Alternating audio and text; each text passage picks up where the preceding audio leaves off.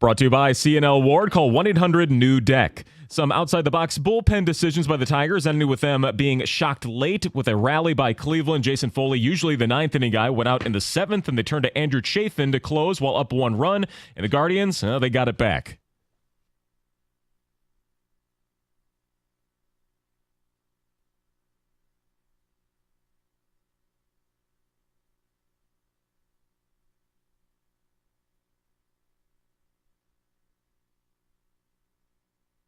Dan Dickerson, the call right here on 97.1. That forced a 10th inning. Detroit failed to score. Cleveland walked it off. 5-4 final. The Tigers fell in the rubber match despite leading by 2 runs headed to the 8th.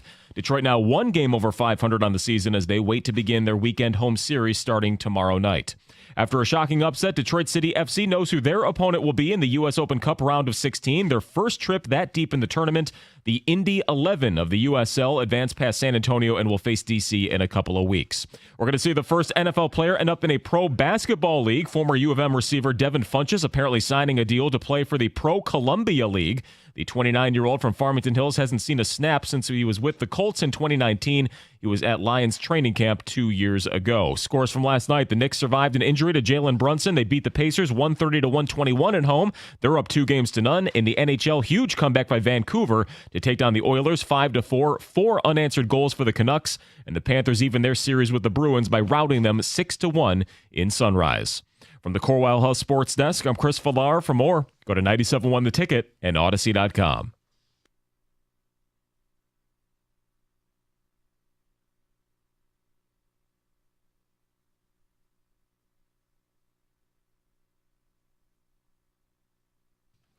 How about our bad news Bears? The Detroit Tigers dropped Game 3 of the 3-game series with the Guardians yesterday. We're going to get into it. Not 1, not 2, but 3 silly mistakes by the players and a questionable decision by A.J. Hinch. Good morning. It's Jim Costa, John Jansen, Heather Park, Gov, and Greg behind the glass. John, what was that? It was ugly. And it's unfortunate, too, because it's a game where, again, Reese Olson, the most unlucky Tiger right now that there is, because he pitched well enough to win, yet they didn't get to that magic number of 5. And on top of that, there were just some bonehead mistakes that allowed easy runs or easy base runners, obviously, then following scoring opportunities for the Guardians. So Ibanez can't catch a ball thrown to him at second base. I get it. Errors happen. It's professional baseball. Bang, bang, play. This is a throw from a shortstop to a second baseman on the bag. Doesn't catch the ball. I don't know how to explain it other than bad news Bears. You have Jake Rogers. You try to throw someone out, stealing a base, right? Strike him out, throw him out, bang, bang, play. I get it. You're not always going to get the throw in time.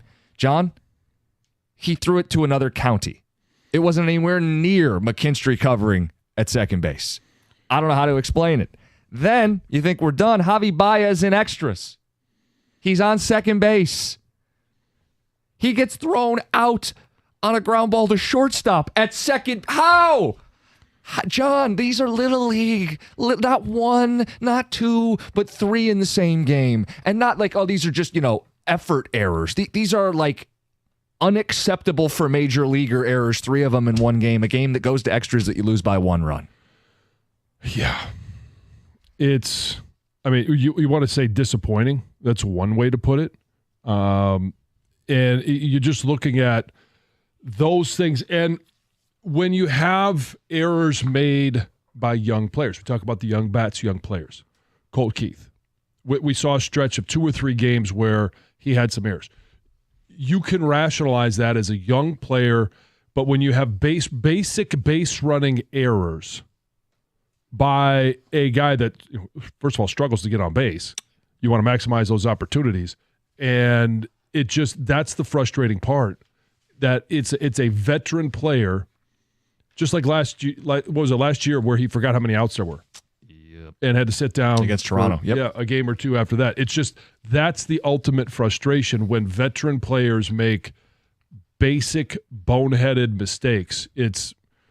You can't win games like that, especially for a team that has a very, very small margin for error. Yeah, that's the thing. Every win is going to be hard to come by when you don't score enough. And you're given a free base runner and extras. Both sides are. You squander yours, then Cleveland goes, what we're going to do? We're going to bunt the guy over. we're going to drive in the game-winning run, walk-off fashion. They take the series. And the Tigers have put such a premium on taking series. They went 1-5 in these measuring stick games in New York and in Cleveland. 1-5. They're still above 500, and they've got a soft stretch coming up, John, but this becomes kind of a gut check, right? Don't let this spiral. You would think, well, you beat up on these bad teams, but I tell you, Houston's not as bad as their record suggests. They're going to face Arizona later this month. I don't think they're as bad as their record suggests. This is a real gut check time to avoid a tailspin. Well, yeah, because you mentioned Houston. You've got some teams that you should be able to rack up some wins against. Yeah, you beat the Marlins. Yeah, and Marlins, and then you've got the Diamondbacks, Kansas City. All right, we've already had that experience, but this one is going to be down there, and then you hit Toronto for 4 games.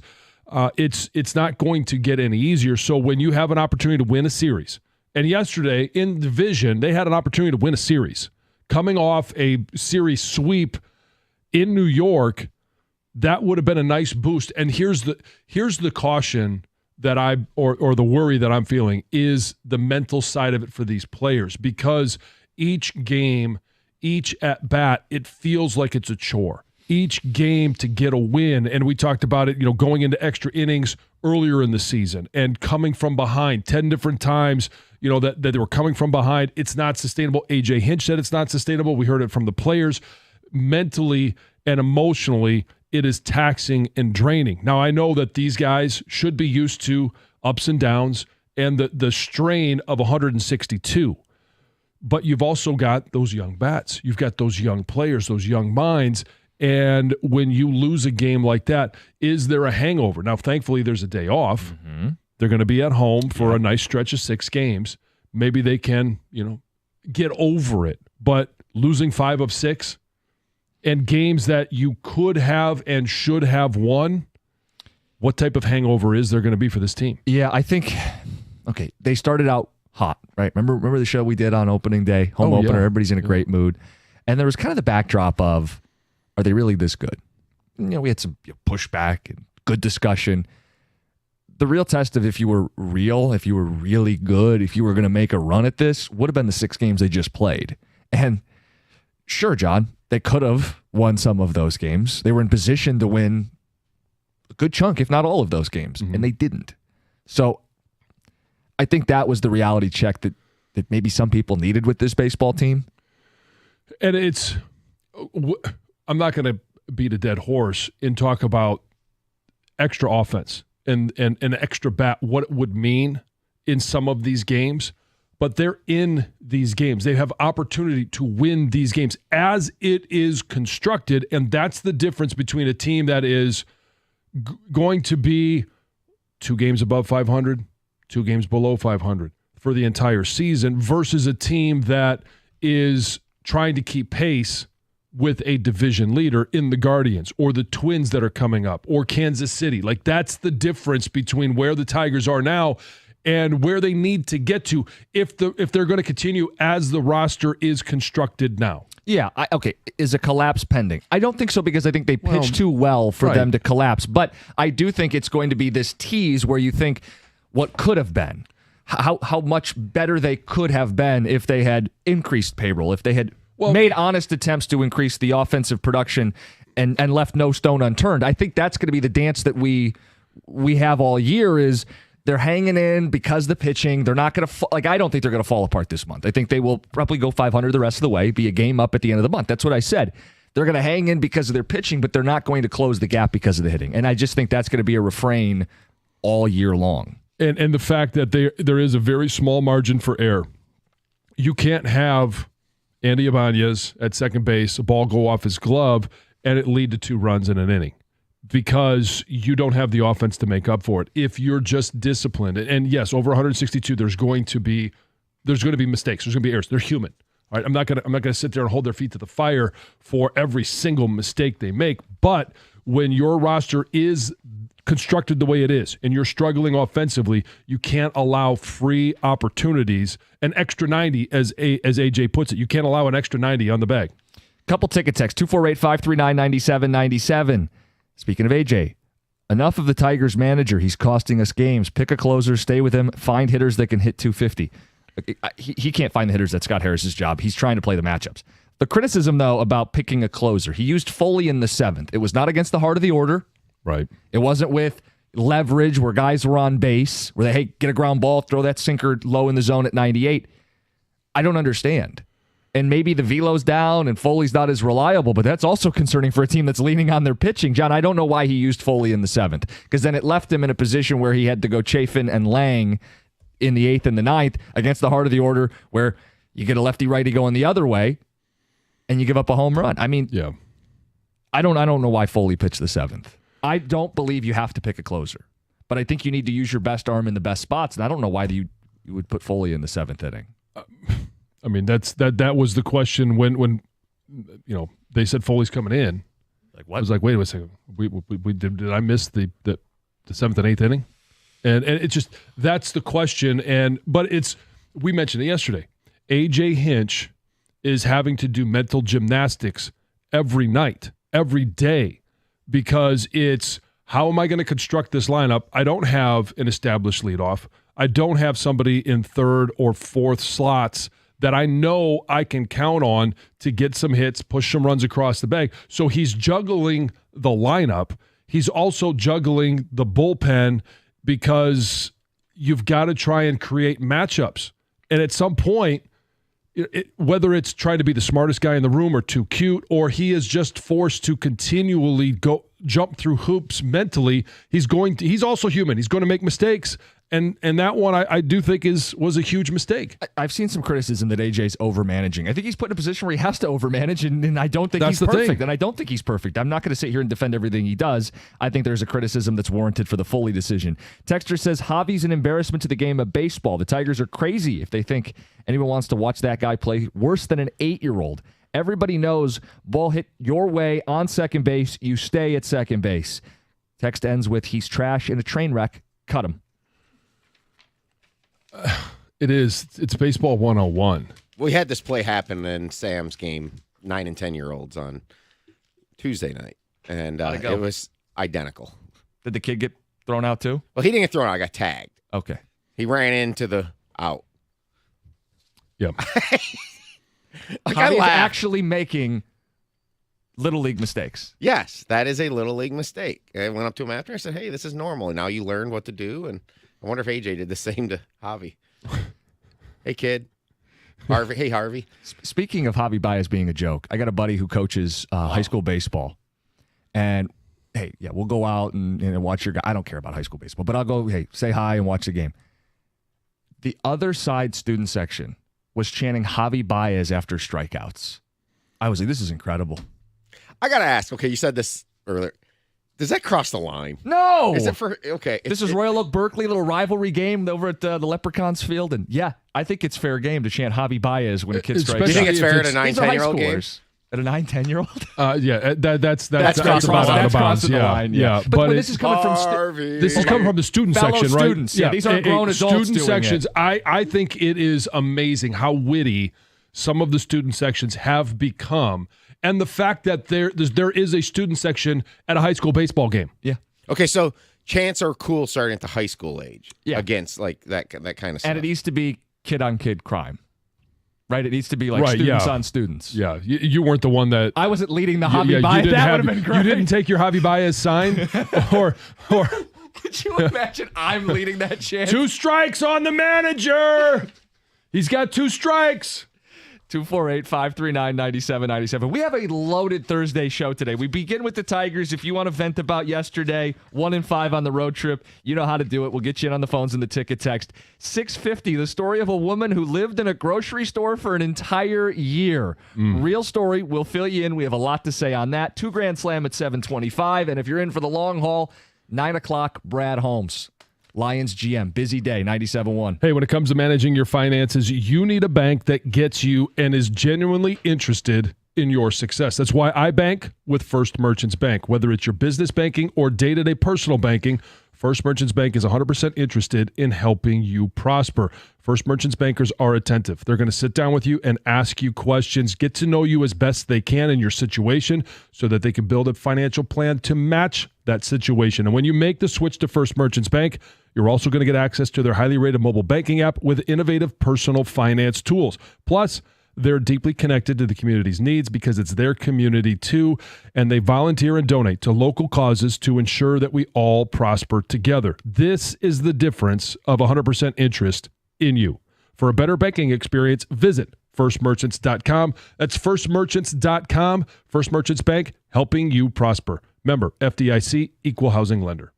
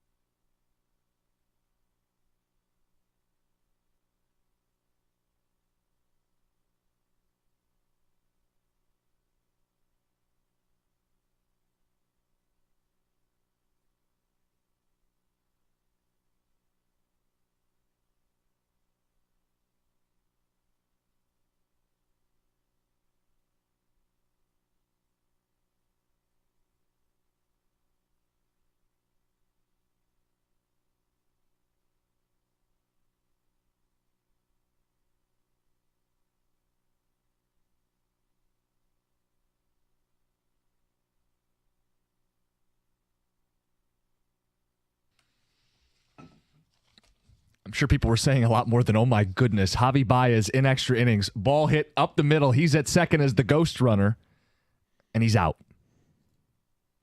On a day where you had a couple errors in the field that felt little leaguish, nobody tops Javi Baez in extra innings. You have, and it would be one. I'm kind of speechless. It'd be one thing. No, it's not. Never mind. I was going to say, if you hadn't been in this situation, this is a situation the Tigers have been in a number of times this year, and they're going to be in it more times.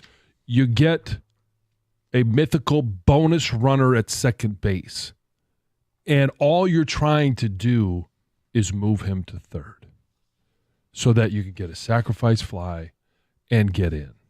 Just get a run across. And then that mythical runner has a 10-year-old's base running mistake. It's unacceptable. And this is on the heels of the roller coaster of this team. Yep. We can't get any offense, and then there's an offensive explosion. 15 hits, 11 runs. All right, they can do it. And then you have moments like that. Couple ticket text, then a weirdly timed Wojo headline, and then we'll get to Heather's news. Ticket texter says, for anybody picking up saying pick a closer, understand championship teams don't designate closers. They manage the bullpen like A.J. Hinch does. A.J.'s proven he can manage pitchers. Why would we be questioning overall whether he needs to name a closer? I agree. I don't think you need to name a closer. There are people who believe that there's a closer's mentality, and some guys have it and some guys don't, and you need to have a guy for the ninth inning. I've always believed, well, what if the eighth inning has 3, 4, and 5 up? That could be the game. You're going to save your closer for the ninth inning to face the bottom of the order when the game's already tied up. At that point, you should use your best arm in the biggest spots. Often that will be the ninth inning. Sometimes it won't. Yesterday during the day, I didn't understand why the seventh inning was where you use Foley. Texter says Torkelson needs to go down to Toledo. He's going to set the record for pop-ups in the history of Major League Baseball. They can't see that swing and not think he needs to have it adjusted. And one more says the state of the Tigers, an indictment on Chris Ilitch. He hired the right-hand man to Dave Dombrowski and allowed him to deconstruct a playoff roster. Then he hires Scott Harris, who seemingly doesn't have a will to win or is being told not to spend. Either way you look at it, that's hopeless. If I have to hear about the 84 team one more time, I will barf, Will. Wojo, headline today. And again, I go, why today? But it's an article about the Pistons, and this will just be brief. But Wojo says Pistons need to blow it up, starting with Troy Weaver. Oh. There's only one next step. Troy Weaver must be fired, whether it's by Gores or whomever he hires as the president of basketball operations. Front office must be cleared out, and then Monty Williams must be asked a tough, sincere question: do you really want to be here? Why today? I don't know. Well, why hasn't a hire happened? Why this isn't something that is coming as a surprise that there needs to be a change. I mean, we kind of knew this in December when we got the Christmas Eve letter to fans, and there are so many things that should have been ready to go as soon as the season was over. If you didn't want to do it in season, I understand that. There was nothing that you were going to change in season that was going to change the destiny of this year's basketball team. When the season was over, pull the trigger. Well, it's been 20-some days. Why? What you said about the timing, number one, when Wojo fires somebody in a column, it's already... the casket is closed usually. Yeah. It's just out of nowhere. It's like you forgot he had his job in some ways. Like that it hasn't happened. Why? So why would it happen now? Why?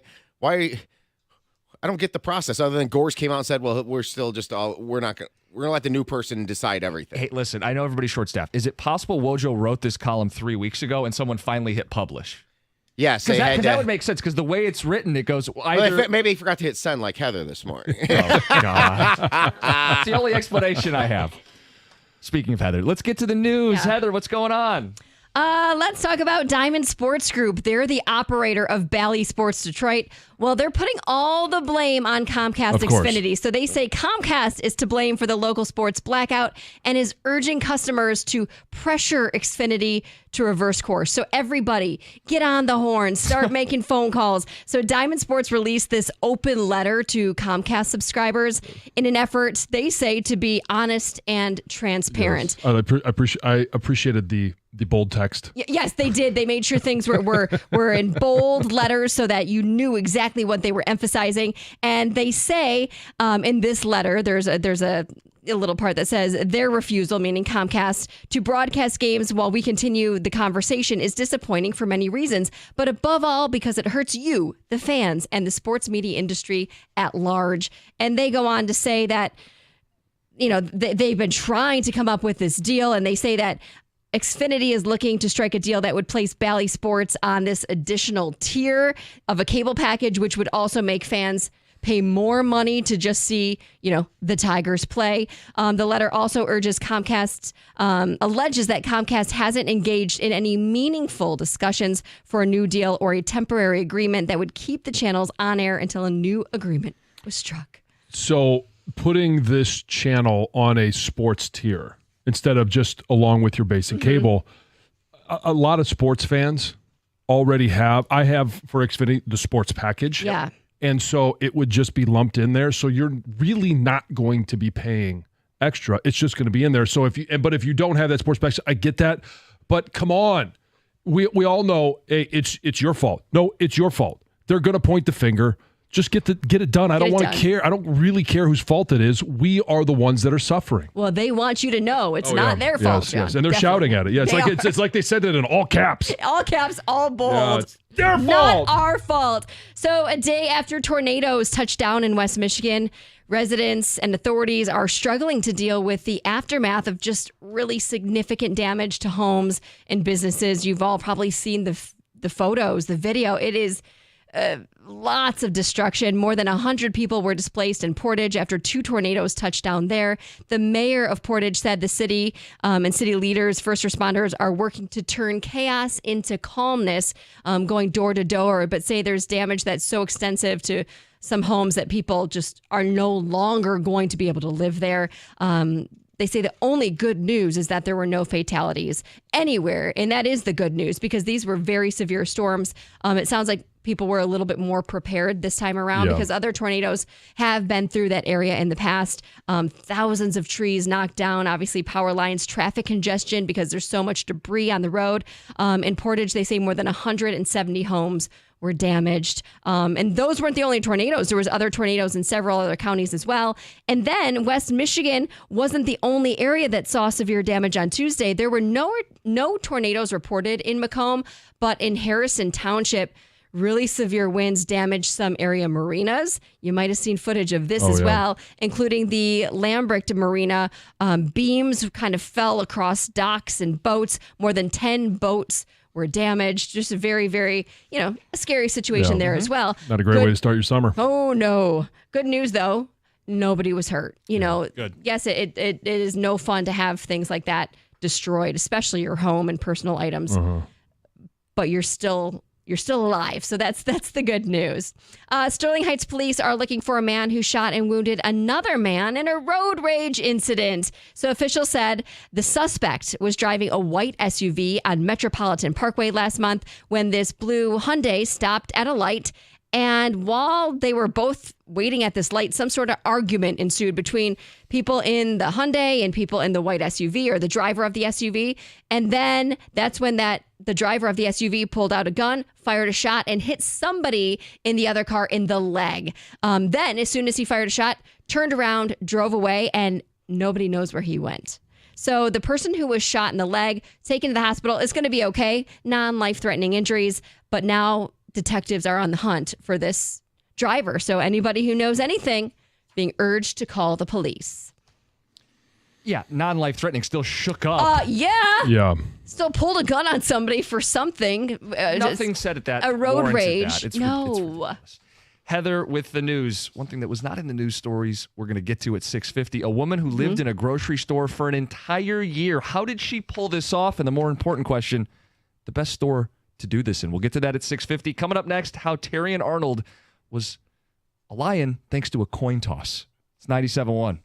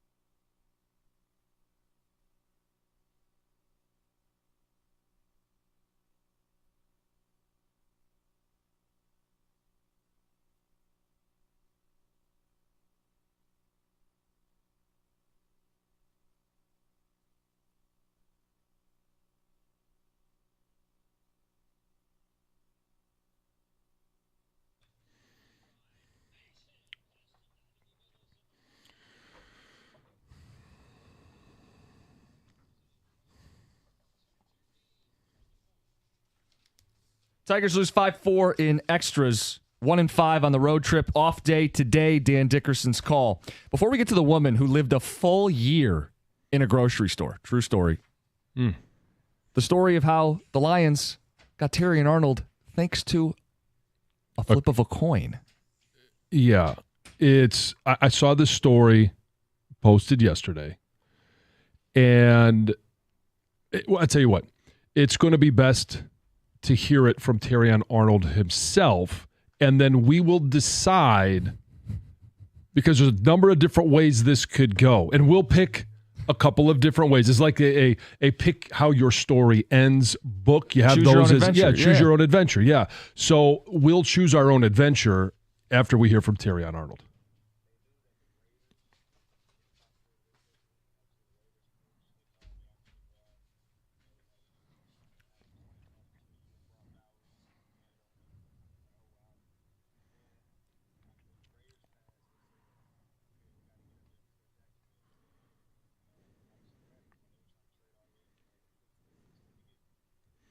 It's great insight from Terrion Arnold. We wondered what was going through Brad Holmes' head. He was trying to get up as high as 15 or 16. But the real headline there is, did the Raiders actually flip a literal coin to decide between Brock Bowers and Terrion Arnold? That's the story relayed from, presumably, the head coach. Yeah. Right? This wouldn't be an assistant coach talking to him. This would be Antonio Pierce.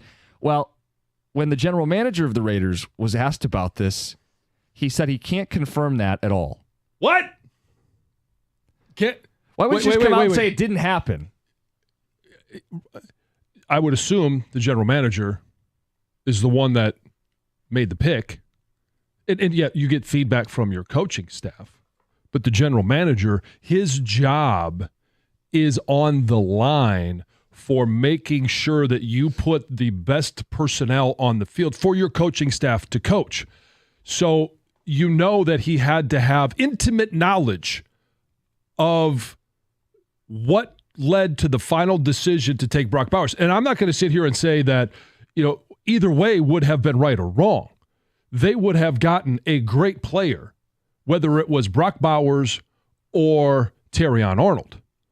And the question is, are the Raiders, are they that dysfunctional? Are they literal idiots in actually saying we flipped a coin, it landed on Brock Bowers, and that's how we're going to run our organization? Or was it a figure of speech that you were, as like you guys were so close? 50-50. Yeah, 50-50. It could have been a coin flip.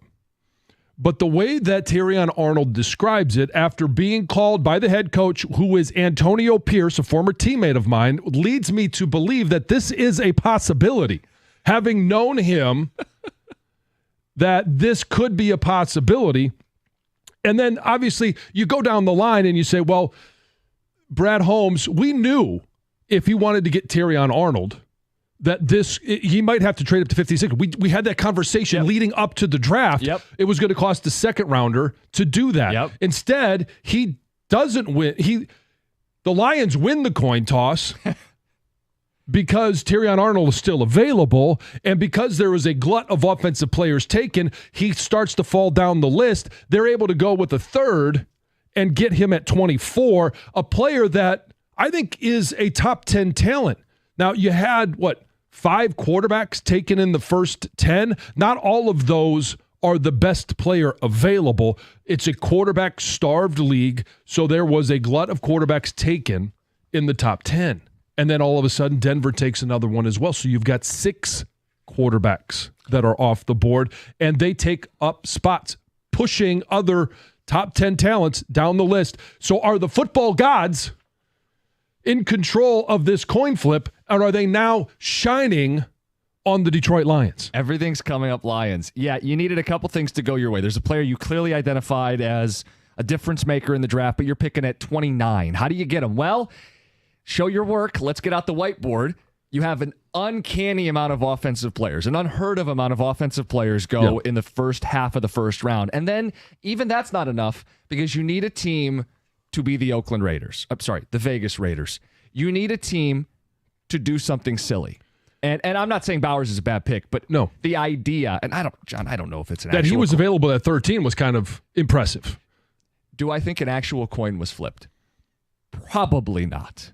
But if there was a team in the NFL that would flip an actual coin, it would be the Raiders. Would it not be the Raiders? And I don't think they did it before people get carried away. But come on. It would be nobody but the Raiders. Okay, if it didn't happen, why does the general manager say, I can't confirm. Is that his way of saying no? Like, why wouldn't you be more forceful? Like, no, we're a professional football outfit. It's we didn't take a yes nickel or a or quarter no and decide. question. Thank you. It's a yes or no question. Did this happen? And if you say you can't confirm, it leads to think that, well, it's a possibility, or So silly. just that I'm inept at my job. So silly. What I would argue with that is that every secret is kept in the NFL, even something as silly as that. That's why you don't confirm or deny. Just Yeah, keep but it close this to one, the if you facts. don't confirm that, hey, no, we didn't actually, like, these players were so close in regards to their ability and their ability to help our franchise, it was a figurative coin flip as to who would be better. Yeah, all the GMS, you haven't heard the turn of phrase. It was a coin flip. It was a tough decision for us as a room. Right. That's what I thought the we- Raiders GM communicated to Terry and Arnold.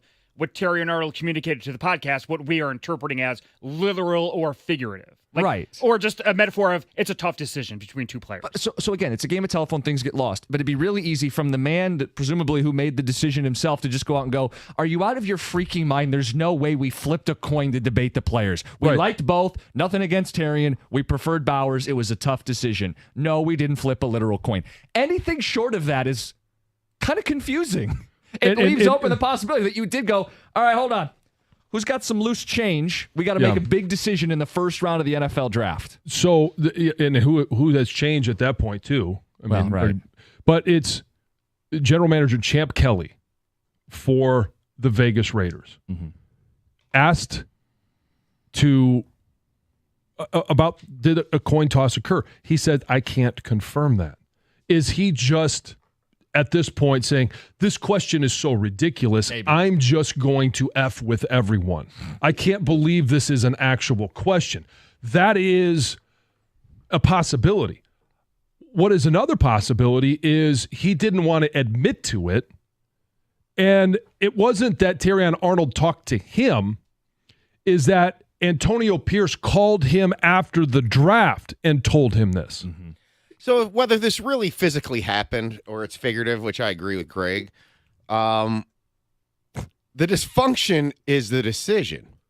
If you have these guys tied and you can't decide, it's clear Brock Bowers has more upside. Right. Yeah. So that's where the dysfunction is, and they have the need at both places. Like if the Lions are picking there, man, you really wonder if you take Brock Bowers. Is it, can you dream offensively about it? Yeah, but you go more need. The Raiders had both needs, and to me, the dysfunction is just to even have a second thought not to take Bowers. I mean, I believe Brock Bowers is the Will Anderson of this draft class. Last year, people got sick of talking about Will Anderson and forgot how great he was and made every excuse not to take him, kind of, and then he went on to win Defensive Rookie of the Year. You know, it's kind of like I think Brock Bowers is maybe the biggest lock in the draft to have a good career. So I think that's where they look like idiots. I love Terrion Arnold for the Lions, but But on the flip side, all right, if they had taken Terrion Arnold, nobody would have looked at that and said, that's a bad pick. No. they wouldn't say bad pick. But there were 12 other teams. Now, granted, 6 of them were quarterbacks by that time that had passed on Brock Bowers. And I think about 6 of them were stupid. Okay, and we can have that argument down the road, but I really think, because I really thought Terrion Arnold, and I think he's a really good player. He's going to be a very impactful player, no matter where he was. But if you take him at 13, no one's going to sit there and say, that's a bad pick. We can argue down the road, would Brock Bowers have been a better pick? But to then sit here and talk about, you were asked the question, and you say, I can't confirm? Yeah, put it this way. Brad Holmes would never even consider flipping a coin to make this decision. No. He'll join us later today at 9 o'clock. Tom, what is this ticket text that you walked in here? I had to, because there's a little bit of that there this morning. So Jim, you were on a line yesterday. Okay, so we normally, Tom brings in like... question the creator of Sports Talk Radio. Okay, so Tom brings in, just background, pages of ticket text, and I kind of highlight the best ones, and we read them on the air. This page has one ticket text on it. All right. It says, when is Costa going to apologize to Valenti? Did I miss? What do I have to apologize for? I stuck up for the fans of Detroit. You took his words out of context. You Yeah. misrepresented him Has yesterday. Mike ever done that to any host on the station? No, not the Godfather of Sports Talk Radio. And let me just, I love Mike. I respect what he does. He knows that. I talked to him last night and said, listen, your comp's wrong. You're going at the fans. If you want to blame management, you know I'm not happy with management, but don't call out the city. And That's why I printed it. I'm not going I to wanted apologize for defending the city. Yeah. I need this. Yeah, Anyway. You're right. Yeah. Guys, that's out of context. I'm so sorry. I should never have played. Who's doing that? No, stop that. Don't do that. Stop it. I'm so sorry. You had to replay the entire show yesterday to grab every single thing that he. So we just would replay 4 hours of their show so that you didn't take anything out of context. I think we're done here. All right, Coming up next, grocery store. I can't believe this story. A woman actually pulled it off. It's 97.1. Hey, you want a nice lawn this year? You got to give Natural Way Lawn and Tree Service a call. That number, 888-GET-GREEN. You can find more information on the web at naturalwaylawn.com. For a limited time, purchase a full lawn program. You're going to get free grub control, but you got to mention my name along with 97.1 The Ticket. And here's why you must do it now. You're driving around, you're looking at lawns, and there's dandelions. You see those little yellow things popping up. You don't want them to go to seed because they're just going to spread, and it becomes even harder to manage. And they're going to rob your lawn of water and nutrients. You want to take care of the crabgrass now as well. You got to nip these in the bud and make sure you do it with Natural Way Lawn and Tree Service because they're going to treat for the problems. And midsummer, if it's not dandelions anymore, it could be something else. They're just going to fix the problem. That's the beauty of it because they've been doing this for over 3 decades. They've got the experience, and they've been doing it here in Michigan. It's a Michigan-owned company with Michigan employees and Michigan families. They're involved in local charities, so keep your money here in Michigan and go with Natural Way Lawn and Tree Service. I've been doing it for about 4 years now, and my lawn looks great. I appreciate it every day. And Jack mowed it yesterday, and he said, hey, Dad, no dandelions. I said, yeah, Natural Way Lawn and Tree Service. Give them a call, 888-GET-GREEN, or on the web at naturalwaylawn.com. Natural Way Lawn and Tree Service. Get green, stay green with Natural Way.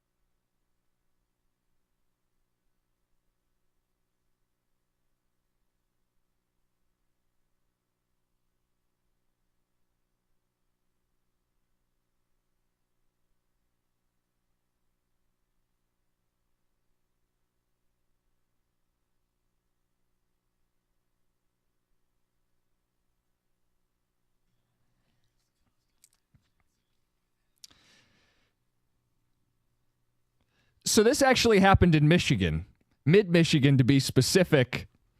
The headline, it's incredible. Michigan woman kicked out after police discover she had been living inside a grocery store sign for a year. WWJ has the story, and you guys were just thumbing through it. The details. Amazing. Absolutely amazing. Because at first when I heard the sign, I'm picturing like a billboard or something. I'm like, how do you live in a sign? But it's more like the top level of this store. Yeah. In this grocery store. And police have dubbed her the rooftop ninja because she's been going up to this living quarters that she's made her home for a year and never been caught. Apparently she was gainfully employed. Yes. Had access to a vehicle. Yes. They discovered her because an extension cord went up into her dwelling in the sign. This is a family fair in Midland, Michigan. 34-year-old woman. Yeah, well, you gotta. This is incredible. A full year. Yeah, I mean, how she got on the roof, I don't know. Right, so did she get into the store before closing time? Right. And then make her way up into the attic, the sign space, and live there? Like, I mean, that's a pretty tight schedule because if you're late, you're out. You're homeless for the night. Or is there access into her dwelling from the actual roof? Yeah. Which I would imagine no. The way this photo shows it, I would say no. You have to get to the attic from inside the store. Midland police discovered the woman's living situation. They were like, OMG, someone's living in that sign, Warren said per the Midland Daily. Family fair officials politely declined to comment on the situation, according to the report. This is bonkers. 2 questions. Could you do it? Because it's everybody kind of thinks, like, what if I was in a grocery store and I had access to all the food and the toys? And the toys. And then the follow-up question is, which store is the best store to pull this off? 248-539-9797. Not all at once. Come on, guys. Well, it's got to be a big box store. If you're going to live in a store for a year, you've got to have access to food, to games and toys and all sorts of things. I mean, it's got to be like either like a Walmart or something like that or a Costco. Costco would be amazing. Yeah, it would. But I mean, I don't think it necessarily needs to be a big box store to survive. You just need, because you can leave to get. Yeah, it's not like she was there, 24/7, 365. Right. You can leave to get a new sweatshirt, but if you're living in a store, what do you need? You need food, water, and a place to use the facilities, the restroom. Yeah, mm-hmm. All right? You need a place to sleep. So, so you've got coverage of the sign, and you got the extension cord, so you could plug in a light, you could plug in a fan, you could plug in a heater. Mm-hmm. And so you have all the necessities of especially if it's a grocery store, and you can eat for free for a year. So this is brilliant. And we don't know all the details, but we're going to take some liberties with it. I'm assuming part of being in the sign is you are undetected during business hours. Yes. But then during closed hours, I'm assuming you find a way in, and that's where the real fun begins. That's how I picture it in my head, even right? if that's not how it went. I'm sure they would have caught her sooner if she was rummaging through packs of chips and stuff. All right, so it would need to be a store that would be able to cook its own food, right? It can't just be a grocery store where you have a lot of raw items. Obviously, you could have canned items. You could live on those. But if you're going to do it right, you want to be able to be in a store that would, if you look at the meat counter, you're like, oh, man, those steaks look great. But how are you going to cook it up? So you got to have a store that has the ability to cook the food. So you're looking for one that would have like a hot bar. Or that sells grills. Yeah. I mean, you could do a whole setup. You could, yeah. And then somebody walks, this grill looks used. Well, no, you keep it up in, that's the point, though. The more items you use, the more you have to cover your tracks. Right, yeah. So you just, you want to be able to use their grill, use their refrigerator, you're not going to have leftovers because you don't want to leave breadcrumbs, per se. Literal or metaphorical. Yeah. So, Heather, what store would you pick to live in? I still think I'd go with like a Walmart. Okay. Like a super because they center? have everything you could possibly want. Mm-hmm. I mean, they could meet every single need that you have. Yeah. But then I was also thinking, if you do have a full-time job and you have a vehicle and you're just staying there to live, like it could be fun to live in like a sporting goods store. Like I would like to work out. You know, Oh. like I'd like access to, Workout after hours. There you go. I don't know. I mean, no gym membership. I could just jump on a treadmill there, lift some weights, the elliptical, whatever they've got set up there, play a little basketball. I don't know. That could be fun too. You'd pick Cabela's, wouldn't you, John? Cabela's would be number one. There's no question. And I mean, because they also have a restaurant in there, so you have the ability They have to cook food in Cabela's? Oh yeah, come on, it's a one-stop A shop. restaurant? Oh yeah. What do you mean a restaurant? Like fine dining? What do they have in there? It's absolutely fine dining. Yeah, you can get some wild game in there. You can have some elk. You can have some boar, wild boar. You can buy elk to eat inside of Cabela's. No, he's saying it's a restaurant. You sit down there? You Like, order you elk, sit- like they'll prepare it for you. I don't know. Yes. I've never been. Yeah, and so it's you have that. You act like elk is some foreign animal. I mentioned it yesterday, and you're like, "Oh, you gonna go shoot a deer?" No, an elk. It is the prime of all wild game. It is the best meat that I have ever had. It's better than cow, steak. It's better than swine. It is the creme de la creme. And one of these times, all right, I am going to bring some in. I'm going to bring some in. I would eat it. And you will, the plums of the crop, yes. But so Cabela's would be number one. I do have another one that I think would be my go-to. That is, it's more local, all right? You to Cabela's, you'd have to go down to Dundee. You have to go up to, or you could go to Bass Pro. I mean, that's all one company now. So up by you at Great Lakes Crossing. Yep. All right, there's a Bass Pro. So you could do that. But when we come back, I have what I think would be the perfect living situation. It's after Falar's update. 2 Grand Slam, 725. It's 97.1.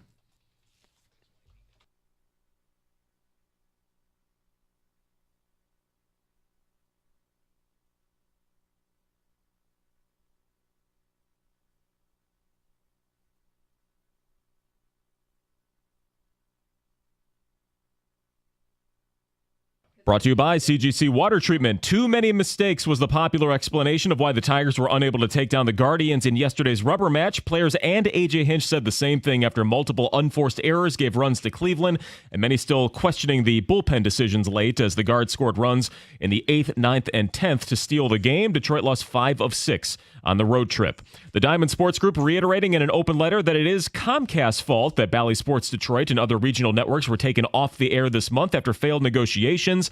The group claims they wanted Xfinity to continue airing the network as they tried to work out a new deal, but instead they decided to pull the plug.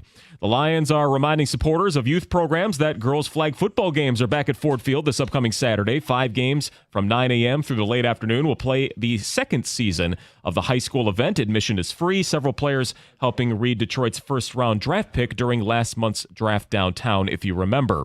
In the NBA, no surprise as Nikola Jokic wins Most Valuable Player for a third time. He's the 9th player to do so after averaging 26, 12, and 9 during the season while averaging almost 60% from the field. OKC's Shai Gilgeous-Alexander was second in voting, but pretty far behind. From the Corewell Health Sports Desk, I'm Chris Falar. For more, go to 97.1 The Ticket at Odyssey.com.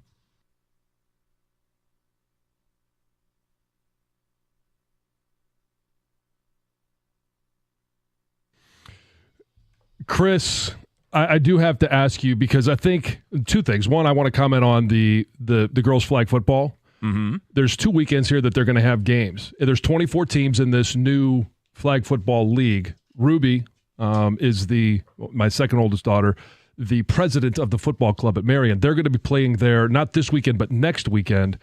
It is an unbelievable experience. That's a cool program, isn't it? It is. And it's very neat. I'm learning more about it. We'll have more in the coming weeks. But the Detroit Lions, Nike, and I think there's one other company that are fully funding this new league.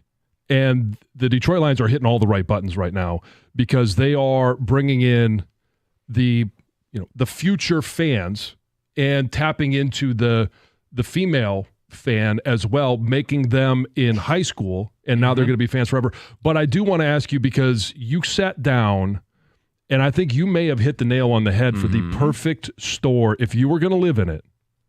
What was it? Well, I feel like I already live in Costco, but that's not my answer. Right. I thought the obvious answer, and I'm surprised no one said it, was IKEA. It's I literally think set you up nailed like it. a house. Yeah.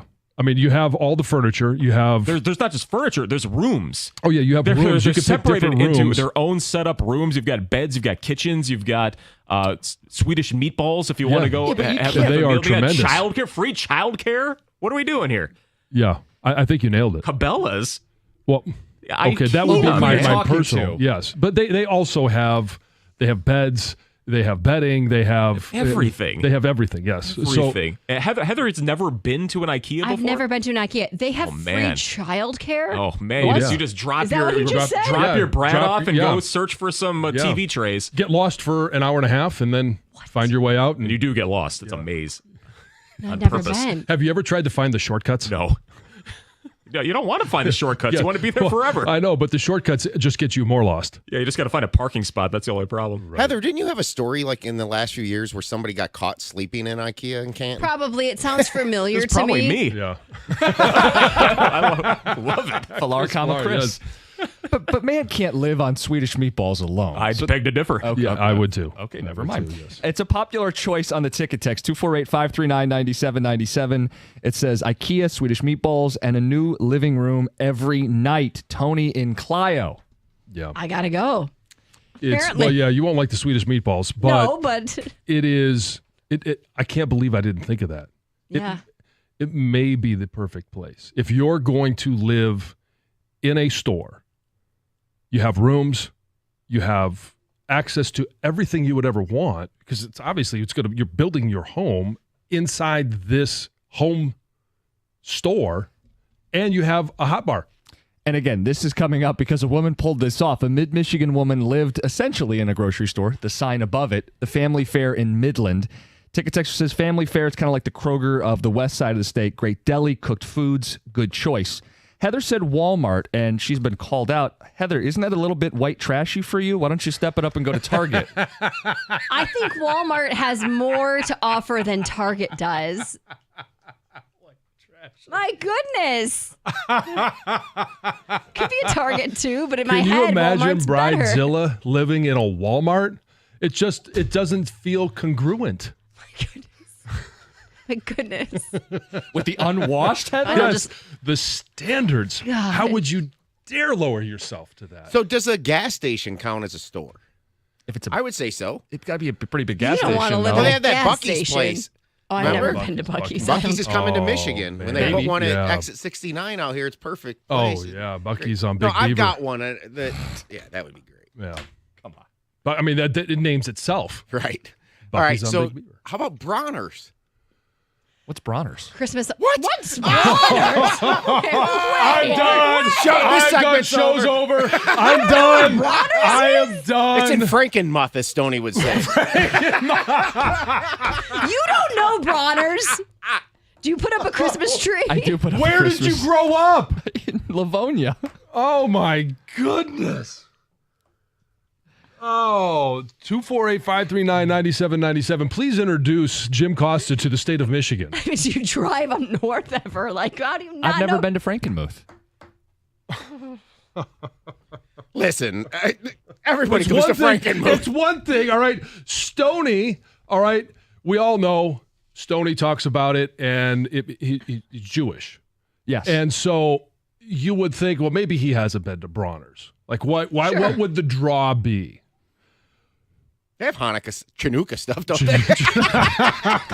Yes, they sell a few menorahs. So this is like a Christmas emporium. I'm looking it up right now. A Christmas emporium. It's all things Christmas. I gotta say, this is the first strike, Jim.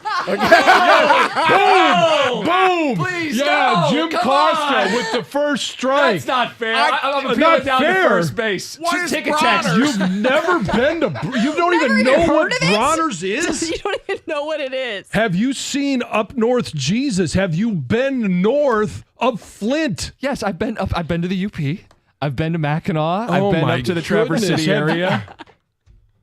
This I've lived all over the blows state. my mind. Okay. Have you gone down 96 west towards Brighton? Yes. Big sign. Like there's a sign on Bronner's. the right of the highway says Bronner's. Been there since I was a kid. It's open almost every single day of the year. Okay. What is Bronner's? I am. Go check it out. I was speechless with the Javi Baez base running errors. Now I am speechless, and this is certainly strike one. You don't know what is Bronner's. Like we might need that as a drop. Emporium. It's a Christmas Emporium. Ticket text can be the judge if it's a strike. I'll appeal down to first base. Oh, yes, please. Ticket text 248-539-9797. You don't think that's going to help me out, do you? No. Yeah. This is a swing and miss. This is not even a foul ball. This is a swing and miss. You are the Spencer Torkelson today. You watched the fastball come right down the heart of the plate, meat ball, and you just looked at it and said, man, I don't want that one. So Strike one. I knew Frankenmuth did a bunch of Christmas stuff. I probably have heard of Bronner's. It did not connect right away. I've never been. Judge away. 248-539-97. I don't want to read these tickets. If you want to read them, I would love to. I haven't even looked at them. I would love to. All right. Well, that one, let's see. You guys need to have a show. You guys need to have a show up in Frankenmuth immediately. We do need on site to show Jim Frankenmuth, Bronner's, get you a little, broasted chicken. A Bronner's remote. Yes, a Bronner's remote. Live from Bronner's. Christmas Wonderland retail store in Frankenmuth promotes itself as the world's largest Christmas store. We all know. I'm learning on the air. Yes, please, yes. This is for please me, tell not us for something you. we don't know. We all know it. Did anyone do a background check on Jim? Oh. WTF. Get out of the state. Designed with an alpine architecture, the building is 7.3 acres in size. What is Bronner's? Is this its own city? What? There's a water park there. There's a water park in Well, next to it. Right next to it, yes. You could stay at the hotel and enjoy the water park as these ticket texts are flooding in. Oh boy, I'm going to assume that these have been pre-screened, so I'm going to go full Ron Burgundy Go and for just it. Just read. Tell Costa Gov is cutting him some slack. He's lucky the Bronner's fiasco isn't strike 1 and 2. That's from Chris in Howell. Jim Costa, shake my head. Strike 1. That's from Matt in Canton. Not a strike, but an ejection. It's Bronner's. What is? I'm gonna do Jim Costa here. What is Bronner's? I can't believe when I woke up this morning, I did not think that question would be asked to me from somebody who claims that they grew up in the state of Michigan. I've lived my entire life here. I went to college here. I worked on the other side of the state post-college. I grew up in Livonia. I've lived More ticket text. only in the state of Michigan. There's a sign in Florida for Bronner's. People in Florida know our state better than you. I audibly gasped and clutched my pearls when I heard Jim say, "What is Bronner's?" Laura in a truck. Thank you, Laura. You stated that perfectly. I've had some moments in my career in this business. This is rivaling cell phone numbers being given out. This is. Yes, it is. Oh, yeah. The gasp. Like, it is. It's really like, I cannot believe you said that. I can see maybe never have been Ben, there. sure. Okay, I Just can never understand went that. inside, Yeah. But you I mean, you don't knew like kids. all I can just about it. understand. Maybe you don't like Christmas either. It's True. I like Christmas. Come on. But To to not know. Yeah. that to me, it blows my mind. I mean, we all have bad takes or we say things and stuff. Like I like Frank, like the chicken up there. I think it's overrated. I mean, it's just boy. it's been Oh, built. boy. It's been Oh, built in. my Okay, let me. It's John's been gonna built walk in. out of the I'm trying studio. to help you out here and take some of the tarring. I think it's just been built so much into something that it's impossible for chicken to taste that good. You know, like steak is one thing, but anyways, yeah, I'm trying to take some of the heat here. The mashed potatoes, everything that goes with it. It's family style. You can eat as much as you want. I might have to step away for a couple of segments before I say something that may cost me my job. You guys got to go to Bronner's, okay? Like, wait till Christmas. You know, you're more in the mood and stuff. Isn't that the worst time I would think to go? Everybody's It's probably really there. busy, but you're already No, in the it's Christmas festive. spirit. I should yeah. go this weekend. That would be less busy, right? Yeah, it would be less busy. How dare we inconvenience? But you're not in the Christmas holiday spirit? Well, yes, the holiday spirit. I Okay, think. here's what I think you should do. You and your lovely bride take a road trip. Take that, make sure you got a full charge. Get all the way up to Bronner's. And I don't know if Bronner's would have a charging station or not, so you might have to make sure that you have enough to get there and back. That's why he's never been there. Probably can't make it. We have multiple cars. Yeah. This is my favorite segment we've had on this show yet. Oh, From white trash to I wake up every morning and I root for breaking news, and it never happens until 10:05. The jerseys get leaked. We think we're going to have that opportunity with the Lions, but it comes out during the Carson Anderson show. The uniforms for the Tigers come out. We don't get breaking news. Root for radio. This is breaking news. So we know that at least somebody with the Lions listens to us the day of interviews that we have with people. If Brad Holmes asks you or says something about Bronner's, it's over. You know what? It's Maybe over. we Game, should. set, match. I'm contemplating this in my mind. Brad Holmes is coming from L.A. Now, he's been here 3 years. Do I lead with the question, Mr. Holmes, have you been or do you know what Bronner's is? I say no because you never want to put somebody like that in a bad situation because they may not be listening. But if they are, I think Brad should say, hey, guys, before we get started, I just want to say I know what Bronner's is. It'd be incredible. I don't want to waste a question. We only get so many minutes with him. No other reasons. We are way late, and I just want to move on. We've got I the know 2 you Grand do. Slam. We'll be back with more of this. Heather with the news next. There's just simply no time. 97.1. Hey, when it comes to managing your finances, you need a bank that gets you and is genuinely interested in your success. That's why I bank with First Merchants Bank. Whether it's your business banking or day-to-day personal banking, First Merchants Bank is 100% interested in helping you prosper. First Merchants bankers are attentive. They're going to sit down with you, ask you questions, and find out what works best for you and your situation and your goals. And when you make the switch to First Merchants Bank, you're also going to get access to their highly rated mobile banking app with innovative personal finance tools. They're also deeply connected to the community because they live and they work here, and they understand the needs of the community because they volunteer and donate to local causes on a regular basis to ensure that we all prosper together. This is the difference of 100% interest in you. For a better banking experience, visit firstmerchants.com. That's firstmerchants.com. First Merchants Bank, helping you prosper. Member FDIC, Equal Housing Lender.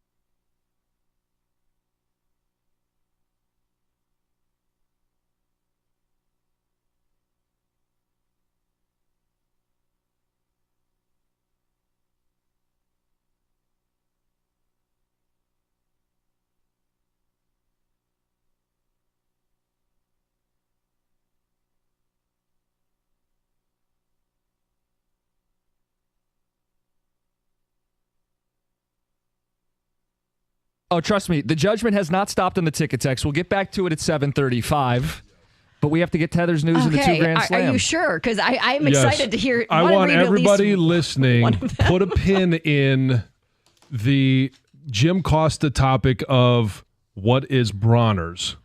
The audible gasp that you heard from Heather and I, and everybody that is listening who just still can't believe it. We will get back to this at 7:35. All right, I'll wait for it. Shohei Ohtani's former translator and former BFF pleaded guilty to multiple felony charges, including bank fraud, after admitting to taking nearly $17 million from the superstar, and now faces up to 30 plus. Years in jail. I was going to say 30 plus decades, but 3+ decades, 30 plus years in prison. So he's also going to be required to pay full restitution to his victims, which includes Ohtani and the IRS. Faces up to 5 years of supervised release and a fine of over $1 million. Wow. Well, he's only one bet away from getting it all back. So that was his mindset the entire time. I got a 6-leg parlay cooked up, baby. I'm back. Let's go. Almost there. He was so close on the Kentucky Derby. Yeah. Diamond Sports Group, the operator of Bally Sports Detroit, is putting all the blame on Comcast Xfinity and is urging now customers to really just, make some phone calls, put the pressure on Xfinity to reverse the course so that we can watch our local sports. Diamond Sports released this open letter to Comcast subscribers, and they say they're just trying to be honest and transparent. Are you reading those text messages right now, John? Wait. Is that why the chuckle's coming from This you? is appointment listing 7:35. Don't go anywhere. Don't get out of the car. Stay right where you are. Sorry, Heather. That's okay. It's okay. I'm intrigued. I'd like to know. I'm excited to talk about something else. What was that news story? Well, let's talk about this. Police are asking for the public's help finding a man who broke into a Taylor car dealership on Wednesday morning. I don't think he was planning on living there, but he did break in. Just after midnight, somebody broke into a dealership near Telegraph and Goddard Roads. They didn't say which dealership, but there is a Fox Chrysler Dodge Jeep Ram located right there. The suspect... big Nike fan. He was wearing a lot of Nike gear, black pants, a black Nike jacket, Air Jordan Retro 12 cool gray shoes, Nike backpack. They released all his images. So if anybody recognizes the suspect, you should call the Taylor Police Department. There was another bomb threat. We had one at Home Depot earlier this week, and now there was one at a Walmart in Warren. On Wednesday afternoon, the Walmart near 12 Mile and Van Dyke was reconsidering that living situation, exactly. Evacuated after receiving the threat. A shopper who was in the store says that it was just a frantic situation. There were people running towards the exits, screaming, all sorts of commotion because nobody knew what was going on. Somebody was just saying, everybody evacuate quickly. People were just leaving all their items. Some people even paid for the groceries and just left them all there. And I guess I get that when there's a situation that's frantic like this, you're going to get out of there. It sounds like everything was handled, but this article just says there was an active investigation. So no word yet on if a bomb was actually found. 7:35. Can't put this off any longer. Don't go anywhere. We got to do the 2 Grand Slam first. All right, people.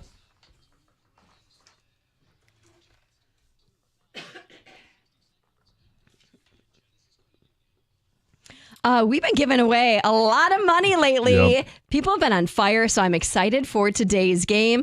Our caller is going to have 60 seconds to answer all 10 questions. Every question they answer correctly, they're going to go home with $25. If they don't know one, they can pass. If there's time, we'll get back to it. Yep. I'm not going to tell them if they're right or wrong. And if they get all 10 correct, they're going to win $2,000. John in Troy, you're on 97.1. Good morning, John. Good morning. How are you? Living the dream. All right. Ask him what you want to ask him. Have you been to Bronner's? Yes, I've been to Bronner's. I have 2 young kids. Yes. Mm-hmm. And have you had ornaments made for them? I sure have. Mm-hmm. For 6 years. It'll be 6 years this year. Yep. Okay. Well, I'm glad we have somebody. Did you audibly gasp when you heard that Jim Costa didn't know where Bronner's was? He doesn't even know what it was. Not even surprised a little bit, to be honest. John, that's mean. That's mean.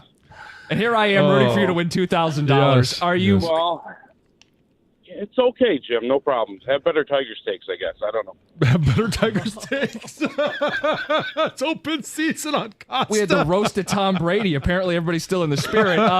John, Goodness gracious. I hope you don't win any money. Oh, John, you got fine. this. Yes. John, That's fine. No problem. are you ready? I am ready. The clock will start when Heather reads the first question. All right, here we go. Who did the Lions play on Thanksgiving last season? Green Bay. Who did the Chicago Bears draft with the 9th overall pick? Rome Odunze. This golfer is favored to win next week's PGA Championship. Scotty Scheffler. This female artist had the 2009 hit Party in the USA. Miley Cyrus. This Detroit Tiger wears jersey number 33. Colt Keith. Matthew McConaughey won Best Actor for playing Ron Woodruff in this movie. Dallas Buyers Club. Who led the NFL in sacks last season? J.J. Watt. Flat Rock is located in this Michigan county. Livingston. Who is the head coach of the Minnesota Timberwolves? Pass. Who did the Detroit Pistons defeat in their last playoff win? Cleveland Cavaliers. Well, you started off Man, on you a were hot on a streak. roll. Yep, you had 6 in a row. So that's $150. Well done, John. And we do appreciate the extra commentary. Is there anything else you'd like to just whisper into Jim Costa's ear? No, it's all in good fun, and I love having him on the morning show. I'll be honest. It's all in good fun. All right, thanks, John. Well, then, John, I'm happy to announce Thanks, $150 will be coming Yes. your way. And it's not for the nice comments. It's because you earned it. We'll put you on hold. We'll make sure you get that money. The first 6 up, the first 6 right. Yep. And he took some time on some of those, but he did get them right, so it was worth the time spent. I thought maybe this was going to be it because he Yeah. got those 6 right in a row, and I thought, okay, Yeah. he's doing this. Thought, could you imagine? This guy comes in, trash talks me, Yeah. dunks in my face, and wins $2,000. Oh, it would have been amazing. So the Packers, obviously, the Lions' opponent, last Thanksgiving. Rome Odunze was taken number 9th overall. Scotty Scheffler is the favorite to win the PGA Championship. Miley Cyrus, Party in the USA. I think a lot of people knew that one. Colt Keith wears number 33. Dallas Buyers Club. When he got Dallas Buyers Club for Matthew McConaughey, I thought, okay, we're rolling right along. And then he was so close on who was the sacks leader last year in the NFL. It is not J.J. Watt. He did not play last year. It is his brother, T.J. Watt. He was 1 letter away. Flat Rock is located in which county, John? Wayne. He said Livingston. Yep. Head coach of the Timberwolves, Chris Finch. Yep. And the last one, I said to Tom, I go, this is a fair question, but it's a mean question. Who did the Pistons defeat in their last playoff win? Yes. He said the Cavaliers, who I believe is the last team they faced in the playoffs, Right. but they were swept. So you got to go back, was it 08 or 09, right in that time? And it was the Boston Celtics. Yes. So we won $150. Oh, sorry, the Bucks are the team that last swept the Pistons. They were also swept by the Cavaliers in that time as well. Yeah. Long time ago. Long. Many moons ago. Yeah, can't put this off anymore. So there are so many ticket. By the way, this is a rare day. I do not have access to the ticket text. I can't read any of them live during the show. So all of them I will be completely in the dark on. But people's reactions to me, genuinely, guys, not knowing what Bronner's was. Listen, if I'm going to apologize for anything today, it's not going to be what I said about Valeni yesterday. It might be this Bronner's take. You guys are making sure to let me know about it. 2 Grand Slam is brought to you by Genesis Credit Union. We'll get to it next. It's 97.1. When it comes to an IRS collection or audit, you need a law firm that specializes in the resolution of all types of tax problems. And when dealing with the world's largest civil law enforcement agency, your case can take a lot of twists and turns. Your first call should be to an experienced law firm like Abraham and Rose. They're prepared to advocate on your behalf, no matter if it's civil or criminal or even the Michigan Department of Treasury. Abraham and Rose are going to be in your corner. And whether it's personal income tax or business payroll taxes, you will need a real team of local lawyers, not some tax organization with a random individual that you're never going to meet. Visit abrahamandrose.com today or call 248-539-5040 so you never personally have to deal with the IRS.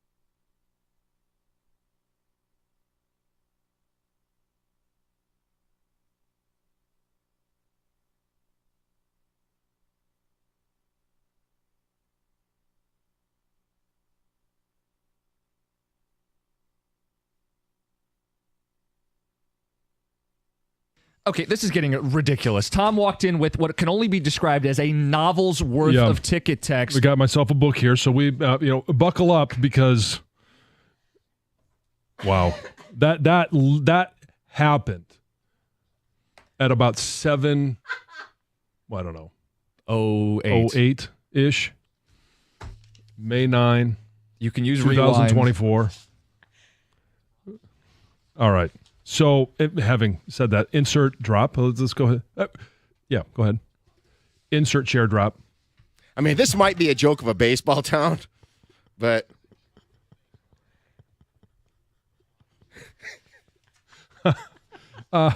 speaking of Mike, a joke of a Christmas store. Mike is going to rip Costa for another hour today. Can't wait. Hey, Jim, have you heard of the Great Lakes? Oh, come on! Asking for a Seriously, people. Can you name them? Yes. This is going to be amazing. Jim and Mark Ryan should go on a date to Bronner's this weekend. Can I get an amen? I don't have all the drops on the same page. All right, here's some fighting words. Never went to Bronner's growing up, only went a year or two ago. Chicken was mediocre, overrated. That's from Tim in Detroit. And that's, like I said, that's fighting words. Morning, guys. Cookies can get a kitty cat Christmas ornament bulb and have his cat's name personally scribed on it in the back by one of the workers. That's from Dave at work. Yeah. My 9-year-old daughter just said, "What? How is that possible?" That's from Brandon and TC. Thank you for listening up north. Frankenmuth Brewery, great beer, great fruit. That's from Mike. Even Gronk knows about Bronner's. Taking the wife this weekend to Bronner's for Mother's Day. If I see Costa, I may punch him in the throat for that comment. That's from David in New Baltimore. Do I have to go like today, this weekend? I'm pretty sure that Bronner's even has a catio. That's from Dominic. There is a charging station across from Zender's. All right, so you're all taken care of. Curious if Cookies knows what the state bird is. Robin? Yes, well done. If I got that wrong. Yes, this Cookies just Javi Baez'd the state of Michigan test. Air ball at the free throw line by Cookies for shame. That's from Scott and Clausen.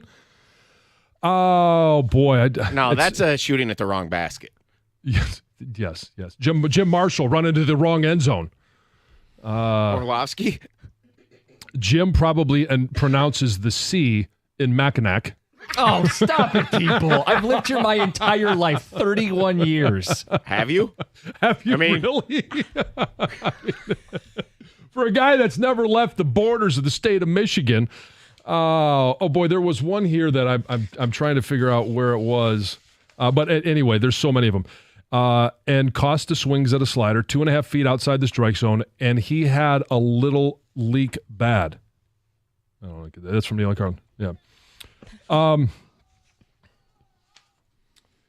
There's one that there's literally so many. I'm trying to find the one that I'll find it anyway. It may come back later in the show. What is Bronner's signed Lloyd Christmas? Do you know a Mr. Daughtry from school? I feel like I'm being set up here. Somebody said that one of your teachers is appalled by this. A Mr. Daughtry. Maybe they made it up. Maybe, I don't. I mean, maybe you did and you just don't remember. Oh, no. Now I'm putting this poor man down. I don't know. The new guy, Mark Ryan, has been to Bronner's, and he's only been here 3 weeks. Cookies, what's Bronner's? Scott in Waterford. So fitting for Bronner's and Christmas. I mean, it just all just ties together. Oh, my goodness. There's so many. Are there the people calling out my parents, too? Because Tom walked in and goes, this is actually a failing of your family. It very well could be. I mean, here's one. Helen Keller knew about Bronner's. Honestly, I do think your parents deserve some blame here. I mean, look, I don't know if everybody's had to have gone to the store, but you need to know what the store is. I don't know. How can you miss all the billboards? And I think, did you ever leave the house growing up? Did they take you around the state? Yep. Did you look at the billboards? Here is the ticket text I was looking for, and you asked the perfect question. There are many billboards I'll ask this question before I get to this text. Do you know what Tony's is? No. Oh, boy. Heather? Oh, heck yes, I know what Tony's is. And It's you the don't eat best meat, hangover right? breakfast location ever. Is this Take like a the trip up Lansing north area? and Where's this at? Like a 2-pound sandwich, It's right? Yes. the best place to go when you have a hangover. Because Have you ever been to the outlets at Birch Run? Yes. Okay. Then you drove right by Tony's. Okay.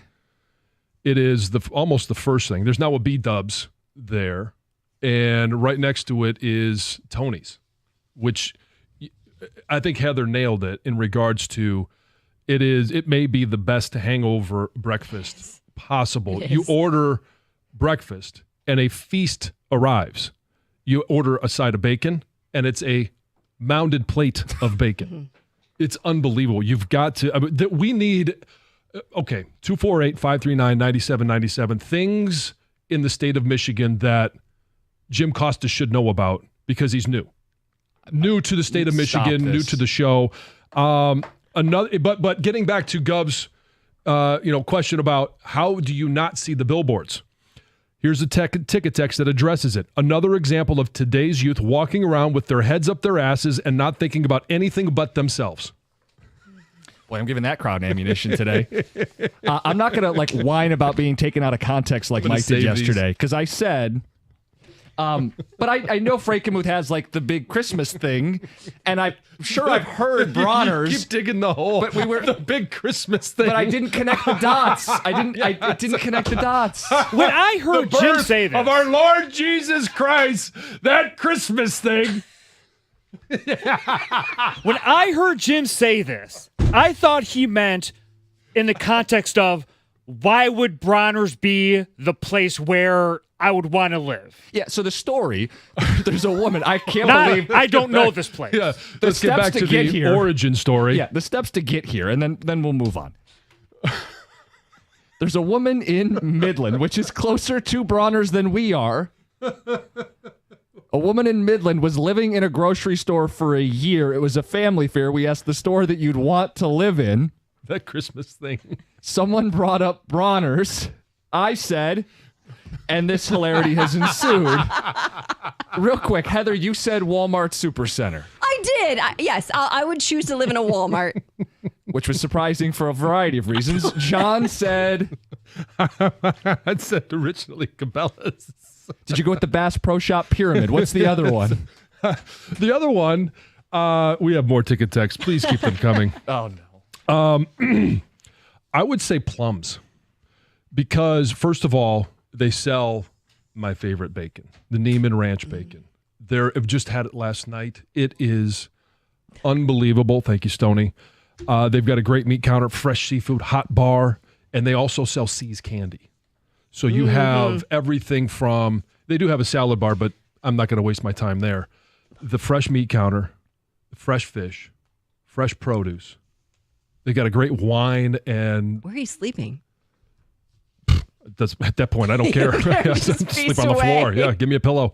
I'll use a bag of rice. It doesn't matter. It would be, to me, the most perfect place to be because they have everything. I would literally, after a year, if you're saying you need to live in this store for a year, I would throw out the whole ideal you, throw out all the stuff. I am eating all real Whole Foods every single day, all day long. I'd be probably 100 pounds heavier. My answer was Costco. And I put a lot of thought into this, and we got derailed. We didn't even get to get into this. But I looked at it for a variety of reasons. Costco has all that you could possibly need. It's a giant warehouse, right? So it's got food, it's got clothes, it's got bedding, it's got furniture. It also opens at 10. So to avoid detection, you actually have more hours because, again, there'd be anxiety you're going to get caught. Costco doesn't open until 10 a.m. So Costco is the right answer. All right. Now, I know when we refer to your school, we hear a drop every time. So please hold that. Yep, there we go. I'm going to end with this. I got a couple more before we go to break. My Jewish best friend has been to Bronner's. And it's not me saying Stoney. But I will say that it's official. Costa is not from our fine state. If you don't know Bronner's or Tony's, you aren't from here. Have you heard of Traverse City? Yes, the Asked Cherries. Derek in Yes. Brighton. Come on, Yes. guys. Pete from Plymouth. What's Bronner's is the new top seed in the Stoney and Wojo drop tournament. And then finally, this is a full display of a Central Michigan education. Go Broncos, Sean and McComb. No, you don't play it for that. 248-539-9797. I really would like to move on. Don't call in about this and text about this anymore. We have a show to do. Dear John at 8:35, the general manager of the Detroit Lions, Brad Holmes, at 9:02. There is one big question for the Lions offseason still unaddressed. We'll talk about that next. 97.1. You want a beautiful lawn? Natural Way Lawn and Tree Service is the company that can provide that to you. Get green, stay green with Natural Way. The number to reach them, 888-GET-GREEN, or on the web at naturalwaylawn.com. Warm weather's here. Grass is growing, so are the weeds, dandelions. You want to make sure you get it before they go to seed because they're gonna rob your lawn of water and nutrients. Crabgrass, it's not too late. You got to treat it now, so make sure you do it. And here's the thing about Natural Way Lawn and Tree Service. They're not going to treat for one thing and then tell you midsummer or in August, you got another problem. Here's what we think we ought to do. No, they're just going to fix it. That's the best thing about it is they don't bother you. They just fix the problem. And you walk out in the morning, you got a beautiful lawn that you get a chance to look at all summer long. It's a locally owned company for over 3 decades. Michigan owned, Michigan employees, Michigan families. Keep your money here in Michigan. They're also involved in a ton of local charities, so they're involved in the community. If for a limited time right now, you can get a full lawn program. You're going to get free grub control along with it, but you got to mention my name along with 97.1 the ticket. That number again, 888-GET-GREEN. Natural Way Lawn and Tree Service. Get green, stay green with Natural Way.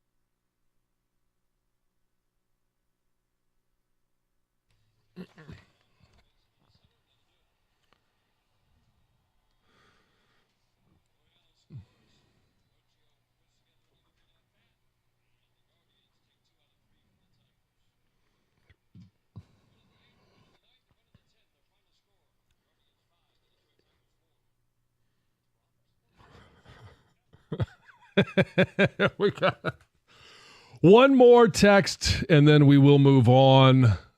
We'll probably revisit this at some point in the next 2 hours on the show, but Jim Costa graced us with the Root for Radio comment of what is Bronner's, and the final ticket text, I call BS.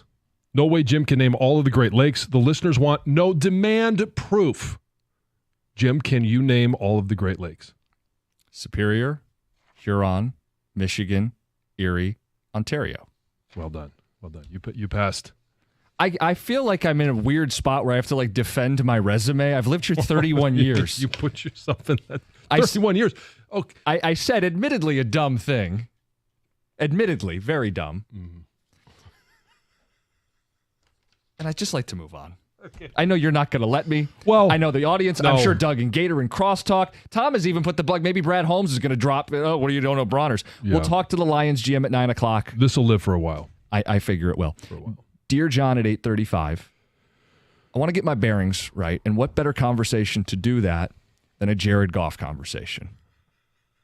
Okay, we are going to ask Holmes about it. I don't know how forthcoming he's going to be, but this has become maybe the biggest offseason question left for the Detroit Lions, right? It was free agent targets and draft picks, and what are you going to do? And the biggest question now after St. Brown extension and Penei Sewell extension, what about Goff? And Adam Schefter had the report that they weren't close and nothing is imminent. John, what if the Lions don't extend Goff this offseason? Would it be a mistake? How would you feel about it? I do think it would be a mistake. And I'd be nervous about the future of this team in terms of what happens next. Is it going to cost them so much more when they finally do get it? Because I think Goff is going to have another good year. And are we looking at it as if he's healthy for another 17 games? This is going to cost you more. Just like I wanted this done last year. It's going to cost you more this year than it did last year. It'll cost you more next year than it will this year. The price tag is only going to go up because the market continues to get reset. Now they're talking about Jordan Love. I don't know if you saw this story. There was a story that he might be the highest paid NFL player in history just because he's the next quarterback to need a contract done. Do I think he deserves it? Is he on Patrick Mahomes' level? No. Is he even on the level of a Justin Herbert who has not won a playoff game? No.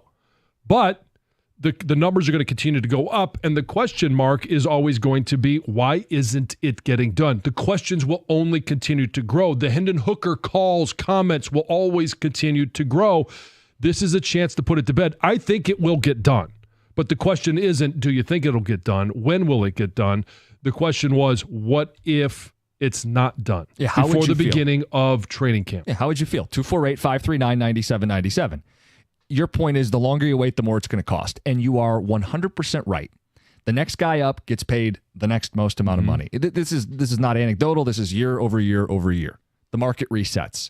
I was hesitant to pay Jared Goff until last season. And you could call me late to the party. That's fine. I needed to see it in the playoffs. And I saw it in the playoffs. I saw him hit big throws, ice the first playoff win in Ford Field's history, deliver big-time throws against Tampa to deliver a second playoff win in the same season. I mean, imagine, right?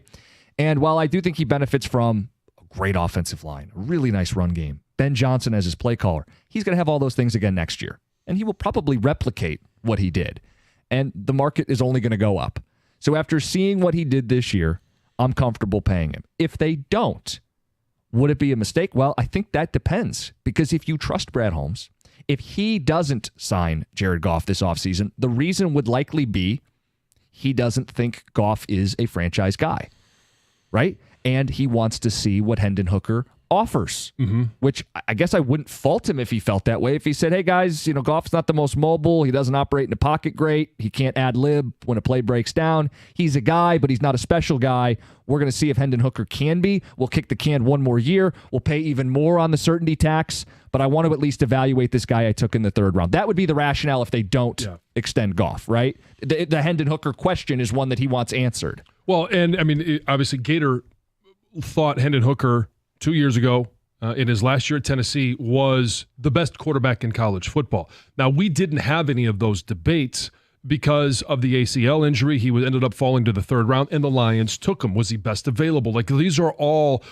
questions because of what Brad Holmes has said and how he has acted over the course now of 3 drafts, of looking at it going, what is it that this team is building towards? And if it's building towards being a sustainable, good franchise, repeated trips to the playoffs, to the NFC Championship game, 2 Super Bowls and winning Super Bowls, you have a quarterback on your roster right now that has been to a Super Bowl, that took this franchise further than it's been in 3 decades, to the NFC Championship game, and it was literally 30 minutes away. And he put the ball in the hands of an individual that could have taken this team actually to the Super Bowl. Yeah, and again, it's criticism of Goff was he's along for the ride. I can't say that after watching those playoff games. Right. He made throws, 4th down in the red zone, 4th quarter to St. Brown when the run game really wasn't going. He wasn't along for the ride. He was a driving force in them winning 2 playoff games. And it's not his fault they didn't go to the Super Bowl. I know there's some throws you can look back and say, could he have made, should he have made? They lost that game. Problems 1, 2, and 3 were not Jared Goff. So do I want him to get paid this offseason? Yes. I've been dragged into the light. I want him to get paid. If he wasn't paid, though, I don't know that I'd be upset. I don't know that it's a mistake, because I think the only way to answer that would be seeing what you have in Hendon Hooker at that point. And you still could extend Jared Goff the following year. Yes, you could extend him. I don't think inherently it's a mistake if they don't pay him. No, but it throws into question, if it doesn't happen this year and he goes into what, quote unquote, the free agent offseason. Well, you could tag him. You could tag, yes, but it's the free agent offseason. You could tag him, and then it makes it even more complicated to figure out what you're going to do at that quarterback position. And then it also complicates, what are you going to do in free agency? What are you going to do in the draft? It complicates every question in the offseason because of the unsettled nature of the most important player on your roster, and that's the quarterback. 248-539-9797 has not gotten done, doesn't mean it won't get done, but the fact that both sides, last we checked, were far apart, nothing imminent, it remains the last big question of the Lions offseason. How would you feel if they do not extend Jared Goff? It's 97-1.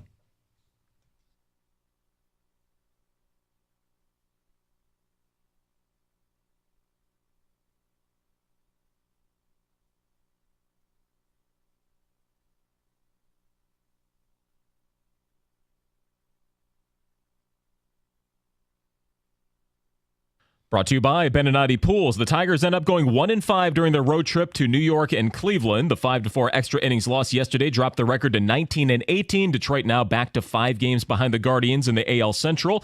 A game-tying home run in the bottom of the 9th off of Andrew Chafin set up the eventual loss. Catcher Jake Rogers gave credit to David Fry, who's the one who hit it out.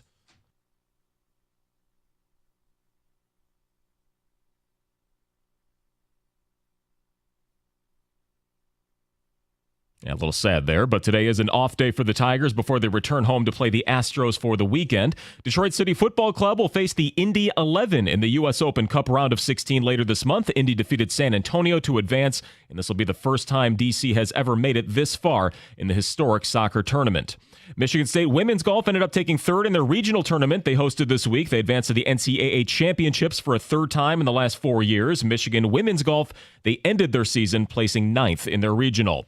NBA, Knicks over the Pacers 130-121. Nikola Jokic is league MVP again, by the way. In the NHL, Vancouver tops Edmonton 5-4, and the Panthers roll over the Bruins by a final of 6-1.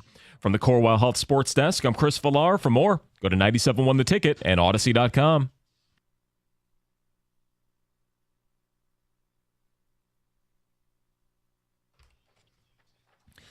Couple early ticket texts will hit the phones. Jared Goff unsigned. I don't want to make this a bigger deal than it is, but it's the biggest question still lingering in the Lions offseason. What if they don't get it done? Is it a mistake? how would you feel? 248-539-9797. Can you guys ask Brad Holmes not just about Goff, but specifically why the Hooker pick a year later? What's the plan? Bob in Plymouth. Well, a couple things. We only get so many minutes with him. Right. I would like to ask it. We'll see how it goes. I definitely want to ask him about the Goff stuff. John, what's your read on the Hooker pick a year later?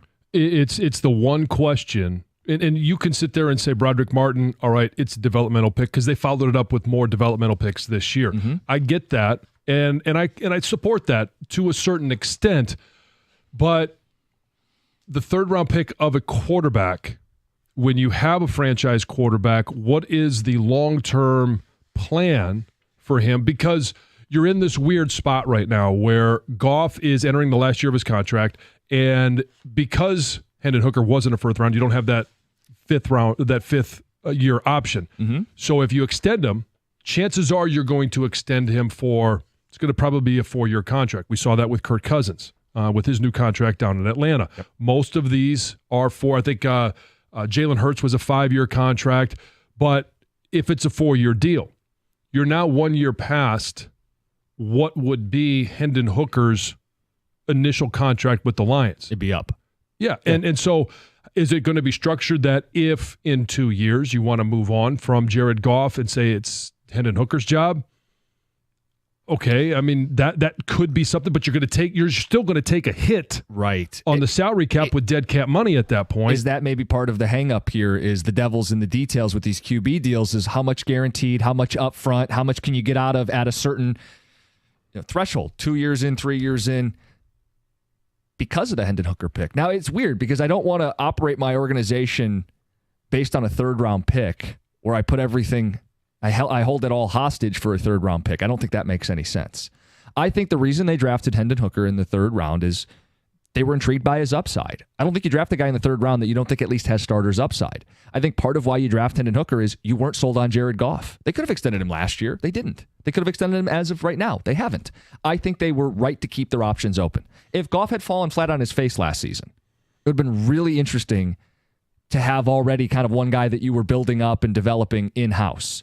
I think it was insurance is how I've described the Hendon Hooker pick. I think it was car insurance, home insurance. You want to have it in case of a catastrophe because if you lose your quarterback, if he either gets hurt or you identify, oh boy, he's regressing like he was late in the LA years, you want to have your insurance policy kick in. I think he is insurance policy at this point. And if you don't ever have to use it because Goff performs in the playoffs, because you've seen enough, because you extend him, John, ultimately they will have wasted that third round pick on a backup quarterback. I'm okay with that if it means they found and anchored the franchise with a quarterback they already had. But you go to the draft and you continually add depth to your team. Are you picking somebody in the 4th, 5th round that you believe is going to be a starter? Maybe eventually they develop into a starter, right, but you're adding depth. Now the question is, and we've seen Brad Holmes do a lot of things that are out of the ordinary in regards to drafting a running back last year at 12 and a off-the-ball linebacker and then a tight end,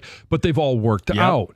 Now you have drafted, in essence, your backup quarterback. You have added depth at a position, but there's more uncertainty of if he's in the game, what are you going to get? And we don't know. We haven't seen him practice. Heck, they haven't seen him practice because at the end of the year when he was finally able to go out there, they're not going at full speed at practice. So we collectively, in regards to Holmes, Campbell, us, they've done much more evaluation, but we don't know what they have in their third overall pick. And did they draft a quarterback in the third round to simply be the backup to Jared Goff for the entirety of his career? I think they wanted their options open, and I think decisions are going to be made sooner rather than later. Texter says, isn't Goff only 2 years older than Hooker? A decision on Hooker is going to have to be made sooner than most rookies due to his age coming out of college. He was an older player in the draft, and we saw that with Michael Penix this year. They're kind of in the same situation where they've got an established quarterback. They just gave him a new 4-year contract. We talked about it earlier in the week. How long do you wait to see what Michael Penix can do? How long do you wait on Hendon Hooker? Because, I say this kind of tongue-in-cheek, their advanced age at drafting. Texter says, I find it weird that the man who said it's easier to get worse at quarterback than better has yet to extend our very good quarterback, Rob in Royal Oak. Well, here's the thing. When you have rookie contracts like Amon-Ra St. Brown as well as Penei Sewell. Now, Amon-Ra St. Brown's was even easier because he's entering the last year of his contract. He didn't have that fifth-year option. Penei Sewell was a little bit more complicated, not that much because of his rookie contract. They've just added on some years at the end. But when you're talking about a guy that's going into his third contract and one with the amount of numbers and with the stakes are if he falls on his face, if he gets hurt, if he ends up not being the guy in 3 years, you are spending more and are going to have a bigger cap hit at that time. So you're trying to structure things and incorporate past contracts into this one to extend him longer. There's a lot more math involved, and it's not as cut and dried as 4 years, $200 million. There needs to be some provisions in place that protect the player, that protect the team. Ticket Texter says, why even ask the question? We all know the answer is we keep the conversations in-house. He said it multiple times and will again. We still have to ask the question. We can't not ask the biggest question still lingering in the offseason. He is not obligated to answer it. I feel like we owe you guys at least the ask. It's on my mind. I'm sure it's on many of your minds. He doesn't have to answer it. And maybe today's, like, did we think going into the draft that we were going to hear Penei Sewell and Amon-Ra St. Brown extended? Now, he probably wants to have a press conference, probably wants to do something other than announcing it on the Costa and Jansen program. You don't think he's going to break the news for us? But you never know when it's going to break. I mean, is it going to break at 10:05 and put it on a silver platter for the rest of the shows? I mean, he could feel so bad for you with the Bronner's comment. Yeah, I'm going to have to throw him a bone. We have Green Day tickets to give away this hour. 97.1 The Ticket and Live Nation want to hook you up with tickets to see Green Day on the Saviors Tour. Special guests, the Smashing Pumpkins, Rancid, the Linda Lindas, all at Comerica Park on September 4th. This is just one of the shows, part of Live Nation Concert Week. Live Nation Concert Week is on sale now. $25 concert tickets, over 170 shows in Michigan. LiveNation.com/Concert Week. This hour, you're going to be listening for a drop. And no, it's not. You're going to be listening for... That's right. The next time you hear John say, mess around in Livonia and find out what happens, call in, win those tickets to see Green Day. On the program, in the station, all right, is there anybody else that you think would answer what is Bronner's? Well, other than the new guy, probably not. I realize. But Mark Ryan, I think he's already made that trip, familiarizing himself with the state of Michigan. Kiss ass. So I'm thinking of, I would instantly start to think, oh, who else is a transplant? Stoney. He's lived here long enough, though. I think, yeah, after 30 years, he's probably heard. Mike's not from, I don't know if you guys knows this, but Mike is actually from New York. So Mike is also not from here. Mike will know, too. I get what you're doing. You're just doing this to shame me. Well, yes, even the people who didn't grow up here know that. Does Jimmy Powers know? He's not from here either, right? He's not from here. He's from. I'm sure he does, Georgia too. Jimmy. I would guess he's Georgia? probably been at this point. Oh, sure. Jimmy's been here 15 years or so. Yeah.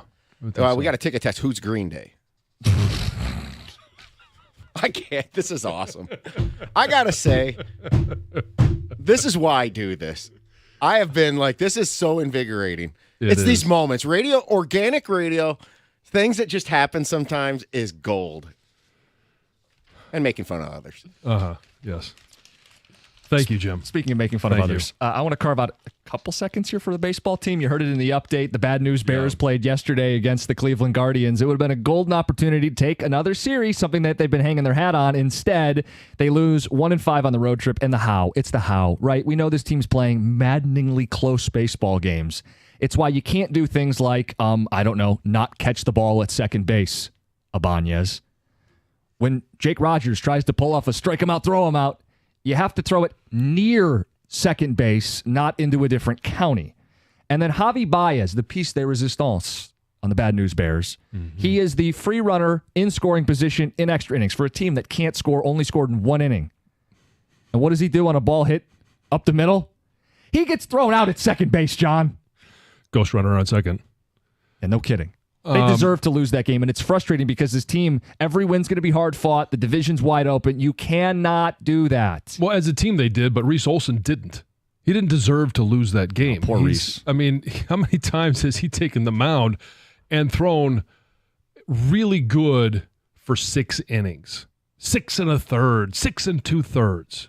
And it's kind of annoying that that's kind of the maximum that we're talking about for starting pitchers, but that's baseball these days. And then he comes out and he either never gets run support or the bullpen blows it. He has 5 straight quality starts, an ERA of 2.5. He's 0-4. The Tigers have lost 5 straight games that Reese Olson has started. Life ain't fair. We will get to Dear John.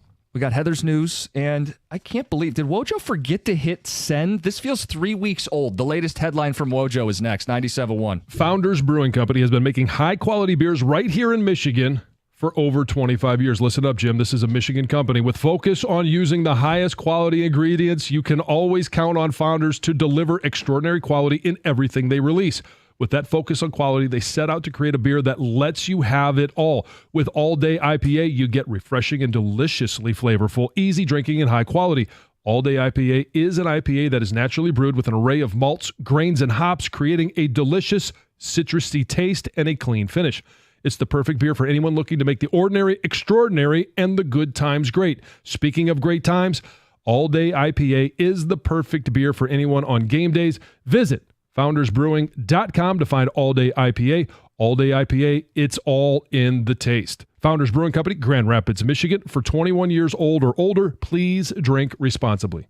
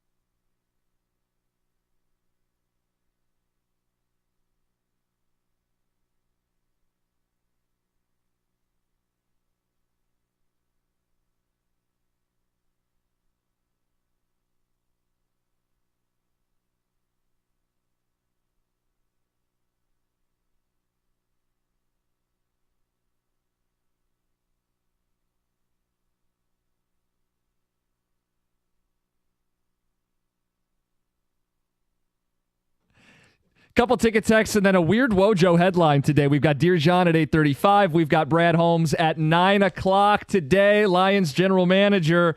Ticket texter says, what is Fago? Signed Jim.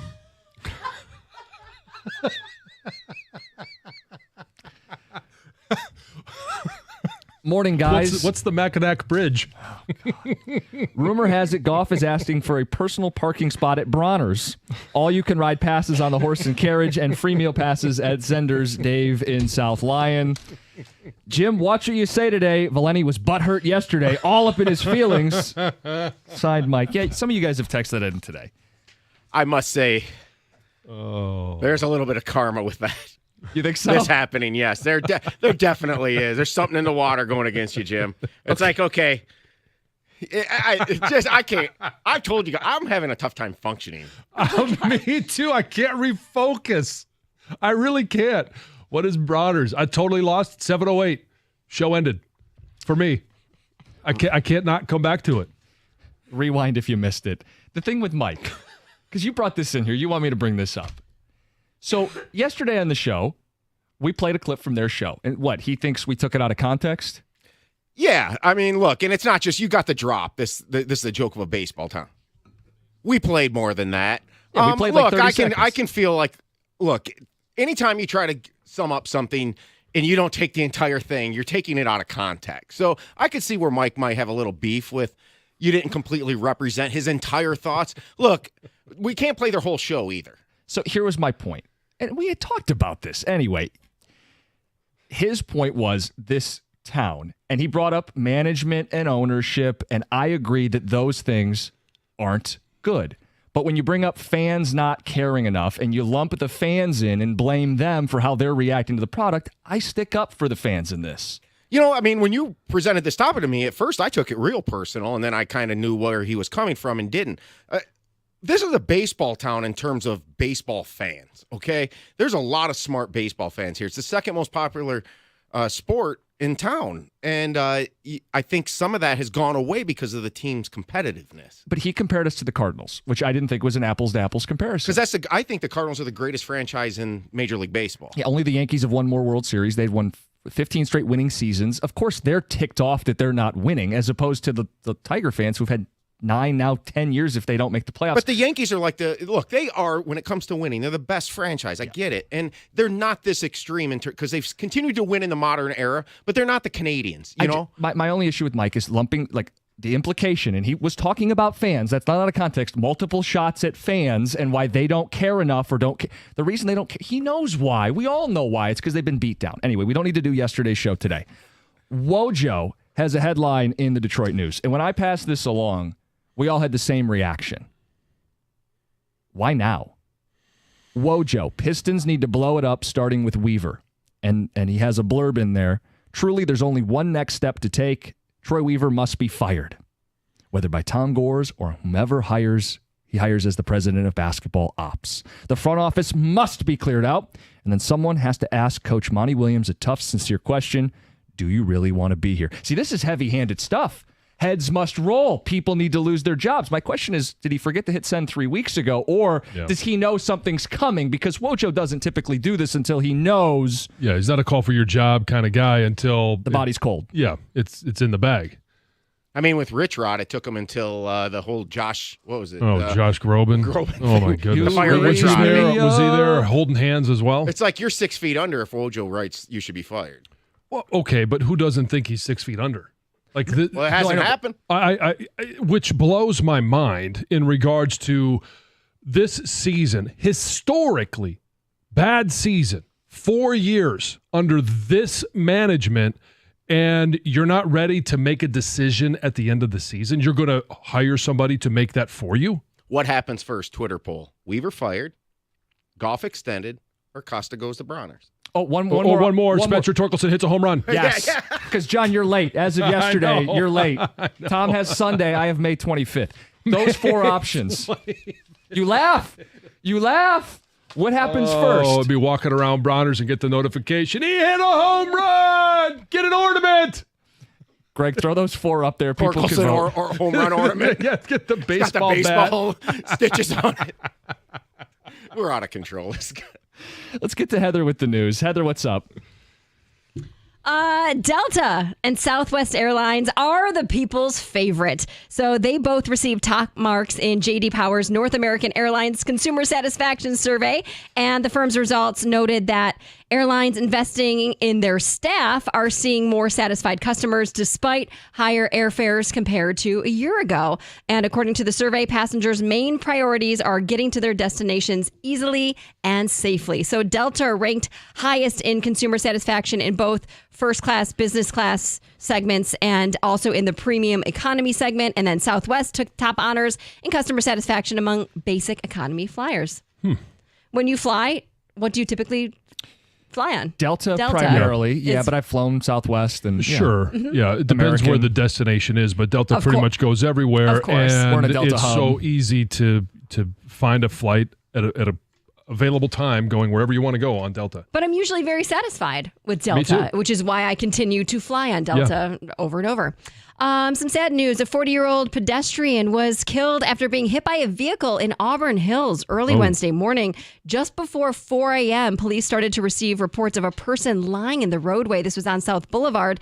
Investigators say a witness was driving westbound on South Boulevard and noticed this guy laying there, right there in the street. The witness told police that another driver hit the man and then just continued driving without stopping. So now authorities are looking for a car that's dark in color, possibly a crossover or a small SUV. And hopefully that person is found. Sterling Heights police, they're also searching for a driver who opened fire in a road rage incident that injured one person last month. So the shooting happened in the early morning hours. This was on Sunday, April 28th. This was on Metro Parkway. And police say that while two vehicles were stopped, an argument broke out between the people in a blue Hyundai and then the driver of a white SUV. And police say the SUV driver pulled out a gun and fired one round at the people in the Hyundai, hitting one guy in the leg. He's going to be okay. Was taken to the hospital, treated, and released. But after the shooting, the driver of the SUV just pulled a U-turn, turned around, took off. So police are searching for that suspect. If you're getting your license or your ID renewed in the next year, you want to maybe bring some extra documents with you because starting on May 7th, 2025, real IDs will be required instead of, your standard issue license or your IDs to fly on any or basically all domestic commercial flights. So they say the program was supposed to go into effect. It's been delayed and been delayed, but now they say it's really happening. So to obtain this real ID, you're going to need several different documents. When you go in there, when you go to the Secretary of State's, obviously you got to prove your full name, birth date. If you have a birth certificate, bring that. Social security number, 2 proofs of address. So you could bring, a utility bill, things like that. Nothing hard. You have those things. Yeah. Hopefully you know where your birth certificate is, just, laying around. But they do say passports, you can use that. Oh, there you go. So you can still fly if you don't get a real ID and you have a passport. And also the enhanced driver's license as well are alternatives. Can I just use the passport to get a real ID? Or do I have to collect all the documents? And I know where they are, I think. Yeah. No. Well, you're gonna utility need all bill the you've got. documents, That should be laying around on wherever you No, put your I know, mail. but like birth Check your certificate email. and social security card. You don't know where those No, things yeah, are? I you know just where print they it are. out. I'm 99% sure. Oh, your Birth certificate identification. and social security card. 99% sure. 99% sure. I'm just asking questions. Should have those in a secure location. But yes, I'd Yes. bring everything with you. I think there's a distributor where you can get a new one made. It's up in Frankenmuth. Oh, is it? Yeah. A Hazel Park man is facing felony charges after police say he bit off a chunk of his girlfriend's lower lip. What? Yeah, this was in a domestic assault situation, but what? Yeah, so it happened on Sunday afternoon. Police showed up. They found the victim standing outside of the house, a towel up to her face because she was bleeding. Thankfully, that little chunk of lip was found. Spit out? Yeah. Oh, gross. And- Did you say that? Yeah, and it's been reattached. So that's good. She's got that going for her. This guy, unfortunately, has been charged with lots of things. Assault with intent to maim, which is a 10-year felony. Yeah. Domestic violence, and it's his third offense, is a 5-year felony. So this is as a result of a dispute. His thought was, this is how I'm going to Okay. Yeah, I mean, I don't know what they were arguing about. Maybe there wasn't no argument, but he went after her. Yeah, and Okay. when you think about it, to get that close to somebody, who knows what they were fighting about. Yeah. Listen to this story. A guy in California is facing charges for threatening to kill a doctor who he claims gave him near constant diarrhea. Oh, boy. Yeah.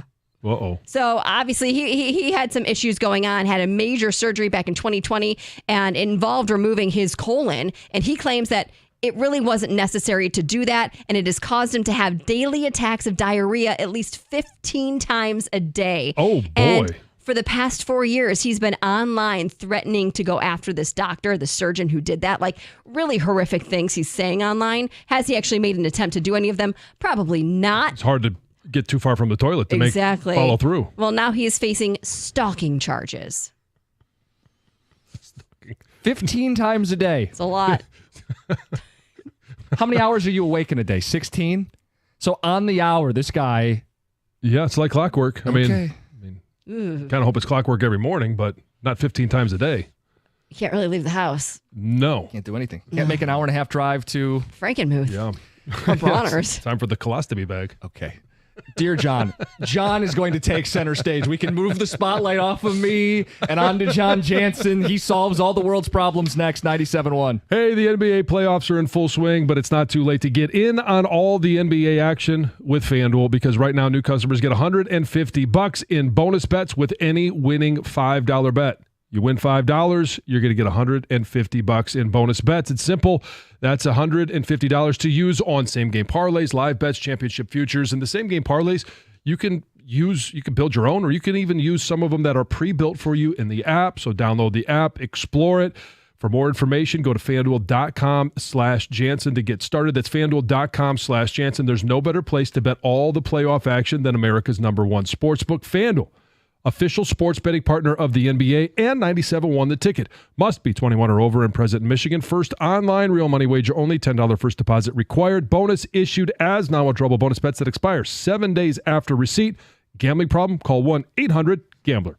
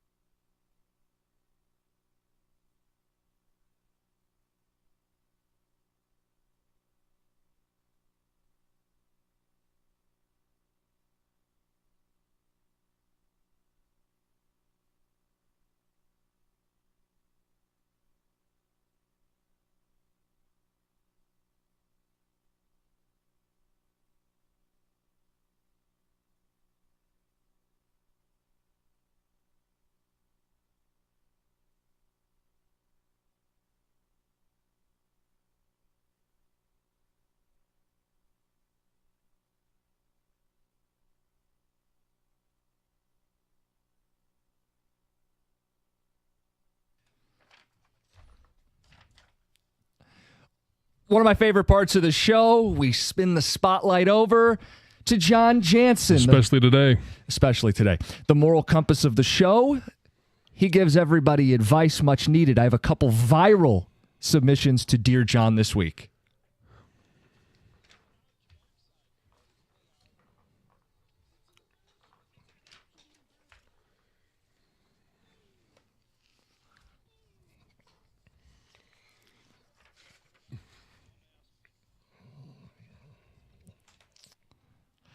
All right, we will alternate. I've got some. Heather's got some. This first one is a viral comment. Saw this floating around the internet. Mm-hmm. It's titled 13-year-old son punched in the face. Oh. Dear John, my son is only 13. He has a girlfriend who he met at school. Today he was over at her house, and he suddenly texted me to come pick him up. It was earlier than I expected. I went to get him, and I found him with a bloody nose. He said that his girlfriend's parents told her to keep the door open. He said she closed it anyway because, quote, you know. Oh. He said her dad stormed in, grabbed him, and punched him in the face. Yelled at him not to disrespect his house or his daughter again. I told my son it's not okay that he did that. You're not going over there again. I'm upset. My husband said I get it, but he has no right to lay hands on my boy. I'll go over there and see if he's as tough with me as he was with my kid. He wants to defend our family. This is a nightmare as a mother. Dear John, how do I fix this? Wow. Yeah, we don't give you the easy ones. No. How do you fix it? Well, first of all, yeah, you're not going over there anymore. And is the dad, issue, though? No. What good can come of it? That's the issue. This is, if you want to take it any further, this is a call. I mean, hopefully you live in Livonia. Mess around in Livonia. Find out. But it's one of those things where, no, you do not go and escalate the situation anymore. And you call the authorities if that's the route you want to go. The issue started with the girlfriend's family. Mm-hmm. What, at 13 years old, are you doing in a girl's bedroom? Because you know. Well, because you know, yeah. And that's what every 13-year-old boy is going to be thinking about. Well, you know. And no, you don't allow that to happen. You have to find a spot. If you want some privacy, you got a basement. All right, you go down there and you got brothers and sisters. Every once in a while, you just randomly go down there. Hey, what's going on? Hang out with them for a little while. But you don't allow a private spot for them to be at. Problem number one. Problem number two is obviously the dad coming in and popping him in the nose. It's a 13-year-old kid. It's your house. You allowed it to happen. Give the authorities a call. Let them handle it. Heather? You want my opinion? Of course. Yeah. Oh, well, yeah, the dad, totally in the wrong, should never put his hands on a child, ever, whether it's his child or somebody else's child. The kids probably shouldn't be in the bedroom hanging out. Yeah. However, when I was a teenager, my bedroom was I moved my bedroom into like this attic space. Right. And that was like also the hangout space. So we did go up and hang out in the bedroom, but the door was usually open, and that's where like the TV was. There was a couch. There was like, that's like the hangout area. The dad's in the wrong here. And if he wanted to be mad at someone, he should be mad at his daughter, who shut the door and should know the house rules. Be mad at himself. You allowed it to happen while you were on duty. And yes, the other dad does not need to go over there and get into a UFC-style knockdown drag out with this guy. No, trust me, I understand the urge. That want to was there, but no. You probably have the mom sort this out, not the dads at this point. Cooler heads, maybe. I don't know. Is there a mud, not they're mud fight. pool? No, John, that's not what I meant. Oh, jeez. Heather, the next Dear John is Let's titled... figure this out. This is kind of on the same vein, kind of. This next one's titled Men Only Want One Thing, also viral. Yes. Okay. So, Dear John, I've been on Bumble for about a week, and it seems that even if men say they want a relationship, once we're in that talking phase, it starts to get sexual too fast. After matching and setting up some dates with several men so far, I've been asked for nudes. I'm being sent some D pics, and I'm getting requests to hook up. Yeah. When I assert boundaries, they ghost me. I feel like I'm doing an okay job at matching with men who seem to have their lives together, but they're just as immature as college frat boys. Am I just too naive? No. Edit. Does it make a difference if I naturally have big boobs and plump lips? I am not intentionally trying to accentuate those features in my pics. Well, no need to send picture. You were going to ask if she was hot. That's what you were going to ask. Yeah. Oh, you have a face? John, is she really that naive? No, hold out. All right. I mean, the right one will come along, and you're currently sorting through all of the ones that you would instantly reject, even if you were to meet in person. Anybody wants to send you a D pic, all right, cross them off the list. They ask for nudes before you've even met in person, before like you have a relationship. Inappropriate. No, you are not naive. You have what we call standards, and hold tight to those standards, because the right guy will come along and it will be magic. I'm just so glad I'm not on dating sites. Oh my goodness. I can't imagine, because I have been sent some of those pictures before, and it is. Oh, you have? Yes. Not on dating sites, on social media, and it is mortifying.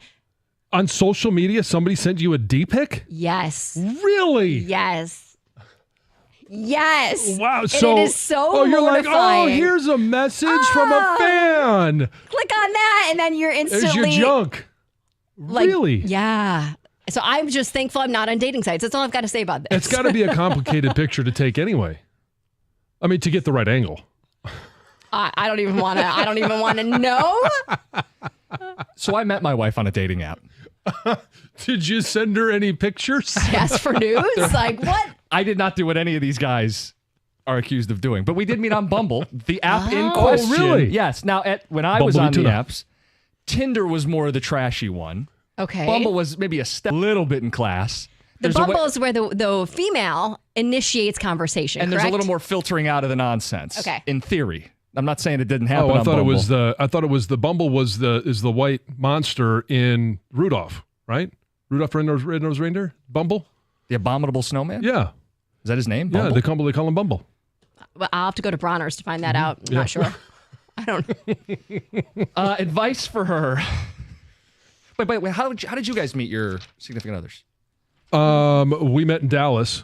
Okay. And we were there I was there because Michigan was playing Florida at Jerry World, and she was there because her brother was a football player at Michigan, and we were at a joint party. And you hit it off. Yeah. Mm-hmm. No picks needed. Nope. Heather? Spring break, Cancun. Ooh, Senior year in high school. salacious. Yeah, it was. She didn't Wow. deny it. Okay. Yeah. Advice for her, like, this is just the world of dating apps. You're just going to have to sift through a bunch of this. And you can't be above this. Like, you are on the dating app. There's a lot of people who go, I would never. This is the world of dating apps. Hold out. The last one. We have a ton, but we only have so much time. This last one is titled Wife Getting Fat. Dear John, my wife and I have been married for 12 years. We met in college, and we've grown up together. For the majority of our relationship, we've both been into health and fitness. Wait, please start over. I'm sorry. I got distracted. Tom, stop it. It says they've been married 12 years, met in Okay. college. They're both active. They've been active. They used to love going to the gym together, biking and hiking too. Ever since their first child, my wife is no longer interested in those activities. She's not as fit as she used to be, and I hate to say it, I'm not attracted to her anymore. For her birthday, I bought her some workout clothes and a month of workout classes at a place she used to love. Oh, did you get a scale to come along with it? Jeez. She was immediately offended. Am I the bleep hole? How do I make this right and encourage my wife to get back to the gym? Wow. John? That's a tough one. Because, one, you still want to be attracted to your wife. There's other things that you could be attracted to your significant other for, but their appearance is one of those things. And, I mean, the weight loss, what did you say, weight loss classes along like with workout classes. workout classes. Like the bar fitness stuff. I mean, what size clothes did you get her? Did you get her ones that you hope she fits into or ones she fits into now? That's where he screwed up is the gift, right? Oh, yeah. Oh, yeah, totally. So if you can remove, which you can't, and because women will never forget anything that you do, you can't remove that. But before, if there's anybody else in this situation, you create opportunities. Hey, after dinner, let's go for a walk. Let's take the kids for a walk. Let's take the dog for a walk.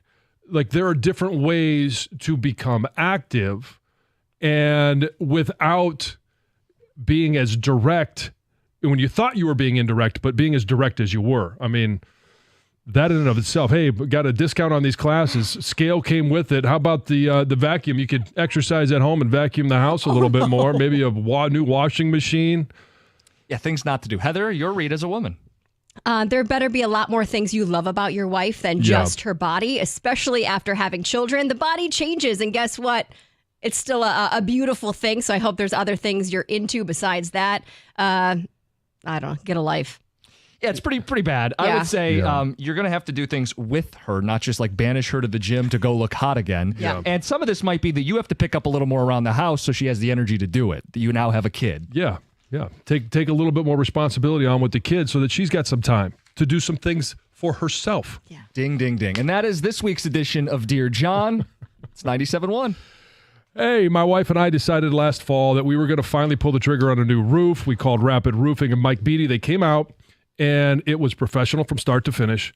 Went on the roof, inspected it. Yep, we needed a new roof. They set the drone up. We got pictures. We got a list of everything that they were going to do, a nice report, as well as the bid. Checked out the bid, everything checked out. And then in one day, they showed up, ripped the roof off, made the repairs, put a new roof on, cleaned everything up, and were gone. They could do most roofs in one single day. And like I mentioned, start to finish, it was, and here's the other thing, no flat tires. A lot of nails coming off of that roof and no flat tires because they did such a great job cleaning everything up. Call Rapid Roofing at 888-360-ROOF. That's 888-360-ROOF, or you can find more information on the web at rapidroofing.com.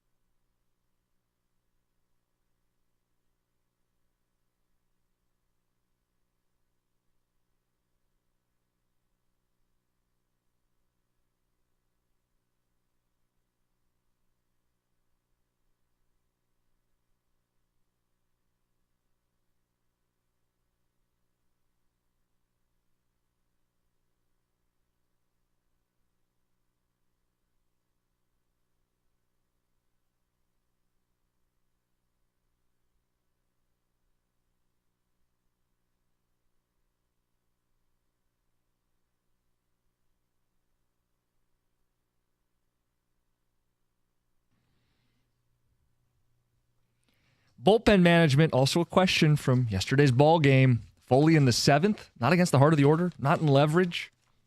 Something wrong with Foley? Velo was down. Anyway, Tigers lose 5-4 in extra innings. A bunch of little league mistakes. Too many mistakes. And they have gone 1-5 on that show me road trip that they just took, right? How good are they? We're about to find out. Yankees and Guardians 1-5 on that road trip. Some ticket text coming in on Dear John. We've got Brad Holmes coming up at 9 o'clock. Gets thoughts from the Lions general manager. Texter says, if some adult hits my kid, they're getting an ass kicking. And a couple people said that. Grown man punches your child. There's no debate. You protect your family. It's not a discussion. You go protect your family. Okay, if you're there in the moment, I get that.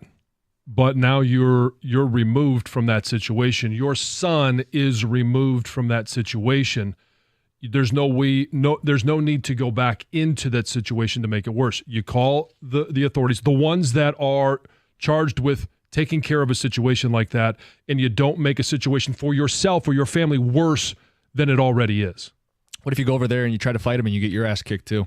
Well, but that's not even. What if you or you? I don't think John's going to have any problem with that. Yeah, I'm not worried about that. But I go. Or what if you harm them and now I punch him and now all of a sudden, I break his jaw or he falls over and hits his head.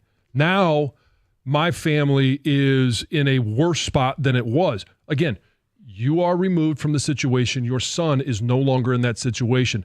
Don't put yourself back into it. Don't reinsert yourself in that situation. Ticket texter talking about the last story about the guy with his wife in the gym. Oh, yeah. To think that way about your wife after she's had a child is genuinely mind-boggling. What a piece of crap. Yeah. She's not interested in those activities because she's carrying the mental load. Says, I went back to the gym 3 weeks and my house turned into a disaster zone. I quit the gym, had to handle my share. He will have to step up if he wants her to hit the gym. Yeah, and what is it that he's doing that he has all this free time for that she's not able to do? How about you step in and help out a little bit more? I tell that chump, I thought vows said for better or for worse. And here's the thing, too, that all dudes should realize. We talked about this at the break. I went through this where I lost, the 60 pounds in a matter of a couple of months. It's incredible. It is so much easier. And this is a general statement. It's not in every case. So much easier for dudes to lose weight than it is for women. And I don't know the science behind it. I know some of it. I'm not going to sit here and tell you everything there is about it. But in my experience, it's way easier for dudes to do it than it is for women to do it, especially after giving you a beautiful, healthy child. Yeah. I mean, I don't know how to compare it because I only have my experience, but I feel like it is easier to lose weight as a guy. Yeah. There was a point in my life where I lost more than 60 pounds. Yeah, you're former O-lineman. Yeah, I lost 90 pounds at one You lost point. a lot of weight. Yeah. And it was not over a year. It was like 9 months, 10 months. So it was about 10 pounds a month. I still haven't seen pictures of Swole Jim. You haven't? I feel like I've showed you some. Oh, you got to see I one. don't know. I think I would remember that. It doesn't even look like you. Brown Jim. You look like a completely different person. Very, very round face. Yep. Yeah, the whole. Yeah, I mean, you really notice it in the face. I forgot all about him. Round Jim? Yeah. Round Jim. Yes, to your credit. Was Round Jim, were you round when you were here as an intern? Yes. Oh, boy. Yes. That would have been 10 years ago. Texter says, I met my wife on Match.com. She said using the app was like going shopping at a thrift store. You have to sort through a lot of crap nobody else wants to find the good thing you do want. That's Holly. John and Holly. Yeah. And one more says, Jim didn't send any D pics to his wife. He sent her a picture of his pussycat, Tony, in Oxford.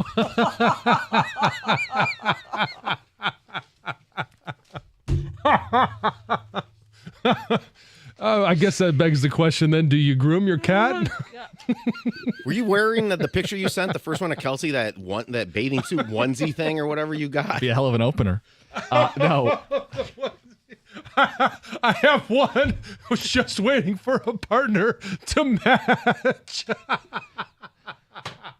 John, I was doing some summer laundry, like some of the old clothes, and I did find. You did? Yeah, I did. So I still have it. Did you say, hey, how about we hop in these again and reenact the photo? No, I didn't, John. You do it up at Bronner's. More Bronner's texts. They keep coming. They're there.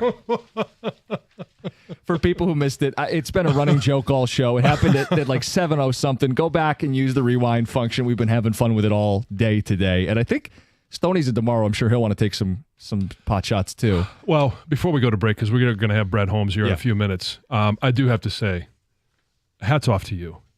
Great sport. You're a good kid. I have no other choice. I said it. I mean, I can't opt out of the radio show. Hey guys, sorry. I'll see you next time. Name's on the show. You can't just walk away. And you guys have been great on the ticket text. Listen, this shit take it. It's how this thing works.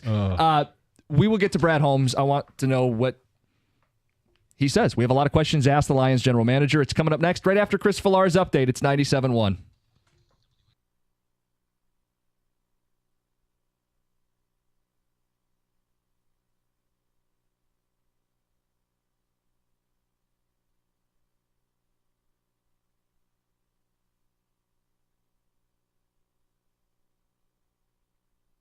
Brought to you by Precision Garage Door Service of Southeast Michigan. The Tigers were 2 outs away from salvaging their series in Cleveland, but instead a blown save drops the record to 19-18, 5 games behind the Guards again. They lost 5 of 6 away from Comerica Park over the past week, and they'll be back to the drawing board with an off day before hosting the Astros over the weekend, which will be the debut of their new City Connect uniforms. For those still upset about not being able to watch the team on Xfinity, the Diamond Sports Group, the parent company of Bally Sports Detroit, did reiterate in an open letter that, hey, it's not their fault. Surprise, surprise. They wanted games to continue to be shown during their negotiations, but pointed the finger at Comcast on why it was pulled. NHL playoff scoreboard. Panthers-Bruins Game 2 had plenty of fights, but also a little one-sided.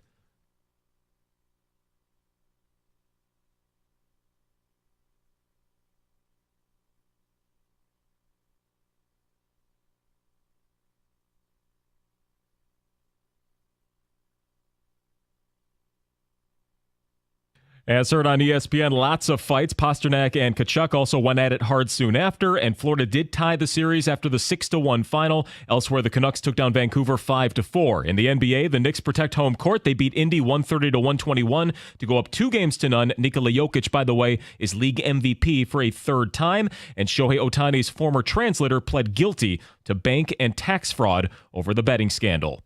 From the Corewell Health Sports Desk, I'm Chris Villar. For more, go to 97.1 The Ticket and Odyssey.com.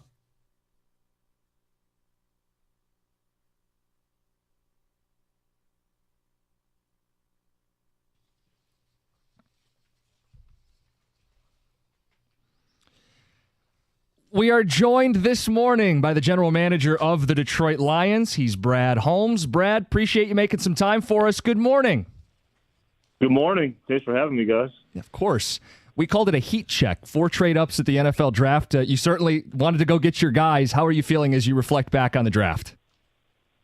Oh, we feel great. Look, we always feel great about all of our picks. We always feel good about all of our picks. Not saying that I'm saying that we know what's going to happen with all of our picks, but when Dan and I are aligned with our conviction on who we select at the time, we're fired up and we get, who we want and we can sleep good at night. And the rest, whatever happens. We're going to do our best and we hope for the best. That these players have good careers and they're good fits. But it's just I've always said it's just those times where you're kind of got a warm. I don't know. I hope it works. And you select it, that's when you don't sleep good at night. How surprised were you that Terrion Arnold 1 was available, and what's the process like of trying to find a trade partner to move up to get the guy you want? Yeah, that's a really good question. So definitely surprised that he was, let's call it, in striking range. It's funny. I kind of, it was a stack of players that Dan and I agreed upon. And, like Terrion was kind of like floating on the fringe of would he even be available? Yeah. And he was, and so obviously, he was at the top of that thing. And so, just kind of a late gut, just trying to see. But, look, we had some guys that we liked. We knew that we may have had to trade up to even get some of those guys that we liked. But when we saw Terrion continue to get down there, I think I started calling somewhere like in the late teens when I saw him get down there just to see if we can get up, in the higher 20s, or I could say the lower 20s, to see if we can get a shot. We just saw a chance to get a player that we really liked, and glad it worked out. I don't know how much you can get into the secret sauce of constructing a trade, but the value of the trade when he's available in the teens, it's obviously going to take more to go up and get him. If he's at 24, it's not going to take as much as it would to get into the teens. We always talk about the draft value chart. How do you assign value to picks, third or fourth or whatever, that you're going to offer to another team to go up and make that pick? Yeah, the trade chart's a good resource, and it's good to give you some guidelines, and it's based off of past history, but the trade chart can't predict let's call it wild situations and chaos, and the trade chart doesn't know which player you are trading to get. So that's when you got to kind of throw the chart out the window. And so even if, the value was, we end up giving a third, if the value was really more of a fourth, but you don't have a fourth. So you kind of work with, okay, well, all right, let's just get a, future late pick back. But so when it's like, okay, the trade chart might say, third is, or it should be a fourth. Well, it's the player you're getting. And so that's why we always go back to, looking at players over positions, or looking at, like, we use the trade chart. And again, it's a good tool, but there's times where you got to, understand for what it is. We're talking to Lions general manager Brad Holmes. Corner overhaul this offseason. You take the Carlton Davis trade plus doubling up on corner early in the draft. How much improvement do you expect from that room, even with two rookies this season? Yeah, we expect a vast improvement in the secondary as a whole. We feel like we have a lot of guys now that have a good mix of proven play time. We have a good mix of guys that have versatility at multiple spots, and we have a good mix of youthful and future and young guys. So we really like our mix that we have, and like I said, it's going to be a very, very competitive room. Even all these guys that are returning, the guys that we got in free agency, just like when we are very convicted and we draft guys that we really, really like, we sign and trade for guys that we really, really like. So even before we were able to draft these two guys in the top two rounds, we like the guys that we had at the time. So it just made it even more competitive. But we really like the versatility. They're all fits, and it's going to be a fun competition. I'd like to hear a little bit more about your first fourth-round pick, Giovanni Manu. There's a lot of mystery about his development. When would he be ready? And those are questions for a later date. But when he is in this draft and you're trying to assess when is the right time to take him, how much competition do you feel there was for you to have to go up and make that pick? And then just tell us a little bit about what you have in a player and an athlete like Giovanni Manu. Yeah, so look, we try to do the best we can in terms of assessing the value and placing the right value on him. But, sometimes when you get to day 3 of the draft and you see what's available and what's left and how it's fell, we just kind of got in the mode of let's get the guys that we want. And, so we didn't want to kind of, take the risk of, well, let's just sit back and wait and be patient. And if he's there, he's there. If he's not, he's no. It was like, we want these guys. And so that's kind of what went into the, trading up to get him. And it's not like we traded up like 3 rounds to Right. get him or something, but, we just felt like, look, and there wasn't a lot of, if you look back at it, there wasn't many, guys of his position, of his upside really available, really. But in terms of what we're getting, look, we're just getting a guy that has elite measurables, all the athletic ability. The testing numbers are the testing numbers, and I know that looks good on paper, but when you look at him, even at, British Columbia, and we can look at, I know there's talk about, well, look who he was going against. Mm-hmm. Well, look at the player. It's not about who he's going against. Like, we know who he's going against, but for one, he's doing what he's supposed to do versus the guys that he was going against. You see him bearing multiple guys, and at the second level, at the line of scrimmage, you saw him playing with physicality and tenacity and finish. And then you're looking at, so regardless of the defensive end that was rushing against him, it's, look at his feet, look at his bend, look at his ability to change directions. And again, he's doing what we thought he was supposed to be doing at that level. So again, I think the upside is enormous. And look, I know he's got to get used to the speed of the game, and we might experiment on playing him at different spots that he hasn't been used to playing. But look, we're really excited. Again, he just stood out like one of those guys that, man, let's go and get this guy, and we feel really good about it. Brad, you guys were excited to announce the extensions of Amon-Ra St. Brown and Penei Sewell right before the draft. It was kind of fitting, right? Guys that you had drafted. Adam Schefter the same day reported that no Goff extension was, quote, imminent, that you guys have talked, but it's not close. Is that a fair assessment? What update can you give us? I know it takes two sides, but just your side. Do you want to get it done this offseason, or are you cool waiting? Yeah, I mean, well, look, first and foremost, he's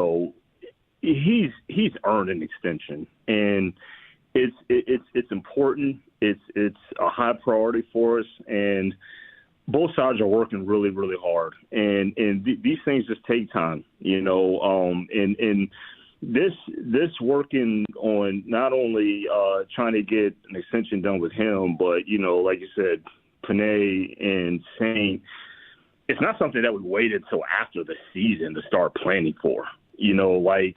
The whole process of budgeting and preparation and all that kind of goes into it. We've been preparing for a while. And look, in a perfect world, we'd have had all 3 of them done. Bang, bang, bang. But these things just kind of take a while, especially with the quarterback market. But I do have faith that it's going to get done. And I think fans would probably like they'd love more insight to everything. Of course. But in regards to the complexity of the deal with Jared Goff, it's not as easy as 2 guys coming off of rookie contracts and extending them. This is a guy where there's a lot of numbers and there's a lot of cap consideration. How much more difficult is the Goff extension than the ones were for Penei Sewell and Amon-Ra St. Brown? Yeah, I mean, there's some uniqueness there, in some different areas, but still, he's performed at a high level, and you look at what the results have been, and we still feel good about where he's at. So yeah, he's not one of the guys that was recently drafted and all that stuff. But that's even better because we even have more of a body of work to examine and analyze. So, but yeah, all those things, you look at all of it, but again, we've done a lot of work. Again, both sides have. We've done a lot of work. Dialogue has been consistent. There hasn't been just dead periods and all that stuff. So we've been talking, and again, I do have faith through all the looking at all the numbers, and you got to think about what can we do now and what can we do, what are the impacts on the future as well. And we look at all of it because we said all along that when Dan and I first got here, we're looking to build sustained success, and that's still the goal. Are you comfortable with where you guys are at wide receiver? I know the Josh Reynolds role, is that something that you still want to target, or that you feel you can fill internally with some of the guys you already have? Yeah, we feel good about the group that we have. I totally understand that you may feel you can feel a little more comfort when you've seen a guy that has actually done it, but some guys that have actually done it, you've seen them do it in the past, but those guys are older. And so just because you've seen a guy do it in the past, he may not look the same, doing it the same way when you're forecasting it to what it's going to look like in the future. So with that said, we feel really good about the upside and the development of the guys that we currently have. That's not saying that we won't add. That's a position that, especially when you get into camp, those guys put a lot of yardage on the field. And so you always got to kind of at some point you need to add a guy here or there when some attrition comes. But we feel really good about the guys we have. And obviously we have an elite one that we just did a deal with. And, we have Jamison Williams that's been coming on very, very strong. And we have high hopes for him. And we like where he's at this point, and we know that he's just going to continue to get better. Peoples-Jones, we traded for. He was a big time core player for the Cleveland Browns before we traded for him. But we traded for him, and the guy comes in late and he doesn't really know the offense, and so then you hadn't seen Peoples-Jones, and then we all kind of get into the recency bias of, well, what's Peoples-Jones going to do? He hasn't. No, Peoples-Jones can play, and so he does provide an element of being able to play on the outside and being a contested catch guy, and being able to do multiple things. And we're really excited about Antoine Green, about how he's came along, and he's another guy that has size, he has speed. And he's a guy that kept getting better and better and better from what we've seen throughout the year. I know he didn't get a ton of targets in games for the world to see, but us being internally with him every single day throughout the season, we really like he's going. We really like Khalif Raymond, obviously, that we extended last year. So we really like our group right now. Last one, Brad. There's a lot of excitement, and we're talking to Brad Holmes, Lions general manager. Ton of excitement around this football team. Sheila talked about Super Bowl at the jersey unveil. Is that an expectation for this team? Do you embrace that? Is that your expectation?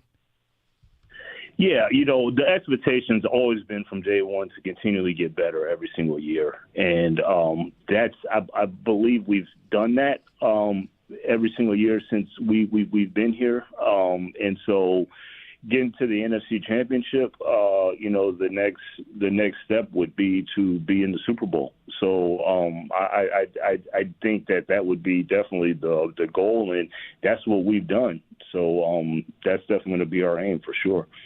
We appreciate your time and your insight and giving us a little more information as the offseason rolls on. Good stuff. Appreciate it. Thanks, Brad.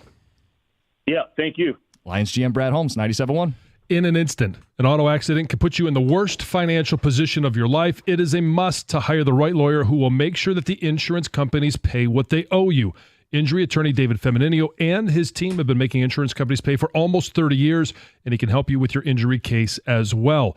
David is ready to speak with you personally right now if you call 855-65-CRASH or go to his website, getdavidgetpaid.com. That's 855-65-CRASH or on the web at getdavidgetpaid.com.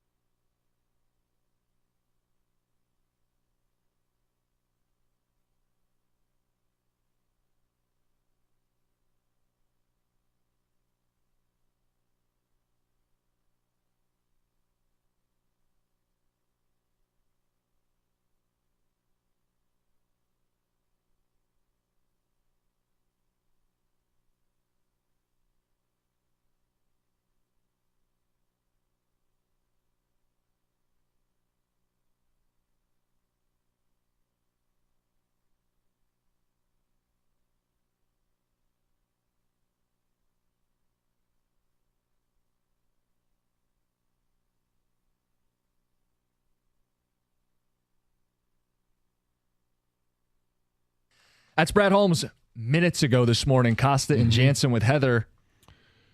Pretty emphatic. Yeah, it's going to get done. And I've kind of felt that the entire way, that because you look at the last year's quarterback market, there were quarterbacks that signed pre-draft, post-draft, pre-camp, in-camp. Now, I think it's done, and I think they want to get it done so it's not a distraction. It's not a conversation in the middle of training camp. So I expect the timeline to be, do I think it gets done this week? Probably not. Do I think it gets done before they report to training camp? Absolutely. Last year, 4 quarterbacks signed what I would consider mega deals, where they're making $50 million or more per year average annual value. One of them was Jalen Hurts, who signed right before the draft. One of them was Lamar Jackson, and it was either right before or right after, within a couple days of the draft. So those are 2. Yep. Herbert was in the summer. It was either June or July. I don't have it right in front of me. We looked this up a while ago. But that maybe is more of the Goff timeline, before a training camp, a June or a July extension. And the last one was Joe Burrow, who was right around Labor Day. So, I mean, we are still in the window at which this would get done. We've had conversations because it is such an important decision. It's maybe the biggest question still there for the Lions. But I thought a couple things. He goes, I wanted to announce it 1, 2, and 3. Ideally, it would have been St. Brown, Sewell, and Goff. Yeah, boom, boom, boom. Boom, boom, boom, or bang, bang, bang, however he said it. The idea was he is on that level of important pieces to us. Quarterback deals are just more complicated. Yeah, and maybe it was a poorly worded question, but that's what I was trying to get him to talk about, was the fact that you are trying to redo a contract, extend a contract, and there are still parts of the contract that he had from L.A. that he's playing under. You're trying to work those into a new deal. When he got here, they reworked some of the numbers. And so it's very complicated because of the salary cap, because of when you're going to take a salary cap hit and how long it projects out. And I'll point this out. With Sewell and St. Brown, they were done in tandem. I mean, you have to negotiate your own separate deals, but from a management standpoint, they were done with knowledge of what the other one was. And you can see it because there are years where their cap hits alternate. One goes up while one goes down. That was done with, guys, we have a guy who's intentional with these decisions. These aren't made flippantly. Oh, Sewell's good? Brinks truck. Yes, he's going to get paid, but we have to make sure that we can stretch this out so that we can field the best roster for years to come.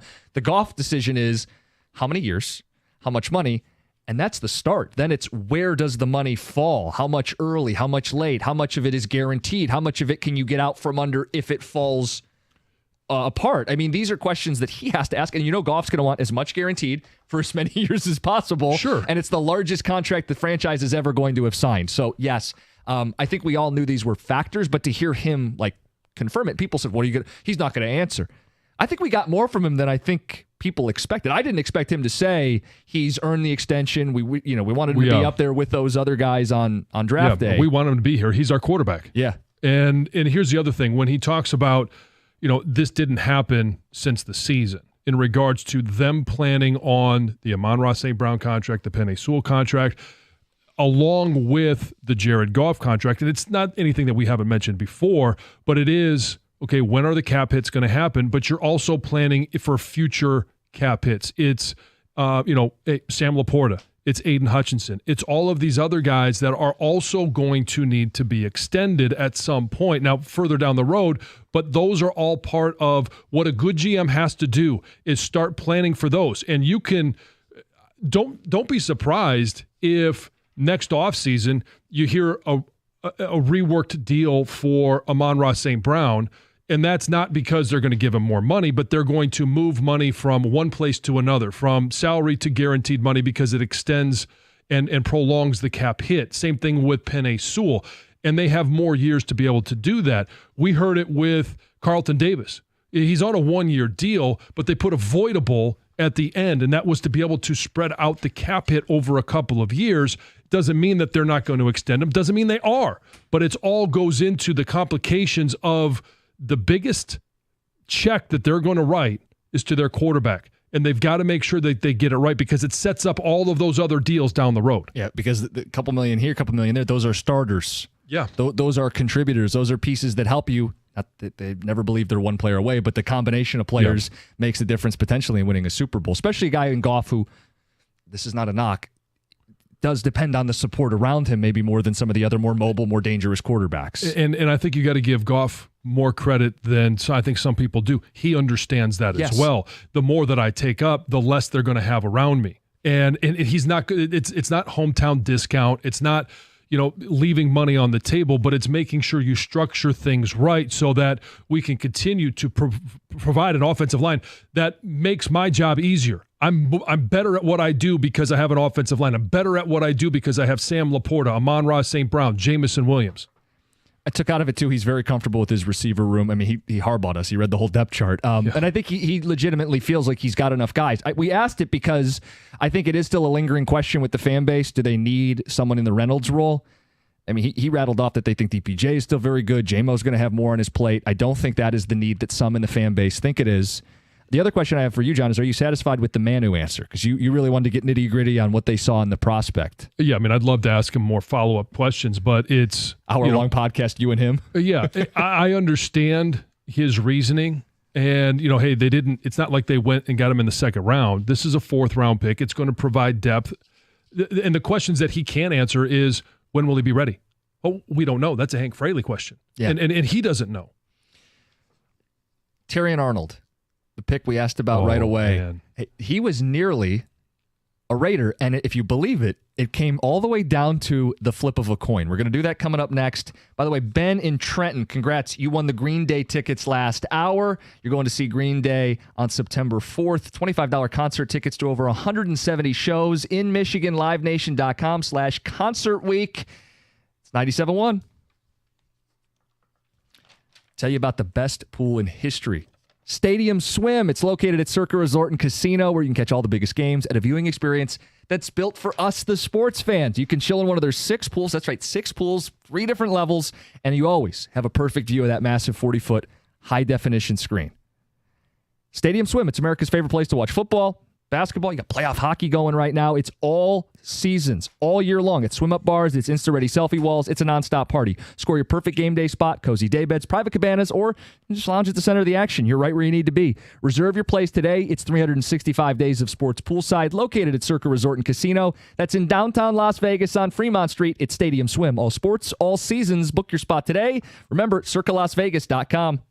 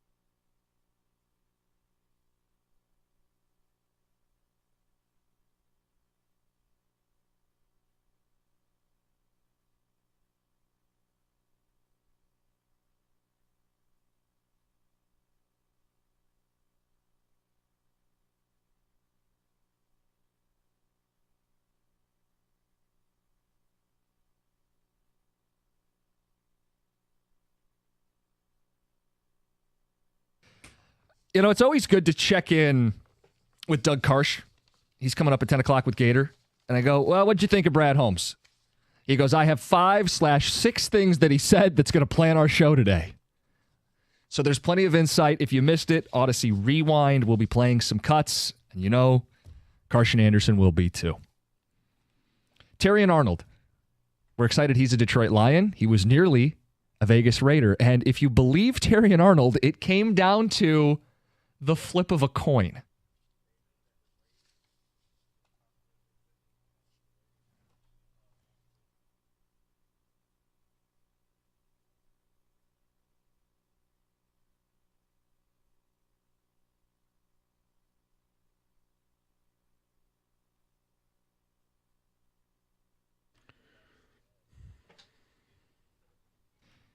From the Next Round podcast. Now, people say it was a coin flip, like as a placeholder to it was 50-50. It was a toss-up. We were really on the fence.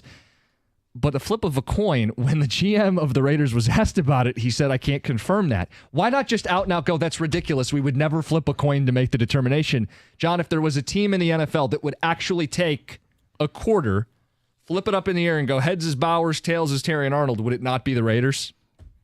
Yeah, and what did we say? How do players that you desire get pushed further in the draft? And not that Brock Bowers was a off-the-board wild card pick, but that it would come down to a coin toss. It was 6 quarterbacks. It was the coin toss. It was all of those different things. The offensive, prowess of this draft, 14 in a row before the first, defensive player was taken off the board. That's what pushes players back. And then to think that a GM or a coach is going to flip a coin between two great players, two great college players we think are both going to translate well to the next level, that they are staking the future of their franchise, their jobs, on the results of a coin flip. They probably didn't flip a coin, but the fact that we have to say probably is hilarious. Just deny it. Just say, no, it didn't happen. We picked Brock Bowers because he thought he was going to be best. That's what you do for Brock Bowers. That's what you do for your organization. Could you imagine if we said, hey, Brad, did you flip a coin to decide if you were taking Terry? He would have gone, no, I didn't flip a coin. Right. He wouldn't do this like weird GM. Well, I can't confirm. No, but what we did hear from Brad Holmes is that they had, and we heard it from Dan Campbell, there's a pool of players. Yep. And Dan said, what was it, 15? Yep. That they were going to be, hoping to have a shot at. And now you hear from Brad Holmes, it sounds like Terrion Arnold was not only in that pool, but he was near the top of that pool. So at 24, they got one of the guys that they thought, was 5th best in the draft? Top 5? Potentially as high as that, yeah. I mean, everybody thought 15, and even that's to Brad's point, when he started kind of going, hey, yeah, what's making it gonna calls. take to get Hey, up? do I have to get up to 18, 19? Am I going to have to spend a second? Oh, wait, we're in the 20s. Now I'm dropping down to a third. Yeah, it speaks to the kind of player. And Brad even said this. This is interesting. We talked about this the day after the draft. Terrion Arnold and the trade chart, the draft pick value chart, which I thought it was kind of illuminating. He admitted, it is a resource. It's a tool that even NFL teams use. But in his mind, and I thought the same thing, they didn't trade up from 29 to 24. That's an overpay on the trade chart to give up a third from 29 to 24. In his mind, he traded from 29 to get a player who was at least 15th, right? So in his mind, he traded up to get the 15th pick. And I think that's why a third doesn't feel like an overpay to him, why it wasn't like, I'm agonizing over it. He was convicted, he was confident, he made the pick, and he had no issue with it. Every draft is going to take on a life of its own. Every round, every pick is going to be a little bit different. And as he described it, it's something to start with, but then at some point when you are trying to get the player that you really want, what is it worth to you to make that jump to get the player that you want versus just a guy that's going to come in and hopefully play well. And again, these conversations are fluid as well, because if that doesn't happen, if they aren't able to trade with Dallas and somebody else, Green Bay takes Terrion Arnold, we're now talking about, was there another player that he said there were other players that would trade up for? Who is it that they would have traded up for? And would they be saying the same things about that player X versus Terrion Arnold? And the thing with Arnold, too, it's just an example. Like, people used to think the Lions were cursed or they had bad luck or the refs were out to get him. Bad teams typically find their way into bad situations. The opposite is also true. Good teams, like how come Baltimore always seems to draft good football players? Because they're a well-run team. How does the Pittsburgh Steelers for years, like, that's a Steeler. Of course that guy's going to fit. It's a Steeler pick. It's a Baltimore pick. Is this a changing of that mentality where, of course, the Lions got a really good football player. Of course, a bad team paved the way for a good team to capitalize. If anything's been a flipping of the coin, this is the flip. Yeah. Things have changed. The football gods are now shining on the Detroit Lions, but you create your own luck. Ding, ding, ding. You are the ones that go out there and you find an Amon-Ra St. Brown in the 4th round. You take the obvious pick of Penei Sewell when you have that opportunity. Aiden Hutchinson, everybody says, well, it fell into your lap, but then you go and get Jamison Williams. And you find ways to get players that are going to fit your scheme, your team, your coaching staff, your organization. And after you have a track record of 2, 3, 4, and in the future 5, 6, 7 drafts, now all of a sudden you have a reputation that, that just seems like such a Detroit Lions pick. That's why I don't it's not a layup to take Sewell. Okay? We think it's a no-brainer, especially in hindsight. In hindsight, sure. It's who I wanted in real time. But look at what the Falcons did. He could have taken Justin Fields Brad Holmes could have taken Justin Fields in the first draft. Right. You got to, I think sometimes taking these picks for granted, it looks easy for us. And then you look at what other teams do. And then we don't have that GM. Yeah. That's an example of letting the draft come to you. I'm a big believer in what John said. I can't say it more emphatically. You make your own luck. Once the board starts falling your way, you trade up, go get your guy. He traded up 4 times in the draft. You make your own luck. Good teams don't let mistakes pile up. They don't let a flag sink their season. This team showed a lot of resilience last season. Good teams make their own luck. All right, let's get to Heather with the news. All right, let's talk about this. Country singer Jana Kramer has a warning for Taylor Swift. Basically, don't follow in your boyfriend's footsteps. So on her podcast, Wind Down, she threw some shade at Travis Kelce, saying that he's always drunk, right? Really bad influence. Every time she's seen him, he's always drunk. He's always drinking. And she added that she hopes Taylor Swift doesn't follow in his footsteps. And then she goes on to say that he is corny, he is cheesy. Those were words she used to describe him, for loving the attention he's received since getting together with Taylor Swift. Now, she's a grown woman, and she can make her own choices. You mean Taylor Swift? Yeah. Yes. On how she wants to continue to act. And she also is, I think, very understanding and familiar with the fact that a lot of eyeballs are on her. For sure. And you know what? I'm sure he's not drinking all of the time because guess what, guys? He is a professional football player, right? He's not drunk all of the time. Yes. I can almost guarantee. And he's been sure, doing have this. your fun in the offseason, Right, though. exactly. Still celebrating back-to-back Super Bowl You should championships. be. Yeah. If And there's a new ever a time- contract. Right. If there's ever a time to be drunk, it would be after winning back-to-back Super Bowls, just cashing in and being in a happy relationship. And you know what? Her too. She's not drunk all of the time. She's a mega superstar. If she is not She's performing, drunk on love. you know what? Yeah, I like that, John. But in response to all of this, Kelce asked one simple question. Who's Jana?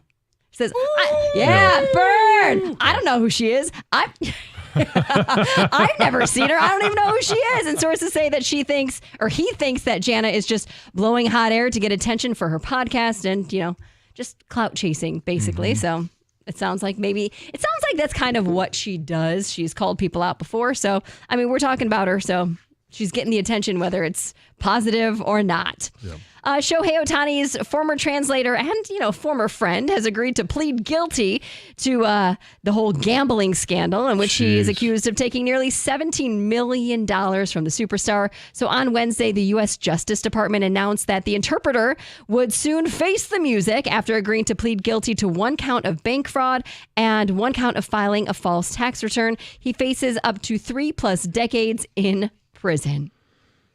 Boy, I tell you what, Major League Baseball has more pull than an influence, and I thought this thing progressed rapidly. Oh my gosh, so quickly. I mean, this happened right before the start of baseball. In fact, they opened up over in Japan while teams were still in in training camp, he in spring training. He had already taken at-bats this season. And this is already, we're 35 games into it, and it's already got a resolution. It's They didn't amazing. waste any time. No. Nope. Lots of people have been on the run in my news this morning. Detroit police are searching for a pair of suspects wanted in the shooting of a man whose car broke down on the city's west side. So a man was at a gas station early in the morning. This was on Friday, April 19th. He was there with a disabled vehicle. So he's with his car, wasn't working, and that's when he was approached by two unknown men who were demanding money from him. Well, the victim didn't turn over any money and tried to run away. One of the suspects fired shots, hit the victim. He was taken to a hospital, and the suspects fled the scene. So now police are looking for them, and anybody who can identify these men, obviously they should call the Detroit Police Department. So Belle Isle's Giant Slide might have some new competition. Yes, there's a gigantic bear slide. Literally a slide that looks like a bear is being built at Ralph C. Wilson Jr. Centennial Park on Fire Detroit. up GMAC Cash. Let's Exactly. On Detroit's riverfront. It's not done yet. It's still being built. In fact, the whole park is not done yet. They broke ground in 2022. It's expected to be completely done by 2025, but they're building this bear. You can see it. The Detroit Riverfront Conservatory posted a little video on Instagram. They said crews were at the park this week carefully assembling the centerpiece of the Delta Dental Play Garden. And they say the gigantic bear will have lots of friends surrounding him for kids to play on and enjoy for hours. So the play garden is coming courtesy of a $5 million donation from Delta Dental. There's going to be a lot of things, but when you, it's a gigantic bear. It literally a gigantic. Looks awesome. It looks pretty cool. Are adults going to be able to ride it? I would hope so. I mean, I think it's for children, but when I go to the park right now with Emily, she is loving the slides, but sometimes gets intimidated. So she's got to go down on mommy's lap. Yeah. So I'm sure, yes. I think it's more for kids though. But John, you can go check it out. You're a big kid. I mean, I want to race. Like we got to make this a competition. All right, well, Teddy, you're not just going to win. Let's go. One of these days we need to do when do you let your kids win? And I think the answer is Never. That's an easy answer. Yeah, never. When you're good enough, that's when you'll win. Yeah. It's Heather with the news. Coming up next, we have to update our poll question from earlier today and answer that really important question. It's 97.1. Hey, you want to head to a place where you don't have to worry about being judged when you show up in your workout attire and what workout you're doing? That's Planet Fitness. It is the judgment-free zone where you can create a long-lasting, active lifestyle and a relationship with health and fitness. It's a squeaky clean gym. And I mentioned this is the judgment-free zone. If you only got 30 minutes, they have the Planet Fitness 30-minute circuit right now. Save big when you join the judgment-free zone. Join Planet Fitness today for just $1 down and cancel anytime. That's right. Just $1 down gets you in the Planet Fitness, free fitness training, equipment for every workout, and never intimidating. So join today and get energized. And hey, the deal will end soon. It's good through this week.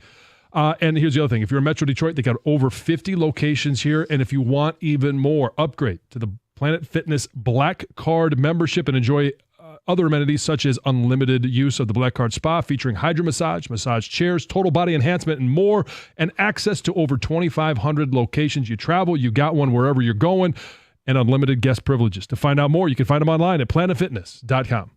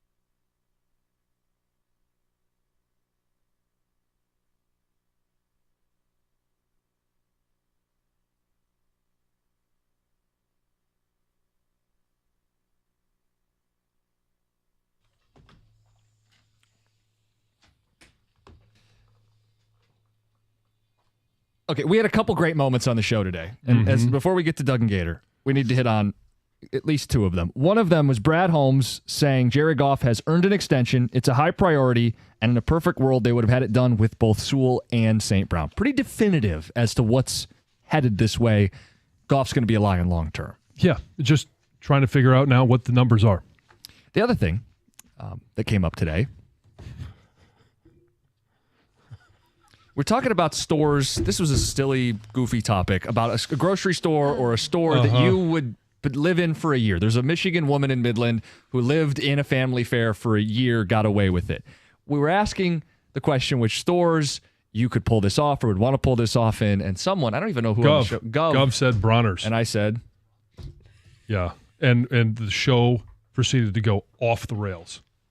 Absolutely off the rails. Because nobody, and here's the thing. You claim to have been born, raised, lived here your entire 31 years? 31. I don't claim it. It's the truth. Well, you have raised I was some born doubt. at Providence Hospital in Southfield. I grew up in Livonia. So I went you to say. school in Mount Pleasant, Michigan. I lived in Grand Rapids for work. I've been everywhere. I've been to the UP. I've gone up north. And you, with head in the sand. So we have a poll question. What's going to happen first? Torkelson hits a home run. Goff gets an extension. Troy Weaver gets fired. Wojo's headline 3 weeks late today. Or Costa goes to Bronner's. 46% say the next event is Torkelson hits a home run. Mother's Day.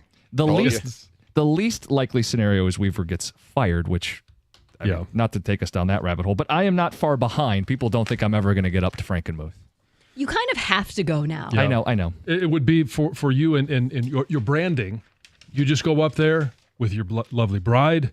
You take yourself a selfie in front of any number of identifiable monuments at Bronner's, and you post it to social media. Well, one of two things here, too. We were fed some information. We don't know if it's true that Mark Ryan has already been to Bronner's.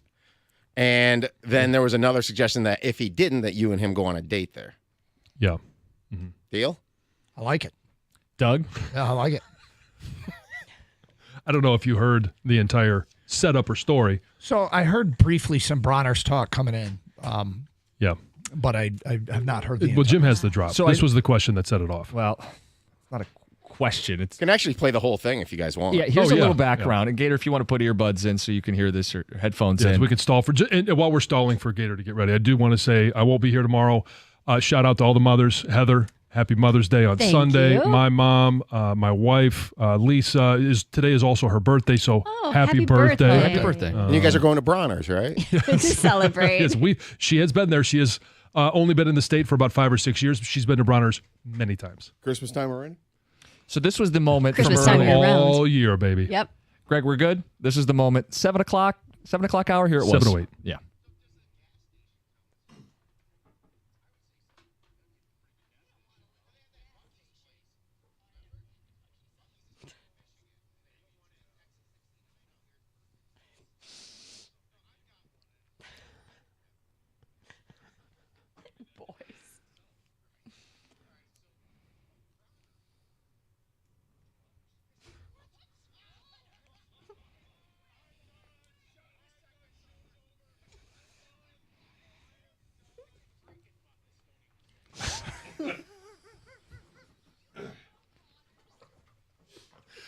And from that moment on, it has been a piling on of Jim Costa.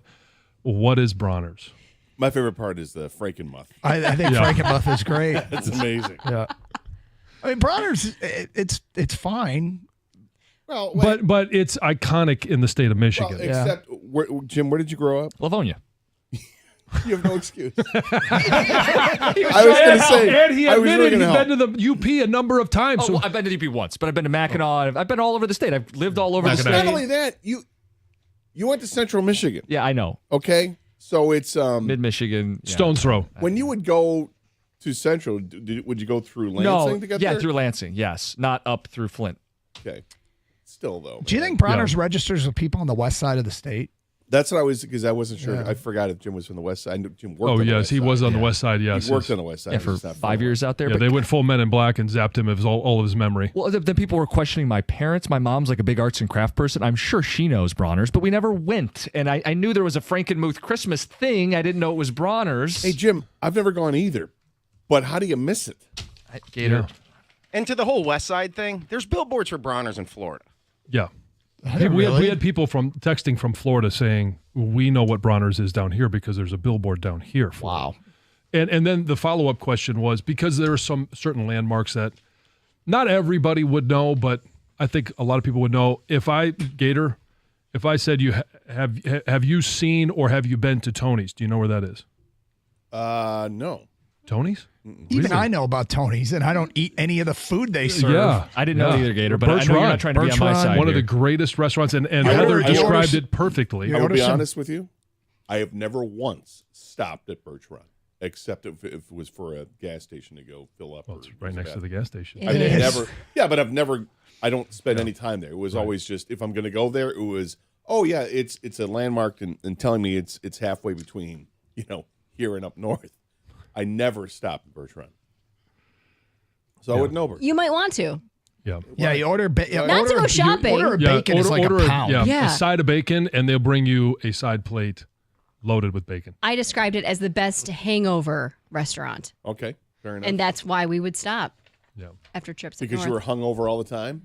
After trips up north, yes, we were always hungover. Yes. Yeah, just got to get to Tony's. Yes, but since cookies, we literally had pages and pages of text messages. And since you're on the west side of the state, the next one on Ticket Text says Cookies is well aware of Saugatuck. Yeah, good dunes out there. Yeah.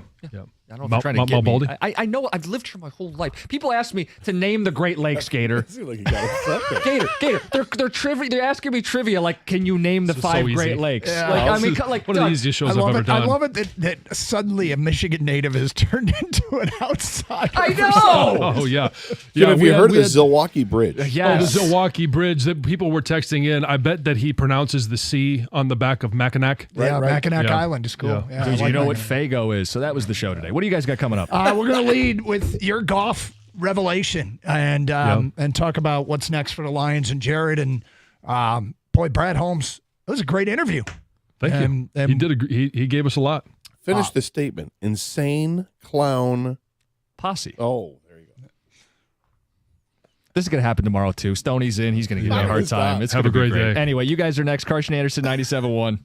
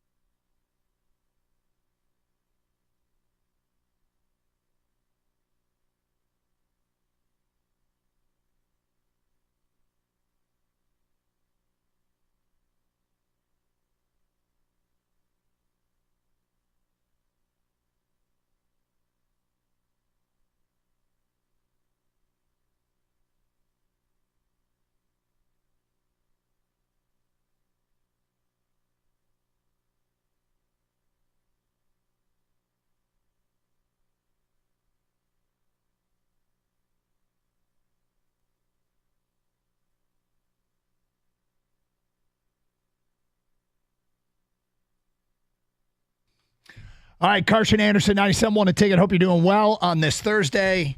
Look, you sit down, you plan a show. Brad Holmes comes on and completely changes the plan. I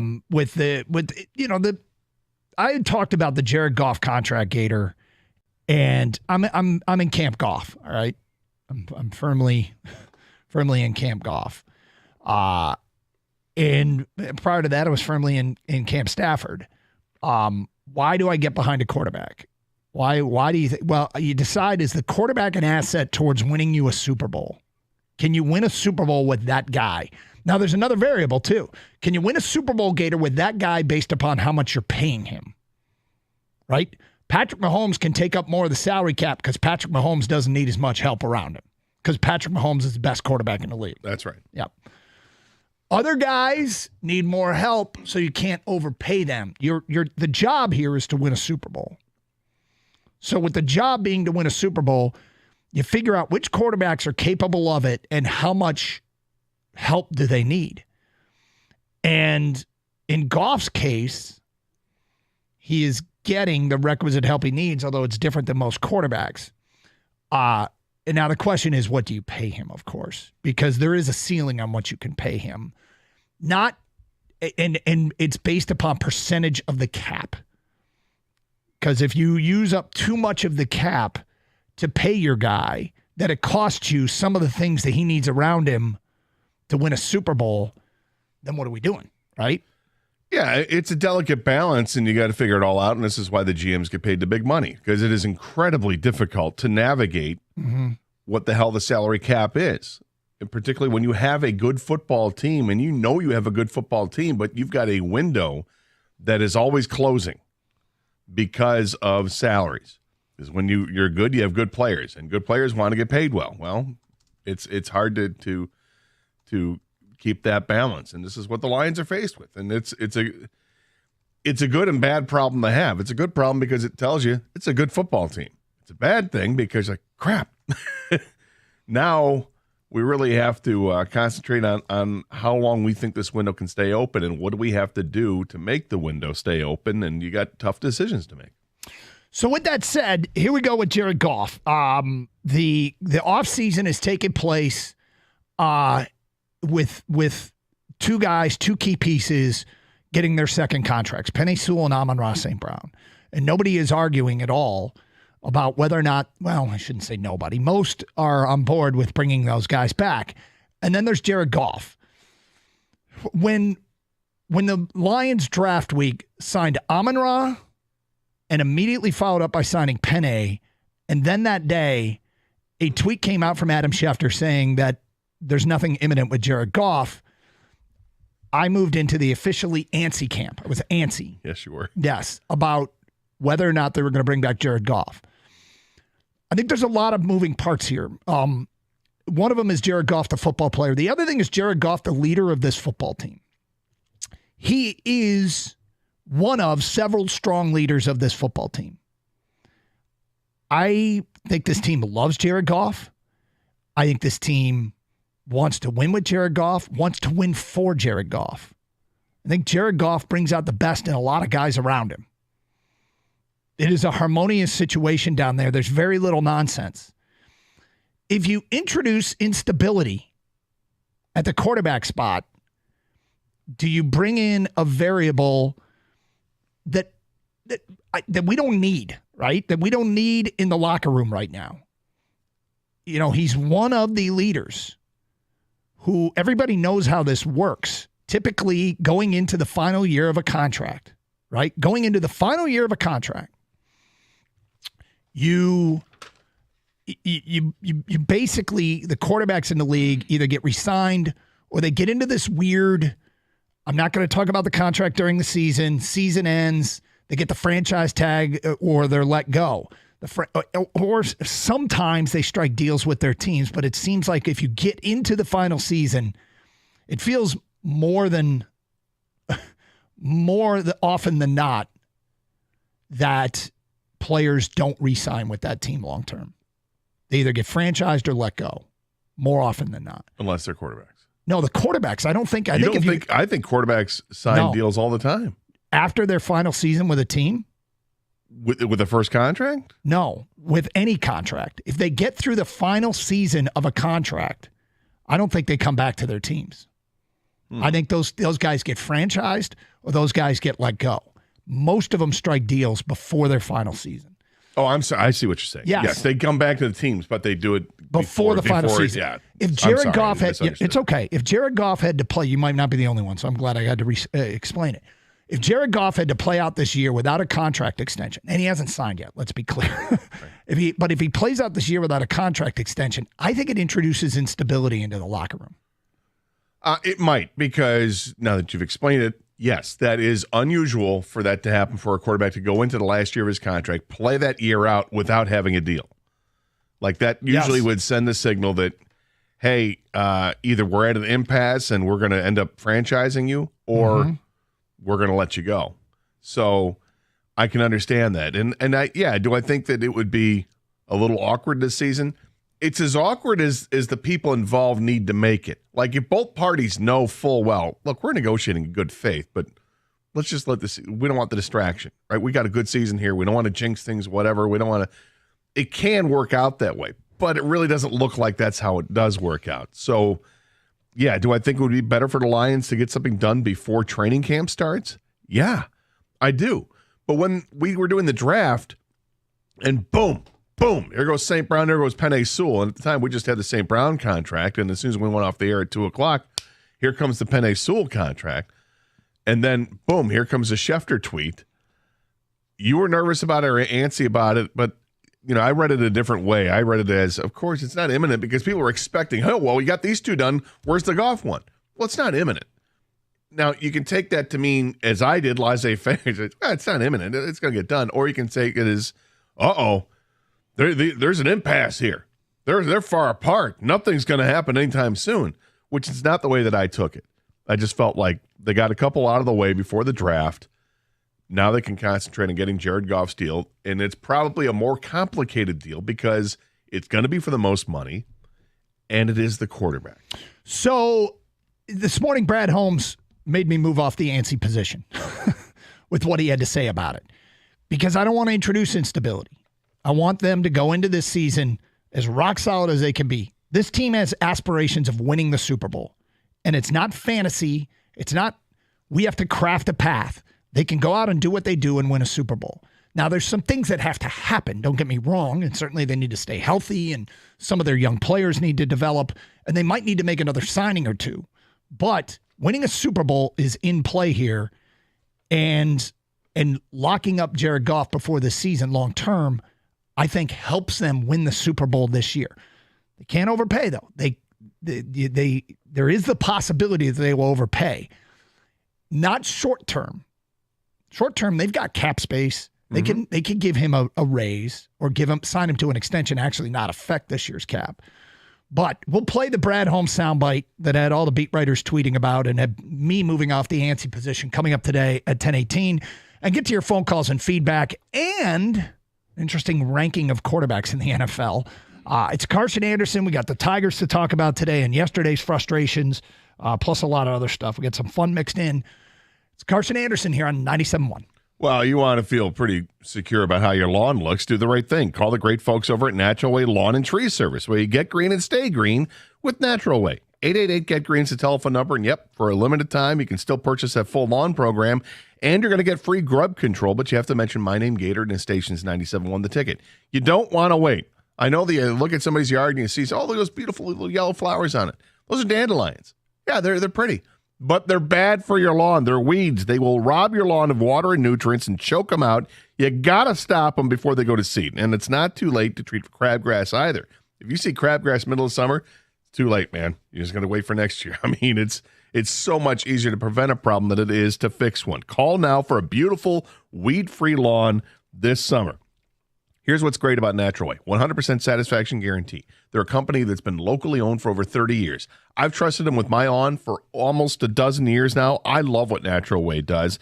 They have arborists and certified applicators come out and custom tailor a solution specifically for your yard and your home using high-quality products and high-quality expertise. Let them do the job. Give them a call today. Natural Way Lawn and Tree Service, 888-GET-GREEN, or go to naturalwaylawn.com.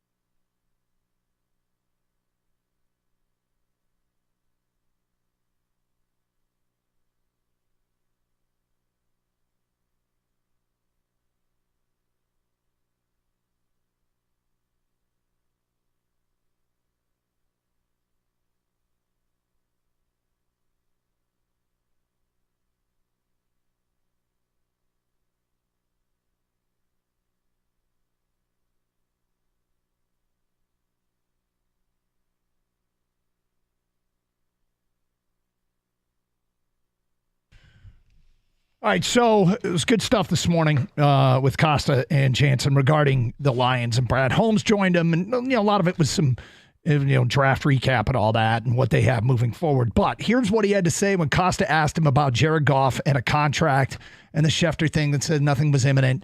And here's the Lions GM answering the question about where we are with the Jared Goff contract.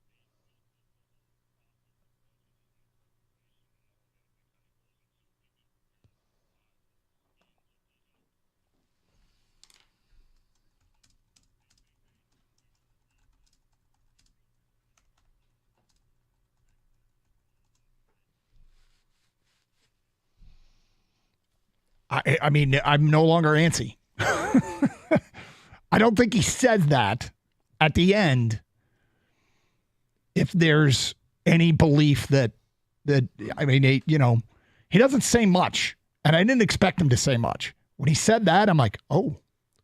Are you getting ready to buckle up, though, to see what the total is going to be?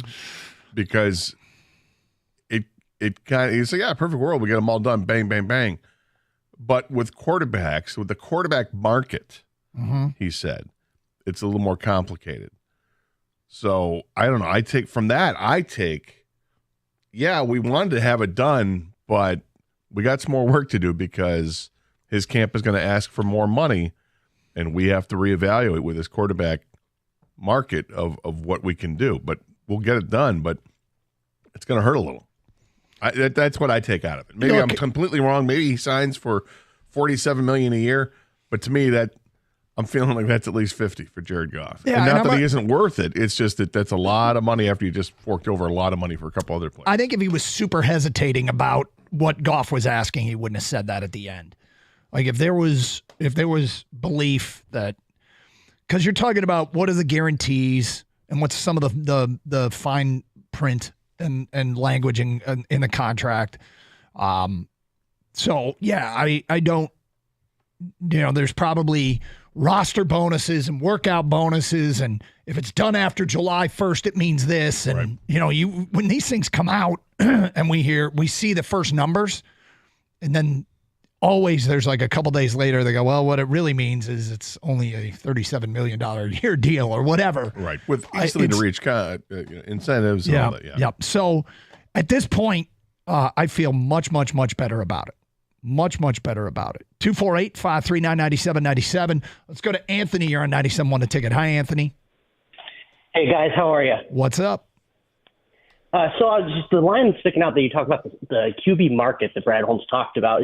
I think it's not an issue of whether it's going to get done, but just a matter of when. When you look at free agents next year, you have Dak Prescott, Tua, even Jordan Love, and Trevor Lawrence after that. And interestingly enough, I think Trevor Lawrence's agency is the same as Goff's agency. So I think this is just a matter of what order these quarterbacks are signed in and extended in for how much, and really the bottom line number, what the annual average salary would be per year. Not even concerned about that because, like you said, it really matters how it's sliced and diced with guarantees and so forth. So I think this is just a matter of ordering and the pecking order of the free agent market. Mm-hmm.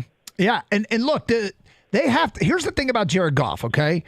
I don't care where Jared Goff ranks, and we're going to get into a quarterback ranking of that somebody put out yesterday and where he ranks. Where he ranks is irrelevant. Can you win a Super Bowl with him?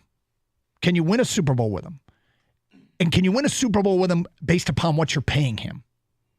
Like, there are some quarterbacks out there that aren't particularly good, but if you pay them a little bit and can put a Super Bowl caliber team around them with high-priced players, you might be able to find a way to win a Super Bowl that way. I wouldn't do it that way. I would want a quarterback that can lead the way to a Super Bowl championship. Just because he hasn't done it yet doesn't mean that he can't. I argued you can win a Super Bowl with Stafford. I was told I was crazy. Guess what? Somebody won a Super Bowl with Stafford. Did he have to have players around him? Yeah. Yeah, and Goff falls into that category. There are very few Patrick Mahomes and Tom Brady's of the world. Yeah, I was just going to say, I think the majority of teams out there that are competing for Super Bowls, whether they win them or they're in the Super Bowl and end up losing, I think the majority of those teams have quarterbacks that are not elite. Because by my term, elite is like 3, top 3 in the league, because you can't just say, oh, yeah, they're top 10, because then he waters down what elite means. But there are a number of quarterbacks that absolutely are capable of winning if you put team around them. And Goff is one of them. Goff is one of them. Now, and Stafford was too. The thing about Goff is I think it's pretty clear that what he needs to be successful is the offensive line and not the receiver room. The Lions receiver room is fine, but outside of Amon-Ra, if you take a look at what they did last year, their leading receiver is a player that has only known life with Jared Goff and Amon-Ra St. Brown. He gets better and better every year. And Amon-Ra deserves a ton of credit. I think Goff deserves a ton of credit for what Amon-Ra has turned into. Their second leading receiver was a rookie tight end. Their third leading receiver was a journeyman possession receiver who they felt comfortable letting go. And Josh Reynolds. Yeah. Their fourth leading receiver, I'm not sure would be higher than the number 3 guy on any other team in Khalif Raymond. Their fifth leading receiver is a very talented, we all see the talent, but Jamo's pretty raw. So this isn't like a quarterback that needs to have an elite receiving room or tight. Like, as much as Laporta was great, he was a rookie tight end last year that they made work. You can be talented, but it takes more than just the rookie to make the rookie be your second leading receiver. It's the O-line that Jared Goff needs. And when he was at his best, the Rams O-line was operating at a high level. Now, certainly Ben Johnson deserves credit, but it's the formula. It's the collective group that works here. They've either got a chemistry or they just work well together. I think Ben Johnson's a better OC because of Jared Goff, and I think Jared Goff's a better quarterback because of Ben Johnson. Yeah, I think they all work well together, and there's one part you left out. That's the running game. The running backs, Montgomery and Gibbs are also they're very good. I don't want to overuse a superlative with it. They are very good running backs, and they have different skill sets that make them good. They complement each other, and it's everything together. And yeah, I think the priority is to keep an offensive line out there so that your quarterback stays upright. And if he stays upright and if he's got time, it's what people say in the NFL. If you give a quarterback time to throw, he's going to find somebody open, because the receivers are too talented for any group of guys to stick to him like glue the entire time. You might have a shutdown corner. You may have 2 shutdown corners. But you don't have 2 shutdown corners and a guy who can track a tight end all over the field, and another one that's going to follow a running back all over the field, and another defensive back who's going to be able to stop a third receiving option all over the field on every play. It just doesn't work that way. The game is geared towards offensive football. 248-539-9797. Feedback coming into the Carson Anderson inbox from, what do we got here? Nick and Livonia. Jared is only good when he has every single piece in place. So is every other quarterback. He isn't worth what he will cost. That's from Nick and Livonia. So how often did they have every piece in place last year? They had guys hurt all season long, 1. But 2 is, did we just not go over the receiver room? We just went over the receiver room. Is that a receiver room that any quarterback would kill it with? Is that a receiver room that others looked at around the league and went, I'm so jealous anybody could do it with? Amon-Ra's great, right? Rookie tight end, journeyman possession receiver, a guy who's at best a number 3, and a block like in Jamo, he's got talent, but there's a learning curve. He's still a young player. Yeah, you expect Jamo to be even better this year. He's going to get more targets. Sorry, I interrupted you. It's okay. I'm just saying that people expect Jamo to be even better this year than what he was last year. But to your point, this was not the most talented group of receivers that a football team has. There are plenty of teams that have a better 1-2 combo than what the Lions had last year when their number 2 was Laporta. Now, Laporta might be a special player. right? His rookie season was fantastic. I don't think anybody expected him to step up and do what he did with, nearly 900 yards receiving, had 10 touchdowns, and caught 86 passes. I mean, those numbers are historically great. But now the bar is set, and now everybody knows about it. Defenses will make adjustments, and we'll see, what happens this year. But Goff has gotten better and better every season with the Lions. More comfortable with the offense, and he's just done better. And this past season of nearly 4,600 yards passing and 30 touchdowns, it's a testament to that. He's going in the right direction. 248-539-9797. We'll get to more of your phone calls and feedback coming up. Plus, where Goff ranks in one listing of NFL quarterbacks. Can you sign him? We will get to that at 10:32 on 97.1.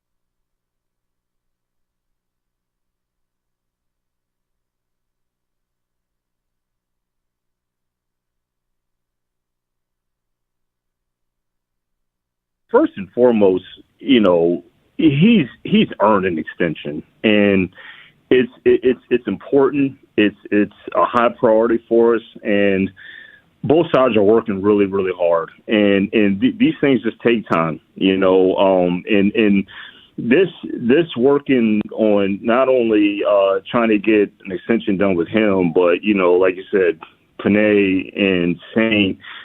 It's not something that we waited until after the season to start planning for. The whole process of budgeting and preparation and all that kind of goes into it. We've been preparing for a while.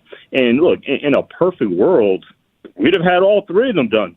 Bang, bang, bang. But these things just kind of take a while, especially with the quarterback market. But I do have faith that it's going to get done.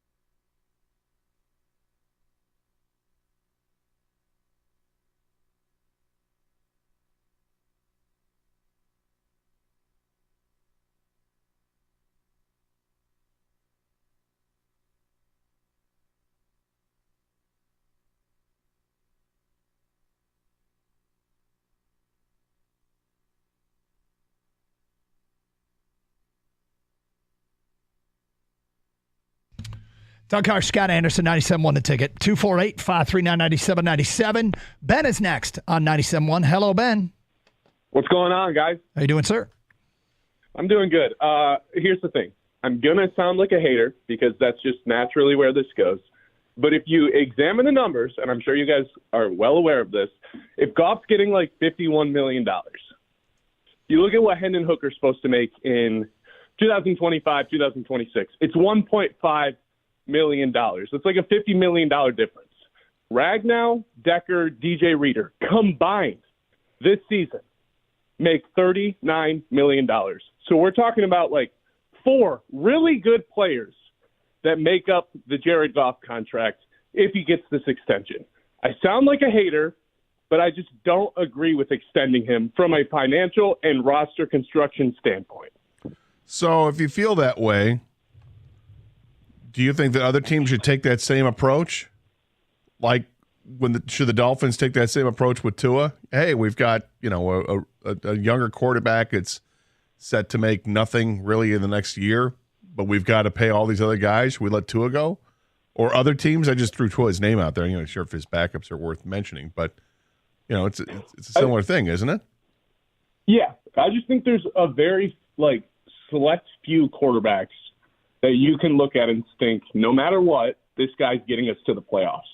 Is Goff one of those guys, or is Goff, for lack of a better word, a system quarterback with great players around him who's going to drive that ship very well? Okay. Well, this team didn't get to the playoffs the year before. And would you argue that Goff played well enough to get that team in there because it came down to the last game of the season and they needed help to get in? But the Lions did their job. But you're discounting that, and you're also discounting that this team did have a 17-point lead at halftime of what we call the NFC Championship game, and Goff was the quarterback. 100%. But if we're just simply looking at what's so you want to free up $50 million to take a chance on a quarterback who's never taken a snap in the NFL? Don't get me wrong, it's a risk, and the Lions are better off right now with Jared Goff. All right. I would Glad never you admit that it's a risk. That. I'm glad he said it's a risk. And I get it. Look, if he wants to play GM, and we all want to play GM. You know what that is? And you're trying to maneuver through a salary cap and you want to make sure you can sign everybody, what he's trying to do is find the cheapest way of doing it at the quarterback position. And he's willing to take that gamble on a guy who's never taken a snap in the NFL versus paying a veteran what's commensurate of a salary of a quarterback of his ilk, which is $50 million a year. There was a line from a Family Guy once. Oh, I love when you go Family Guy. Where Peter Griffin is sitting. They went to a timeshare.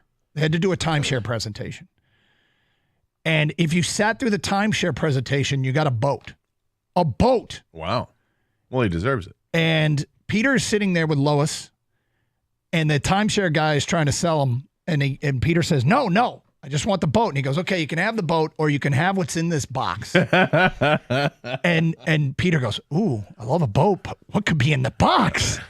Could be a boat. And Lois goes, sorry, I didn't mean to blow the line. I was actually, it just worked in my head that way. I'm sorry. So Lois says, Peter, don't be crazy. You've got a boat. And he goes, but you never know what's in the box. Could be a boat. Sorry. I'm really sorry. I'm new. It wasn't that I even knew the line. Mm-hmm. It was in my subconscious, and the line's a great line. But the point is, my man wants to trade in Jared Goff to go with Hooker to sign 4 players, so maybe they can be good enough. Sorry. To be as good as they were this past year, or maybe better. But what he doesn't know about those 4 players. Do you think that they would sign Penei Sewell, Amon-Ra St. Brown to contracts knowing that they wouldn't be able to afford Goff or be able to afford them once they brought Goff back? Outside of Jared Goff, I would argue Amon-Ra and Penei are their 2 most important offensive players. No, I think their plan is absolutely to sign all these guys, right? And they'll have the tougher decisions to make after the year. Tough decision. What are we going to do with Taylor Decker? Tough decision. What do we do with Aleem McNeil? Right? These are the tough decisions they're going to have to make after the season. So the decision will be a lot easier if you're able to win the Super Bowl, win the whole damn thing, and then it's like, okay, if we have to now cut some people loose, that's the cost of doing business. But hey, let's all enjoy the memories of going down Woodward, that parade we had in February. The one thing that you have to remember about what makes it affordable to sign your elite players to massive contracts is when you are drafting well enough to have cheap players contribute. And through 3 drafts, Brad Holmes has has already proven he can draft well enough. Now, every draft isn't going to be a home run, and every draft pick isn't going to be a home run. But if you get enough right, then you can replace veterans like, honestly, Jonah Jackson, unfortunately, or Josh Reynolds with younger alternatives that don't cost as much, and you're saving money there, but you have to be able to draft well. I think if you look at the formula so far, we know the quarterback can do it with this O-line and this OC. We know that they've got the most critical part of the O-line locked up, and other guys that seem to be in an affordable place. Amon-Ra's going to be around for a while. And I would argue that they, without spending that much more money, because they still have cap space available, that they have improved the defense quite a bit. I guess we have a fundamental disagreement with the previous caller who would prefer they go with Hendon Hooker, save $50 million, and add other players. What are you saying after this season? Yeah. Well, look, I can understand why people get excited about it because you always want to add more. And how would you add? You can only add more if you have the money to add more. And when you look at this past season, it wouldn't have been great if the Lions were able to add a pass rusher at the trade deadline to really take this defense kind of over the top or at least give them that edge that they needed to. They didn't do it. And maybe this is where this kind of thought creeps in. Like, oh, well, they've got, you would create how much cap space? You could have gone out and, for instance, and signed a Brian Burns or a Danielle Hunter or whatever the case might be this upcoming offseason, and go ahead and do that. Like, play this year, let him play his contract out, and then save yourself $50 million or $48 million, whatever the number is going to be, and spend it on, you know, the best pass rusher available and the best offensive lineman available, and look what you've got. Okay, what you've got is a group of really good players and an unproven quarterback. 248-539-9797. Kevin is next on 97.1 The Ticket. Hi, Kevin. Hey to you all. Hello, Hey, Kevin. Hey, guys. Look, this talk of not signing Goff is ridiculous. He needs to sign. We need him here. Here's what I don't get. Why doesn't Goff, and I don't want to call it a hometown discount, but why doesn't Goff play the card, I'm willing to sign for less, keep the talent here? So you don't have that Taylor Decker question next year, that Elaine McNeil question next year. I mean, the guy's got generational wealth, and I'm not trying to take money out of his pocket, but You aren't? if he retires and doesn't have a ring, you know what I'm saying? Well, Kevin, but you're doing a couple things. First of all, you're saying you don't want to call it a hometown discount, and yet that's the exact definition of what the hometown discount is to take less so that you can sign others. 100%, man. That's exactly what that is. All right, well, that's your definition, Scott. I'm saying be smart and get the ring.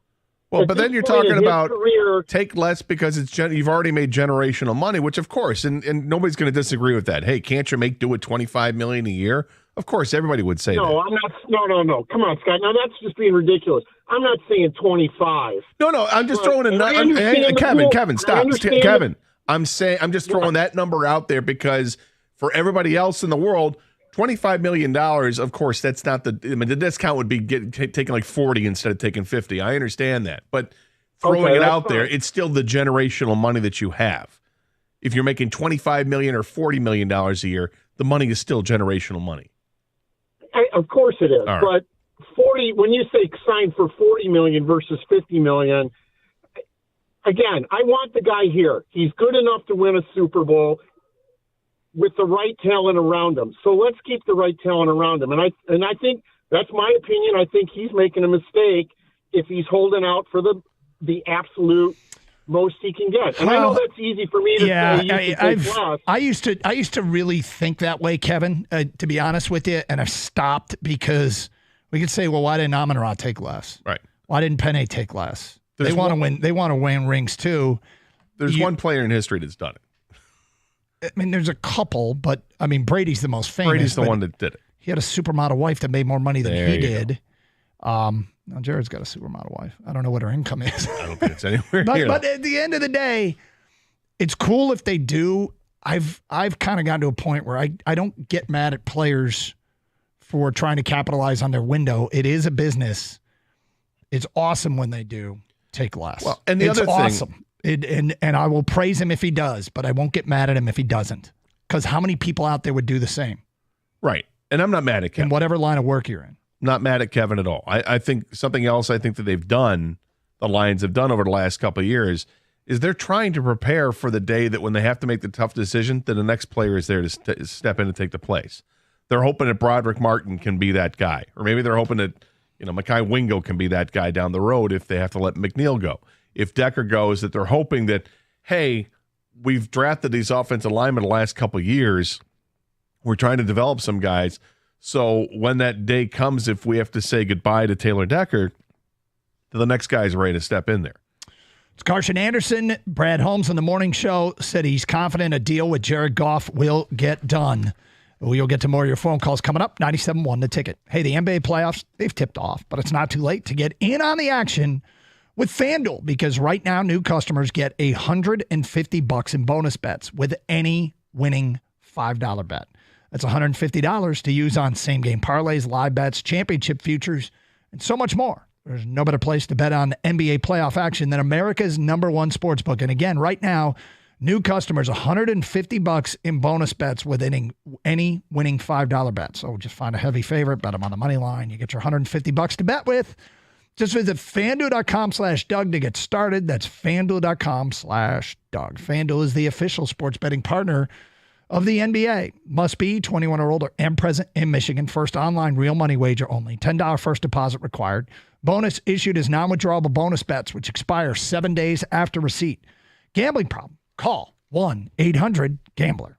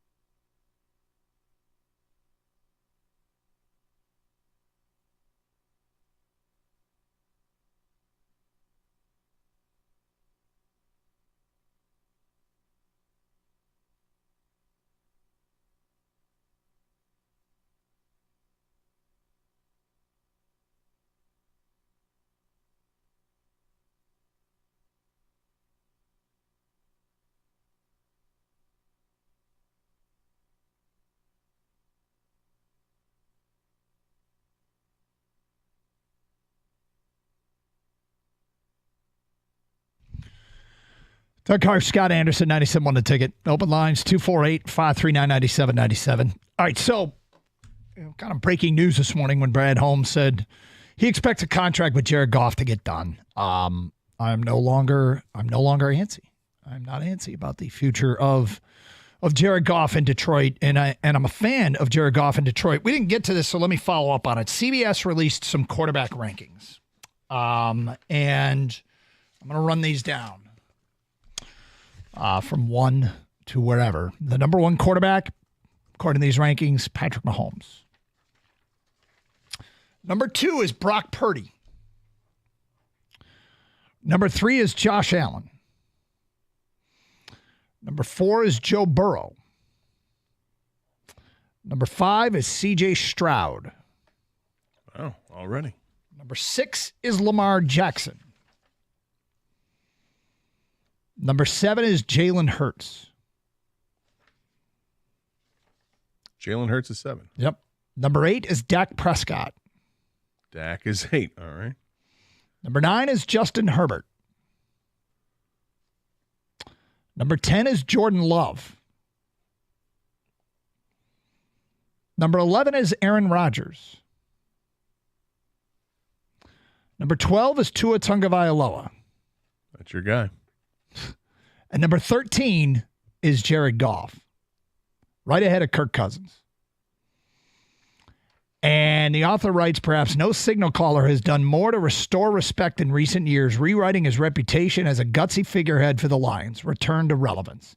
Now comes another chance to prove himself, fresh off a bid for a Super Bowl appearance that painfully fell short. So, you know, I could get mad about this, but it doesn't really matter. At no point next year is the following going to be uttered. The Lions are really good, but they're not eligible for the Super Bowl because their quarterback ranked 13th in the NFL. The only thing that matters is, are you good enough to win a Super Bowl with your guy and what you're paying him? Right? You could have Patrick Mahomes, but if he takes up 50% of the salary cap, you're not winning the Super Bowl. So the contract of Jared Goff, it's critical here in terms of what they pay him. But I suspect this isn't going to look like an overpay. In fact, I suspect that by the time he actually plays under a new contract, he might have settled back into the pack a little bit in terms of what the money will have paid him, because it's a contract extension after this year, and other guys will sign after him and make more money than him. He's not unequivocally the best quarterback in the league. That we know about. But I do put him in that second tier of guys that you can win with. And a lot of the names we heard, I think, fall into that they don't win by themselves. I don't think Justin Herbert wins by himself. I don't think Jalen Hurts wins by himself. I don't think Dak Prescott wins by himself. I think Patrick Mahomes wins by himself. I don't think Joe Burrow wins by himself. Joe Burrow I really, really like as a quarterback, but Joe Burrow, what happened to Joe Burrow? Joe Burrow was constantly under pressure because they didn't have the O-line in Cincinnati, and eventually he got hurt. Lamar Jackson's an interesting one because he wins in such a different way. So let's see how that plays out over time. If Lamar Jackson was a quarterback, I were doing a show in Baltimore, I'd be concerned about the long-term health of running quarterbacks, because either A, you take hits and get hurt, or B, you lose half a step and can't rely on what you used to, because just eventually wear and tear over time does that to you. And I mean, Lamar is getting into being 26, 27 years old. Shelf life's a little shorter, because even if you don't get hurt, you aren't as fast as you were. And that could be an issue. But I think you can win big with Lamar Jackson. I do. But Lamar Jackson is just about the opposite. No, he's not just about the opposite. He's got a very different skill set that Jared Goff doesn't have. Right. The number one thing that makes him stand out is his ability to be a mobile quarterback, to maneuver through and out the pocket by himself more time, and obviously to take off and go, because he's he has got the running back qualities, and Jalen Hurts has some of those same running back qualities, and lots of quarterbacks do. And it feels like if you've got that ability, I don't know why, but people throw that ability above the ability to throw a football. Well, and not that they can't throw the football because they can do it, but it's like if you have elite running skills as a quarterback, but you're average to below average throwing the ball, for whatever reason, these guys get bumped up, as opposed to a quarterback who's like Jared Goff, who I wouldn't say he's got elite throwing skills, but he's good, and he's got woeful running skills. I mean, I guess it all balances itself out. I found an article from ESPN written in January of 2019. Okay. So this comes off the 2018 season that Goff had. In 2018 with the Rams, Goff threw for 4,688 yards and had 32 touchdown passes. Okay, very similar to what he did this year. And this is an article. This ranks the teams by their quarterback rooms. Okay. So coming in at number 13, this is interesting because Goff is 13 on this list, right? Mm-hmm. Coming in at 13 are the Los Angeles Rams. Time will tell whether the Rams commit big-time quarterback money to Jared Goff, who has 1 year left on his rookie deal, and a team fifth-year option for 2020. Goff has displayed high-end arm talent and an ability to thrive in the Rams' loaded offense. This December saw him fall victim to some typical young quarterback inconsistency, but he finished the season with a strong game and is in a great spot. Great young coach, tons of talent around him. There are 3 or 4 veteran quarterbacks ahead of Goff on this list who might want to trade places with him. The backup for now is 2015 third-round pick Sean Mannion, who the Rams like, but who has very little experience. God, that's like a carbon copy of what's going on right now. Right. The only difference is that Mannion was a third-round pick in 2015. This is like 4 years before he would enter his 4th year, and this is going into the last year of his last deal with the Rams. The only thing I'd say, so I was looking at some of these quarterbacks they have ranked ahead of Goff. And I mean, the Lions receiving room, like going into this year, I went back and found a story ranking the receiving rooms going into this year because the Lions had a top 5 passing attack.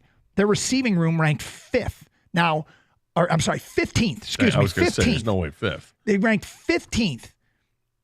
We didn't know how good or bad Laporta was going to be, but Goff deserves some credit for Laporta. Mm-hmm. And outside of Amon-Ra, I understand why they ranked 15th. Cincinnati's ranked 1st. Philly's ranked 2nd. Chargers ranked 6th. Dallas ranked 7th. Where's Minnesota? Minnesota, I have to go find it because I didn't look at people who ranked behind Goff, but I'm sure it ranked ahead of where the Lions were. Should be, yeah, with Jefferson and Addison. So this is not a coveted receiver room. It does look better, but we went through this era where had a quarterback in Stafford that we took calls with people saying, he's good and all, but really Calvin is what makes him so good. So now we have a receiving room that doesn't have a Calvin, that in fact has Amon-Ra, who's I'll be intrigued to see going into next year where he ranks on that top 100 player list, Amon-Ra. But I imagine there's going to be more than a handful of receivers in front of him. Yeah. Well, or he might just very well be there at number 5 or there. That'd be your cool. Point, maybe cool. a top 8 or whatever. Yeah, but I'm not sure that I expect it. I think there are 2 things that people have issue with Goff. When they think that when you're looking at the Peter Griffin, do you want what's in the box or do you want the boat? And again, I'm sorry. It's okay. Because Goff doesn't run. And not only does Goff not run, but also because Jamison Williams is this deep threat and they can't seem to link up yet and hit him on the deep pass. They've done it like a couple of times, but people see the weapon that is Jamison Williams. Even though we can look and say, okay, he's raw because maybe doesn't run the greatest routes. Mm-hmm. He seems a little discombobulated when he turns and looks back at a deep pass. Everybody else sees a quarterback that is underthrowing him or is throwing wide instead of hitting the guy in stride because we're used to seeing Tua drop back, throw it up in the air, Tyreek Hill runs underneath and catches it. Or, Mahomes does the same with no matter who his receiver is. He can throw it across the field 60 yards in the air and connect with somebody. Now, is that fair? I don't think it's entirely fair because I think people are being dismissive of what he does extraordinarily well, which is see the game between the ears and go through it and find a guy and know where the guy is supposed to be and hit the 10-yard pass with extreme accuracy that continues to move the sticks and get the team to winning. And I think people quickly forget that this team went from 3 wins to 9 wins to 12 wins and then 2 playoff wins, let alone the fact they got to the NFC Championship game because they get blinded by the shiny thing, which is, oh, this guy's got this other skill set that you wish your quarterback had, instead of appreciating what skill set your quarterback has. His football acumen might be elite, and that might be the most important thing to have as a quarterback. The other attributes are important, but would you rather a quarterback that knows everything about where people are supposed to be? When you line up and you look at a defense, between the time you survey the defense and the time you let the football go, there's a lot that happens upstairs. There's a lot of processing of information that dictates where you should go with the football. I think that skill set, he is elite at it. I think he is elite at it. Now, that's not the only thing that makes you a good quarterback, but I think it's an important thing. 248-539-9797. It's Carson Anderson. You will hear what Brad Holmes said that started this whole conversation. 97.1 The Ticket.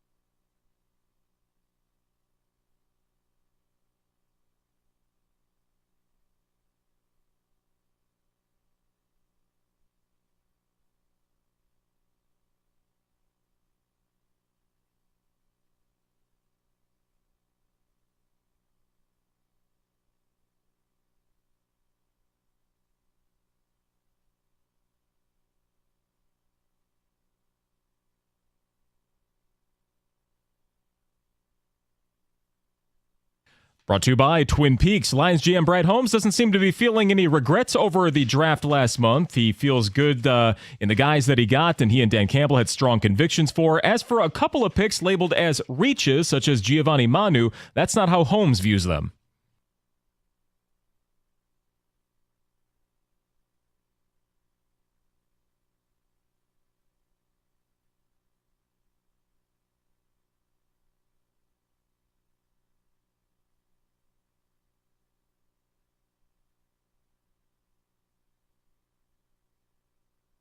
Yeah, Brad also says that the next step for this team, of course, is to make the Super Bowl, as their goal has always been to get better every single year. In the NHL, the Maple Leafs did decide to fire their head coach, Sheldon Keefe, after another early round playoff exit.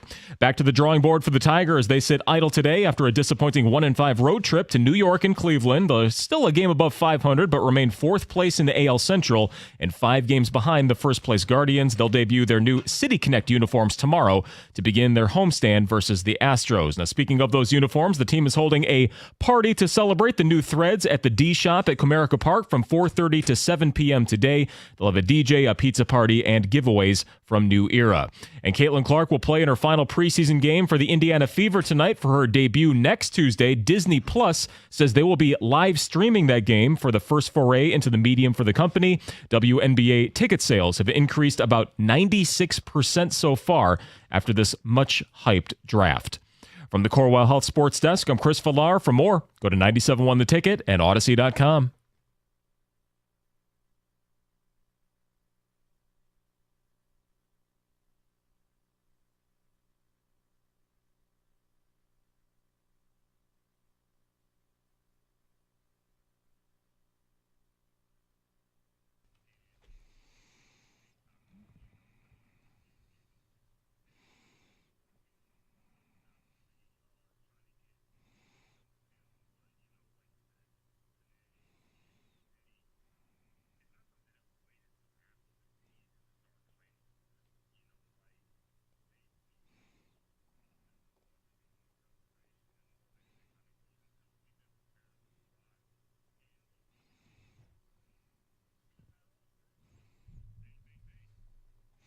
That's Brad Holmes this morning with our guys. John Jansen, Jim Costa, Heather in the morning. 248-539-9797. And that's what led to this conversation. I am no longer antsy with the quarterback situation and whether or not they are going to not sign him to a contract extension. I think they should. I hope that they do. I was trying to figure out, because you sit in this chair and you take calls about Stafford for years, and you get inundated with what Stafford can't do, and then Stafford leaves, and he goes and does it, and the guy that the Lions bring in then goes and does what Stafford never did here, and we still have people that aren't satisfied with the quarterback, and I'm not quite sure why that is. This guy won a division. I shouldn't say he did. He didn't do it alone. Of course. This was the quarterback on a team that won a division, a quarterback on a team that won a couple playoff games, a quarterback on a team that built a big lead in the NFC title game, and quite frankly, it was a quarterback that he could have done some things better for sure, but when we talk about why they lost that NFC title game, Jared Goff is not near the top of the list. No, he's so far down the list for the reasons that they lost that NFC championship game. So you want to bring him back, similar roster, and kind of make this thing work for a few years here with the idea that, hey, a couple draft classes, a couple free agency classes, and make some of the weaknesses on the team better. And what will we have? Well, a team better adept for closing out a 17-point NFC title game win. And I think they've already done that. Now, the contract goes into effect, and maybe you can't afford some players 2-3 years down the road. And I understand that's part of it. The window, because of the salary cap, the window can't stay open forever. It just can't. And so, I mean, let's say you decide that you're going to play it out with Goff and then go with Hooker. Guess what? If let's say Hooker's good after 2 years, he'll be looking for a huge contract extension. 248-539-9797. Let's get back to your open line calls. We go to Justin in Madison Heights. Hi, Justin. That's loud. Hey guys, I'm going to get you off. Hang on. All right, yeah. Very loud. There we go. That should be better, yeah? Nice. Dude, so what I always tell you guys is I love your show because you guys are logical. You're rational. You're calm. You think outside the box. You think like other franchises. You give lots of examples. And for whatever reason, your show, it feels like to me, draws all of the Goff hate, all of the Goff criticism, which is completely absurd and the opposite of what I feel like your show tries to do, right? I am so in favor of Jared Goff across the board, 100%. Pay the man. I don't care. If we end up paying him $55 million, I don't want to pay him $55, but if we do, I'll say, hey, that's what this team values him that way. What I am so afraid of is that he's going to get paid before the season starts, and then let's say it's game 2, let's say it's game 4. He's going to throw a couple interceptions, and I'm going to have to listen to 4 hours of people calling the show and saying, see, we should have never paid Jared Goff, blah, blah, blah, blah, blah. They're going to jump the shark, and I don't get it. I don't get it. Look, you guys, you've said all the points. I'm not going to repeat them. He's done something that no quarterback has done here. Why are we still questioning the guy? Can we talk about Jared Goff? And maybe can we talk about Hendon Hooker and not immediately just throw Jared Goff on the railroad tracks to get run over? Like, why can't we just talk about the players and talk about the team positively or objectively critically, you know? I think it's almost human nature to always crave or want things that you don't have, as opposed to taking the time to realize what you do have, right? What they don't have is a mobile quarterback who's got this arm that can throw the ball 80 yards down the line. They don't have that. What they do have is a really smart quarterback who completes passes at a high rate and has done an awful lot of winning the last couple of seasons with this team. The last season and a half, for sure. The record is insane, but people are always going to concentrate on what he isn't. I think that's just human nature. I hear you, man. You guys keep it positive, keep it rational like you always do. You know, I just wanted to call and look, I love Jared Goff. I love you guys. Keep the support going. We'll get through it, right? It's so funny, Justin. Look, not everybody sees it the way you do. Some people think we're morons. And what the guy called me yesterday at a Tiger take and sent it a text. I couldn't believe how out of touch I was. Not everybody sees the world through the same prism, and that's fine, and that's kind of what makes it go around. But one of the funny things is that you mentioned there are times we come in here based upon the happenings of the weekend and how a player played or how a game went, where we're shaking our head going, I'm not sure I want to do this show. Because we know where it's going to go. We know exactly what's going to happen. And you're right. If Jared Goff throws 4 picks in the second game of the year, we're going to hear about it. You know, I think the most unfortunate thing of all is that the Lions didn't have Dan Campbell and Brad Holmes 10 years ago. When they had Stafford? Yeah. Or if you could take what they are right now, which everybody loves Holmes, they love Campbell right now. If you take these same guys and put them back in 10 years ago with Matthew Stafford, it's the way I would love to see how they would build that team. How do you build it around it? Because it's the same situation. Stafford couldn't win in Detroit because they didn't have the team around him. People would always blame him, and I love your point about it. Why are we blaming the guy who's the best player in the team? Shouldn't you blame the guys around him? You know, it was. I don't blame the best players. I blame the worst players because Calvin was in there in that mix too, and there were other guys that were really good.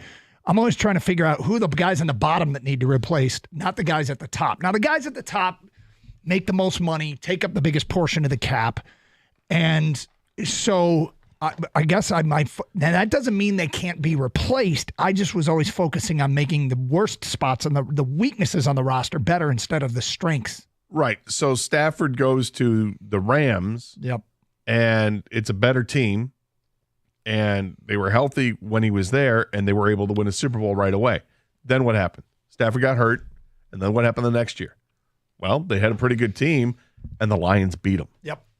And I also think there's 2 things I want to point out here. I might be falling victim to something that I say all the time, and that is when you doubt a player and that player wins you over, the bond between you and that player becomes stronger. And I don't mean like I have a relationship with Jared Goff. We talk, but but it's not like we're boys. We talk. Yeah, so we're not boys or anything. But because I was like, Jared Goff, whatever, they're going to draft a quarterback with these 2 first-round picks. There was one person that said, Jared Goff might be the guy.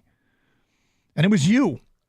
It was you. And Kang and I are like, okay, yeah, sure. Yeah, kick the tires on that. But they're going to draft a quarterback with these 2 first-round picks they got.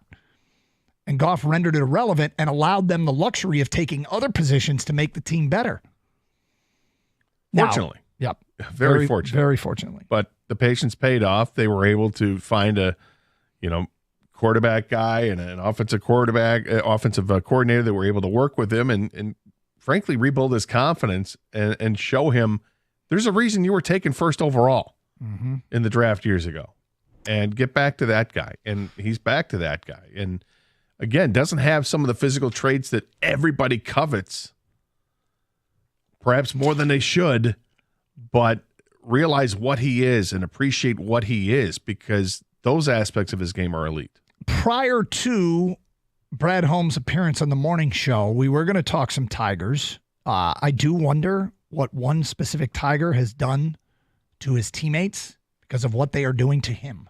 We'll get to that today at 11:35 here on 97.1 The Ticket. Hey, discover how good your water can be, like our family did. With a new Kinetico system that removes up to 99% of contaminants, it just improves your water. If you're not filtering your water, you are the filter. Do not be the filter. Get clean, purified water and reduce plastic bottle waste.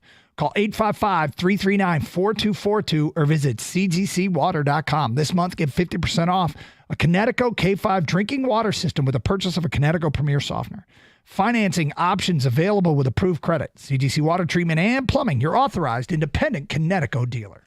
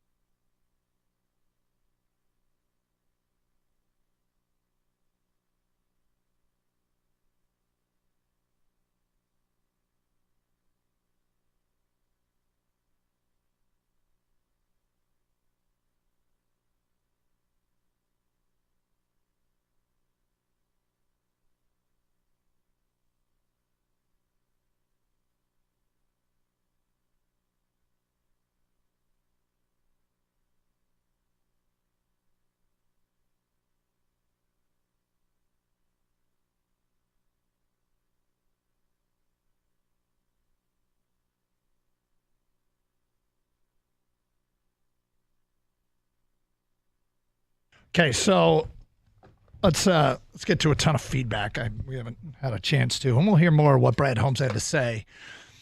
The headline, though, is he says he's confident that they will get a deal done with Jared Goff. Thank you, Brad, for joining our morning show. John Jansen, Jim Costa doing a great job. And, he talked about some other stuff, including whether or not he thinks they need to add a wide receiver. Hear that later in the show. Get to some Tiger stuff today at 11:35. Feedback. And let's get to it. From Greg and Chelsea, serious question. Why does the media and experts get all antsy when there isn't an extension given to the best players? Why not let them play the season out and work hard for the extension or to make the player look more attractive to sign? It's always deemed a distraction. Why is that? Greg, I don't know why it is. I think it hangs over locker rooms. I think it hangs over players. I think the player might take it as a sign that the team doesn't believe in him or the organization doesn't believe in him. I think it's very difficult, Greg, for us to understand what that might feel like. But I think most quarterbacks that go into the final year of a contract that don't agree to terms before that final season starts either get released or franchised. At the end of that, neither of us is a scenario that is ideal. Now, the quarterback that gets franchised and that gets franchised again, it is a way they could go with Goff, but the Lions are in a weird place. Players don't like to be franchised. I think you can sign non-putative contracts that aren't as long and as cumbersome as they seem, that essentially the outlay of money is similar to a franchise tag. In fact, back-to-back franchise tags. Because when you get franchised once, you get the average of the top 5 at the position in the league, which is only a 1-year deal. And you get franchised a second time, you get a 120% raise. Or, again, the top 5, dependent upon, if enough guys got more money than you between the first time you signed your deal and the second. So it gets very, very expensive. And we can make an argument that 1 more year of Goff under this contract and a double franchise tag, 3 more years, he might be peaking as a player and started down the far side. But what you don't know is, does Jared Goff become an unhappy camper here in Detroit? Because they took care of Amon-Ra and they took care of Penei. Why don't they take care of him? And I think that can get uncomfortable. So, Greg, this is all me theorizing, but it feels like that's a common belief around the league.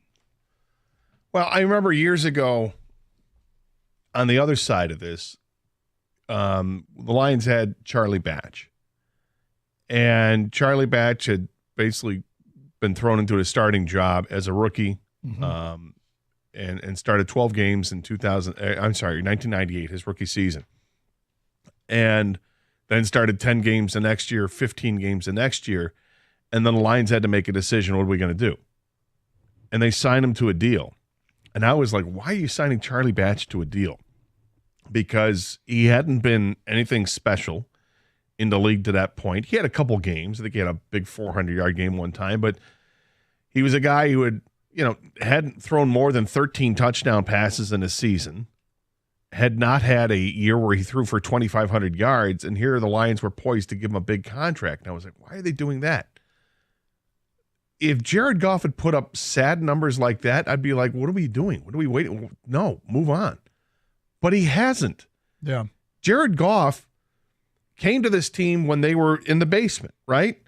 Hey, people think he was a throw-in because of the Stafford trade. Well, he had to take on somebody's contract. Let's take on the Jared Goff contract. And that's not how the Lions viewed it, clearly. And it took some time, but towards the end of the first season, he started playing really well. And it carried on the next year when he played the full season. He played really well. And then they went on that great, stretch at the end of the season. And then came in last year, played really well, and win the division, win a couple playoff games, get to the NFC Championship game. He plays really well in that game. But the Lions fell a little short of the goal there. Yep. And there should be no hesitation wanting to give him the extension. I think people are trying to play the game right now of GM and manage the cap themselves without understanding everything that you can manipulate the cap with, that clearly Brad Holmes and company know. that clearly Brad Holmes and company know that this cap is going to go up every year.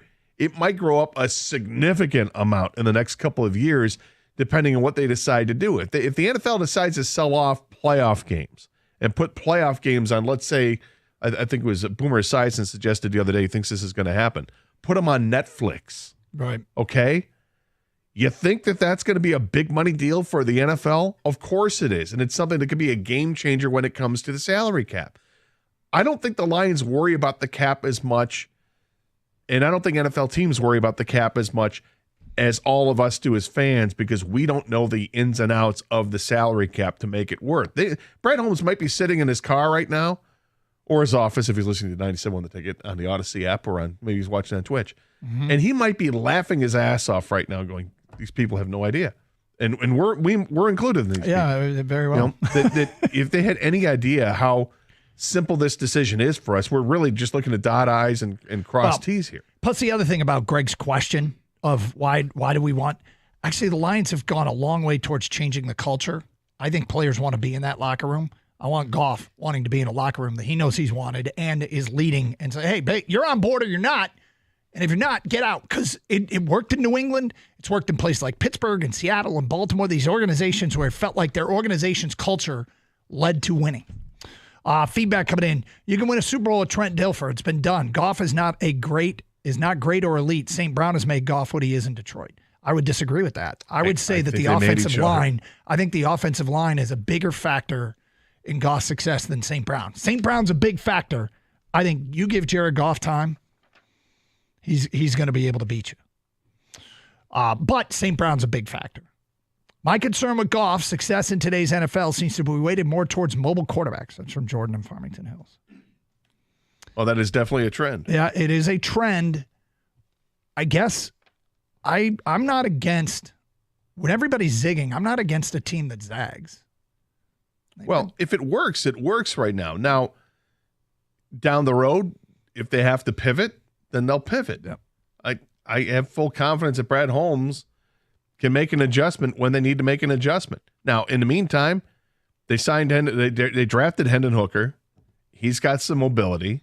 He's got an arm, but it's completely unproven because he hasn't even played. He's hardly taken a snap. He's in a one-read offense at Tennessee. That's not what they run here. I mean, he could be good, but he could be great. If you just say, okay, let's look at him as a first-round quarterback talent, and then go back and look at the last 10 first rounds and see how many quarterbacks amounted to nothing, and then realize he was a third-round quarterback coming off an injury, coming out of an offense that's very dissimilar to what they're running here, and you start looking at the percentages that we can work under him. It's not impossible, but it's worthy of investigation, but I don't think it's a game plan. Well, I think they drafted him with high hopes that there's a high ceiling. Now, if it doesn't pan out, it doesn't pan out. But they're not going to figure it out this year because Goff's the guy. And they're going to sign Goff to an extension. And he's going to be the guy. Maybe one of those tough decisions is, do we re-sign Hendon Hooker after 4 years because, that's the length of the contract for him? And how much is it going to cost us to sign a backup quarterback? If you look at the backup quarterbacks I just took a quick glance at the backups for the teams that are contenders in the AFC. Mm-hmm. Slim pickings on the backups. So the Lions, by drafting him last year and getting a bargain because he was hurt coming out of college, getting him in the third round, maybe that's going to pay off for them to have the capable, and let me stress this, backup to Jared Goff compared to the other teams in their situations, because I would not be happy if I was Baltimore and boom, down goes Lamar Jackson. One more here. It just amazes me how some fans still think anyone could have done what Goff did. Does this town need to watch another quarterback leave and win a Super Bowl elsewhere before these fans will get it? That's from Bill in Newport. 248-539-9797. We'll get back to the lines a little bit later on. Got a Twitter poll out there regarding our Tigers and an amazing stat. An amazing stat. I said it to you before the show. Did you know that before I gave it to you? I thought we kind of talked about it yesterday. Okay, I didn't know if we put a number to it, but we'll get to that today at 11:35. 97.1 The Ticket.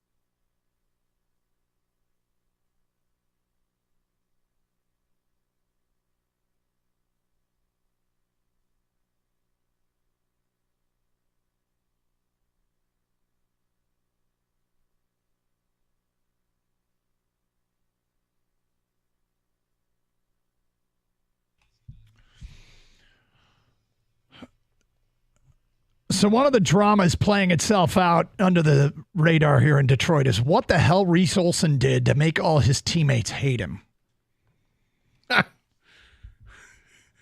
Reese Olson yesterday handed a 4-2 lead off to a very good bullpen. Should have been a 4-0 lead. Yeah, and then between that and the defense after that, and the base running after that, and the bullpen pitching, who I don't even want to get mad at because they've been so good at times this year. You know, I just wonder, going into yesterday, Reese Olson had made 6 starts. Okay. In those 6 starts, he had gone 33 1/3. In that 33 1/3, when he was the pitcher of record, okay, the Detroit Tigers had scored 2 runs. That's unbelievable. 2 runs in games he pitched while he's actually pitching. So not what ends up being a game total, but when he's in the game pitching those 5 1/3 innings. Yep. They scored a total. Not each outing. No. Not each outing. No. 2 runs. A total of 2 runs in 6 starts for him while he was pitching. While he was pitching, the Tiger offense had produced 2 runs in 6 starts. That was going into yesterday. That's insane. Now, yesterday he scored 4. Hey. But in those 6 starts, once he was relieved and the backup came, the bullpen took over, in those same games, they went 21 2/3 of bullpen work in a Reese Olson start. They scored 11 runs for the bullpen. I think it's a great question to ask. Do the guys have AJ Hinch tomorrow? Or do they have? I don't know when they have him next, but I think it's a great question to ask. Oh, the Tigers are home. Maybe I'll ask him myself. Why does a team hate Reese Olson? What do you mean? Well, so they finally support him. Scores for him, man. They finally support him, and then when he hands the 4-2 lead off, they don't score anymore, and they blow the lead. I mean, it happened early too. The should have been double play. McKinstry makes the play at third, guns it over to second base to start the double play, and Ibanez just takes his eyes off of it. It hits him in the glove and bounces off. Everybody's safe. And what should have been 2 outs and nobody on base turns into no outs, 2 on, and they end up getting the runs across. Yep. It was brutal. And then you mentioned, what happened later on. You've got a guy in the 8th inning, guy takes off to steal the base. Jake Rogers steps up, throws it into center field, like airmailed it. That leads to an unearned run. And then you get Chafin coming in and gives up a home run on a pretty well-located pitch. Wasn't the best location, but not bad. That might have been wind blown. Yeah, it might have been. And because I got to tell you, it sounded wind blown. That's right, because you're not watching the game. So I'm watching the game. So here's what I saw on the screen. When he gives it up and he looks up and sees where it's going, he mouthed the words, "You gotta be," and then blanking. No, then the word was just blank. It was like, "You gotta be blank," but it was the word that begins with blanking. It was kind of funny to see his reaction, yet at the same time, it's like, what happened? Did that just happen? Yeah, that just happened. And then you go to extra innings. Javi Baez at second base, nobody out, and then the first ball is hit to the ground, and he goes, and it was Valade, and he runs towards third base and realizes, wait a minute, I shouldn't have done that because it was hit right to the shortstop, and then he gets picked off at second base. And I suppose it didn't really matter because then it was a wild pitch and Valade gets to second base anyway. Yeah. But, you could have had a wild pitch where you would have had the runner already at second and he gets to third base and then you're in business again. But Clase finished things off throwing over 100 miles an hour. It was a bad finish to what should have been a very rewarding game for Reese Olson, who has yet to win. And salvaging something of this road trip where they come home 1-5. So it's really hard to look at this team and say, hey, they're going to compete here when they just went and played their 2 toughest series of the year and went 1-5. I suppose they still can compete. It's not, We said it before the series. There's going to be a lot of baseball played after this early May series, but it felt like as big a May road trip as you could have for a team trying to prove themselves, and they did not prove themselves. No, but they have plenty of time to prove themselves here because, as we know, they're still above 500. Schedule is changing. The next 18 games, 15 of them are against teams with losing records. The other 3 games are against the Kansas City Royals. Of the 18 games, 12 of them are at home. This is getting to the end of the month. This is through the 29th of May, and then they've got games at Boston starting on the 30th of May. They have a golden opportunity right here to take advantage of the schedule. That is if you're a good baseball team. Mm-hmm. I don't know if they are, but I think this stretch will tell us. Because if they end up with this stretch and they go like 9-9 during that stretch or 10-8, tells me they're kind of what they are, a 500 baseball team, maybe a little bit better, and that's okay, but it's really not where we want them to be. We're hoping to take a bigger step forward this year after winning the 77 or 78 games last year, whatever it was. You're hoping to get beyond that. But if they end up going, 12-6 in these 18 games or 13-5, what a difference 13-5 makes. Dude. I mean, seriously, then you'd be 9 games above 500 going into the series against Boston, and we're like, okay, this team is good, not great, but good. We'll see what they do in these next 18 games. If the bats wake up, it was nice to see Colt Keith rip a line drive base hit to drive in a run. It was nice to see Spencer Torkelson rip a base hit up towards the gap. Those are good signs. So, look, as we take inventory of where this team is, we can kind of see the formula that they are in a position to try and work to win games. Really good starting pitching. Now let's start with all good teams need starting pitching and need good starting pitching. If you're planning on competing, you need good starting pitching. So this isn't earth-shattering analysis, Stengel. Like, I got it. Everybody who's trying to compete needs good starting pitching. Some teams need it more than others. Some teams can't overcome a bad outing by a starter. Some teams are more adept at doing that. Tigers aren't. Tigers need great bullpen work. And they've got it. They've got the guys. They got the manager that seems to have a good use of the bullpen. And they mostly get good. They didn't get great bullpen work yesterday. They also need a defense that doesn't hurt them. Earlier in the year, when the sample size was really small, the Tigers led the league in defensive runs saved. Now they're 10th. Their fielding percentage is actually bottom third. They need to play decent defense. If you say, all right, they got the good starting pitching, they didn't get the bullpen work, and they didn't get the defense, then yesterday's loss shouldn't be a surprise. They need to check at least 2, if not all 3 of those boxes to be competitive. Because I just don't think we can sit here and expect them to be a great offensive team. So how do they craft ways to wins? They do those other things correctly. Well, you got to play kind of mistake-free, and they did not do that. A.J. Hinch said afterwards that we just made too many mistakes. Base running mistakes, obviously, fielding mistakes. And I think you can, if you want to blame the manager and say, for one thing, I guess there's one thing I can nitpick on it is, why take Reese Olson out? Mm-hmm. He had thrown, I think, 89 pitches in the game and had retired 14 in a row. I forget who the pitcher was. Was it Scuba last time out, or was it Flaherty? It may have been Flaherty. Flaherty had the strikeout game. Had all these great but and they took him out. We were doing the show from Comerica Park, and we had the soundbite from him. He's like, yeah, he was gassed. He was totally gassed. I don't know if Reese Olson was gassed, because it wasn't like he was striking everybody out to get there. 89 pitches and a guy that retired 14 in a row, I wouldn't think it's gassed, and maybe you let him go in the 7th inning. They didn't. AJ's done a great job with this bullpen all season long. I can't really question. It's just a nitpick for me. Yeah. I would like to see the starting pitchers get closer to 100 on a more consistent basis. But maybe this is just the adjustment of baseball again, where before it used to be, hey, and I'm not going to go back to the 60s. I'm going to go back like 10 years.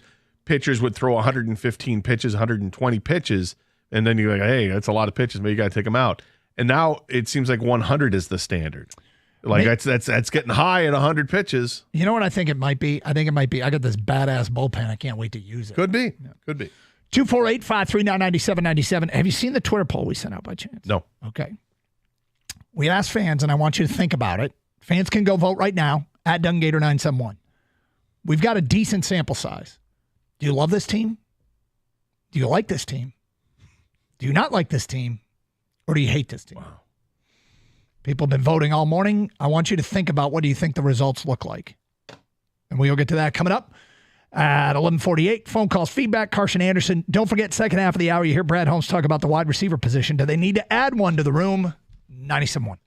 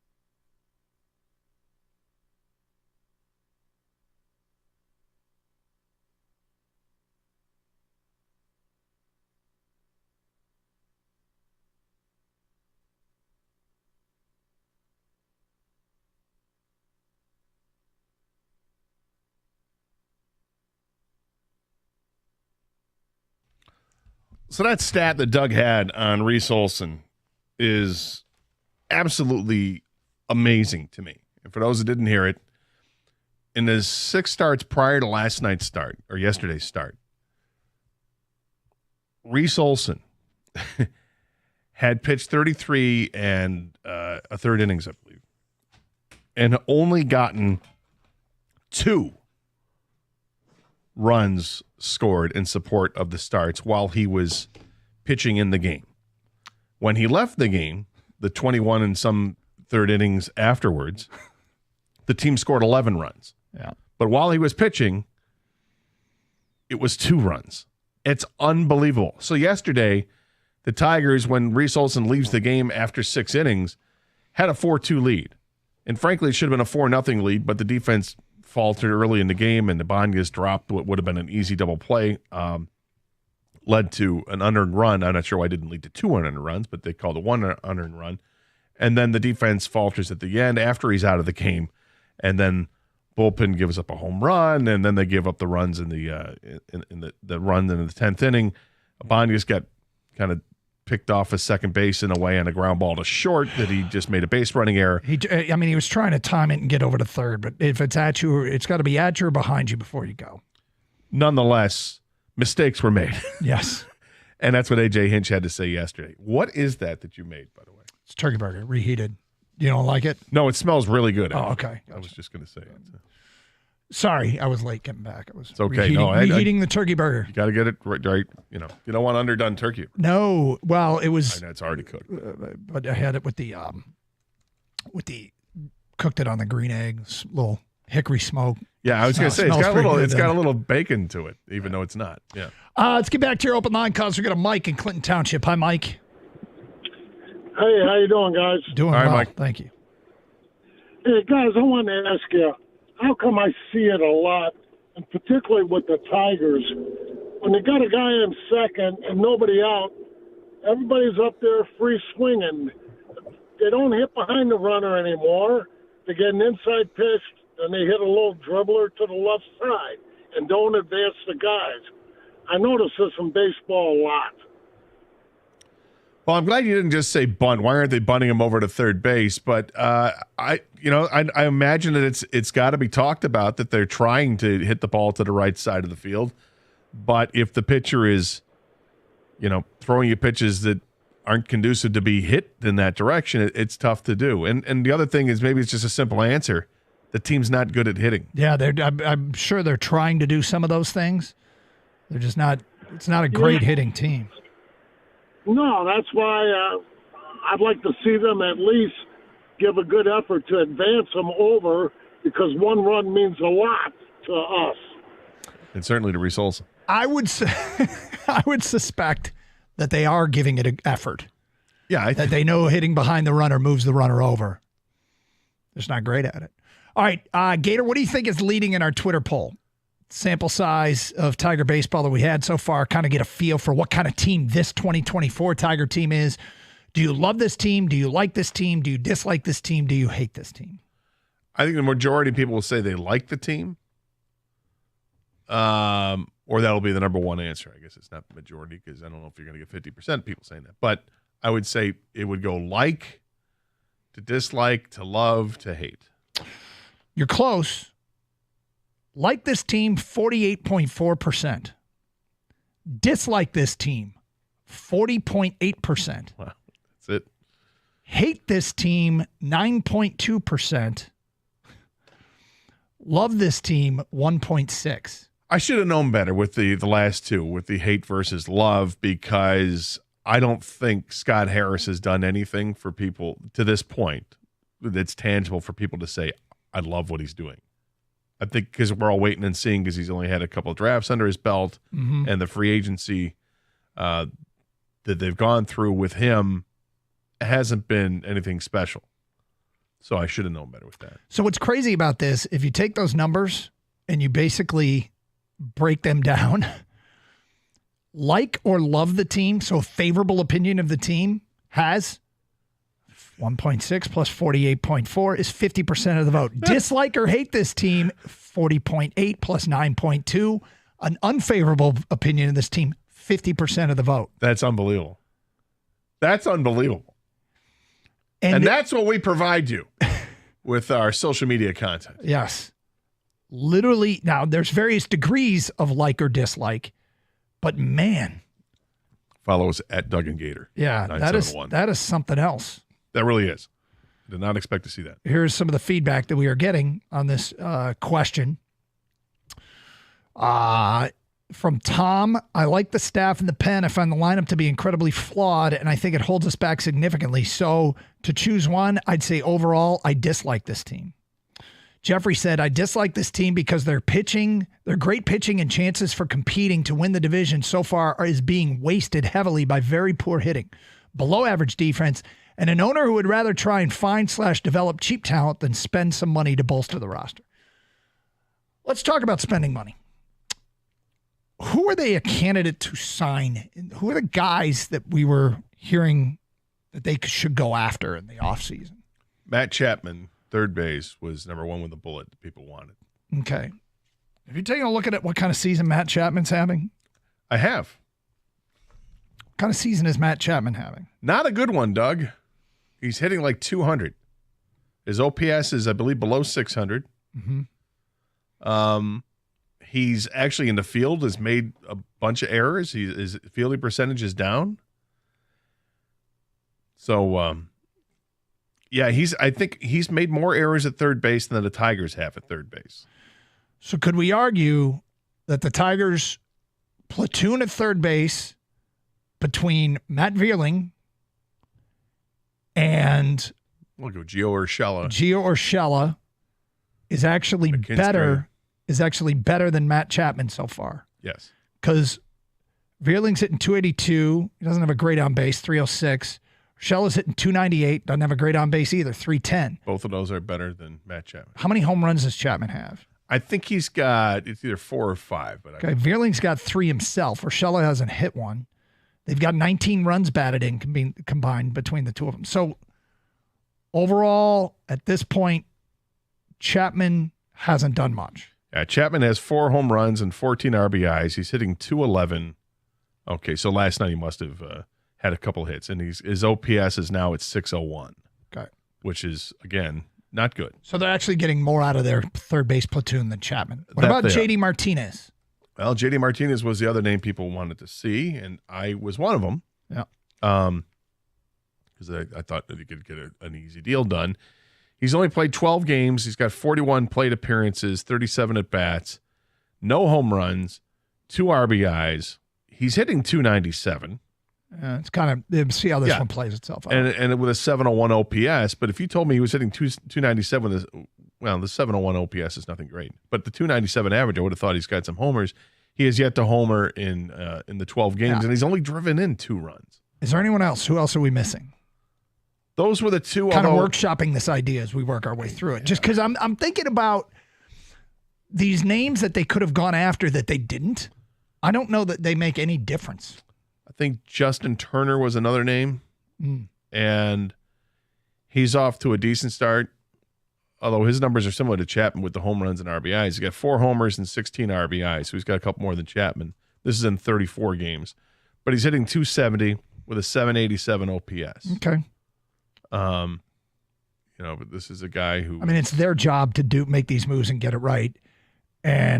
But there weren't many people that were calling for the Tigers to go get him, and he's played the majority of his time he's been the DH. Now, do the Tigers have some room at DH? Yeah, they can. They did. But effectively, isn't he doing kind of like Mark Canha? Yeah, kind of. With a lower on-base percentage and lower OPS? G.A. Wolverine writes in, this team feels like a lot of Don Kelly's positionally. Respect the effort, respect the hustle, but nobody buying the Don Kelly poster. Pitching has been really good, with Maeda awful signing being the exception. I think there is some validity to that point. I mean, there's guys that, hey, they've got all this versatility to play, whether it's Vierling or McKinstry. Ibanez has some versatility to playing around. They bring up Wenzel Perez, and they're having him play the outfield, but he can play a little second base. There is something to that. John writes in, for what this team is made up of, the actual players, I'm fine with them and where they are overall. In terms of being good or competing team, no, they're not. No, they are not there. So it's hard to say. From Jason, they're exactly who I thought they'd be, around 500. Solid pitching, overall weak hitting. I'm not sure how anyone is surprised. Clever use of emojis by JB. He uses a dog emoji and a poop emoji. I think the surprise of this team is that Torkelson hasn't hit a home run. He's played 35 games. He's had 136 at bats, and he hasn't hit a home run. If I'm not mistaken, did he not? He didn't hit a home run in the spring either. So he's got over 50 games played, if you include the spring, and he hasn't hit a home run yet. That's not just surprising. That's stunning, right? Yep. So you got one guy on the team that clearly is going to change at some point. That's just who he is. He's not going to go over. He's not going to finish the season with 9 home runs. He's going to start hitting the ball out of the ballpark, and when he does, he's going to help lift this offense. They need that to get going because that, beyond anything else, right? I mean, he's not Javi Baez where he already had his career, and now it's just a bad contract and he can't hit anymore. He's year 3 of his career. This is going to change. I hope so. It will cure a lot. It would cure a lot. But, it's a lot on him. He's got to do it. He's got to, practice what they're put into place, what he's been practicing. 248-539-9797, 97.1 the ticket. And you start your weekend off early at Happy Hour, Twin Peaks. You're tired of waiting for construction on your way home? Turn to Twin Peaks and take advantage of the awesome deals Monday through Friday, 2 to 6 and 10 to close. Twin Peaks is a place where you can watch Detroit Tiger baseball. That's right. You can watch Detroit Tiger baseball. Great environment, beautiful Twin Peaks girls, 29-degree draft beer. So much more than the beer and the girls. They got a scratch kitchen with fantastic food that can quench any appetite, even mine. Signature items like the hand-cut New York strips, smoked in-house brisket and ribs, the never-frozen breaded to order wings and tenders, awesome favorites like their Chipotle chicken and trophy trout, sure to keep you wanting more. Then there's the high-end bourbons, whiskeys, and tequilas. Happy Hour, off the chain, 2 to 6, 10 to close. Enjoy those favorites at a great price. That's Twin Peaks. Find a location nearest you. Go to twinpeaksrestaurant.com. That's twinpeaksrestaurant.com. Twin Peaks eats, drinks, scenic views.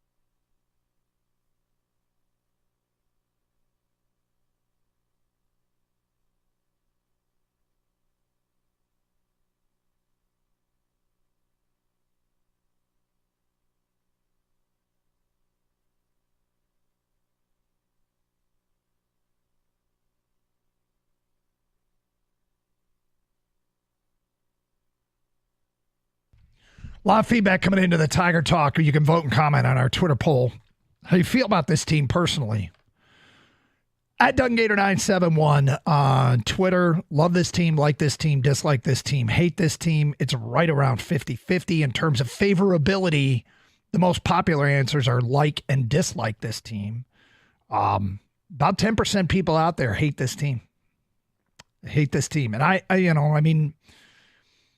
they're a little bit better than they were a year ago. Is that an accurate description? Maybe. I don't even know that we can know that yet. It feels like they are. I would imagine those people that are in that category are just hating the team. Are frustrated that they haven't spent the money like they did when Mike Ilitch owned the team. Mm-hmm. That they haven't gone out and gotten those top free agents. They're probably still hung up that why didn't they get Correa instead of Baez? And then this past offseason, letting it go, and your big signing was Mark Canha, who, by the way, has been... He was traded for. Yeah, I made that Yeah, mistake as well. I always forget that he was traded for. So they traded for Mark Canha, and all he's done has been pretty good for the Tigers. Kind of just helped them he's in a lot of ways. Yeah, exactly. He's done a lot of really good things for this team. So I guess it's coming at from a standpoint that you just want more. And I get it. We're tired of being impatient. This team has been a bad baseball team for 7-8 years where they haven't made the playoffs. Like, if you don't make the playoffs, you're bad. Let's go. Yep. And last year came close to 500. This year you have the opportunity to improve a number of different positions.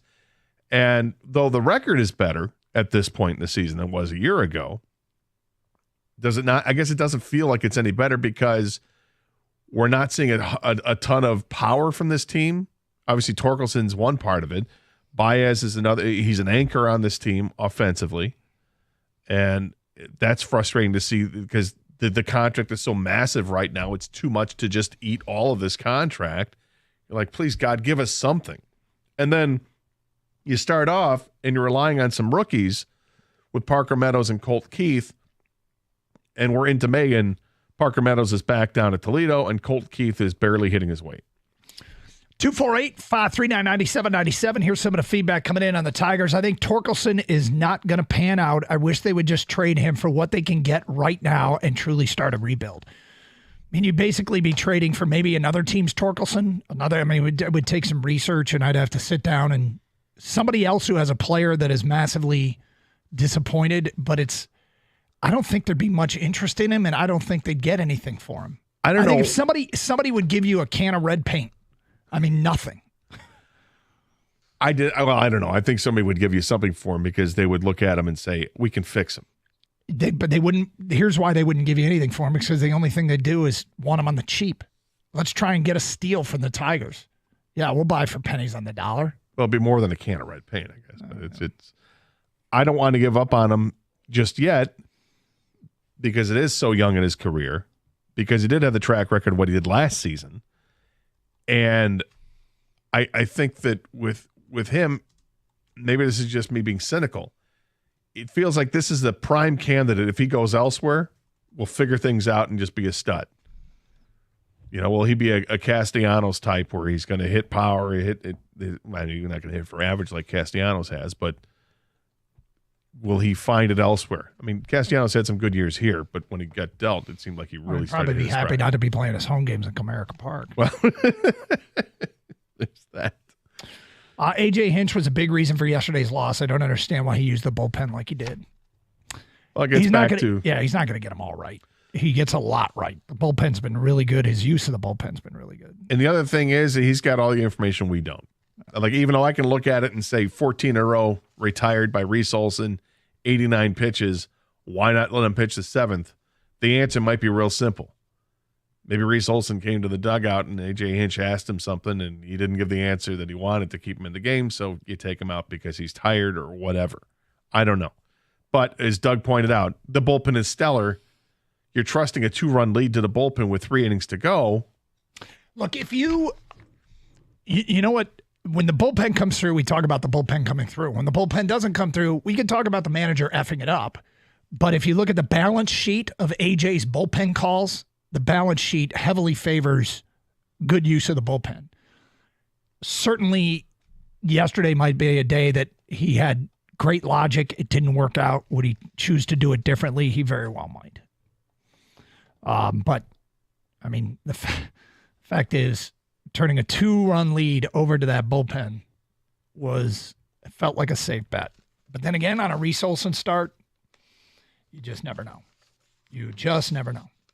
And maybe does that play anything into it, by the way? I wonder about it. Because it's Reese Olson, you're like, oh, we got a 2-run lead. Let's have Reese get a win here. Yeah, let's let the bullpen help him out. You guys shouldn't make do it for Reese.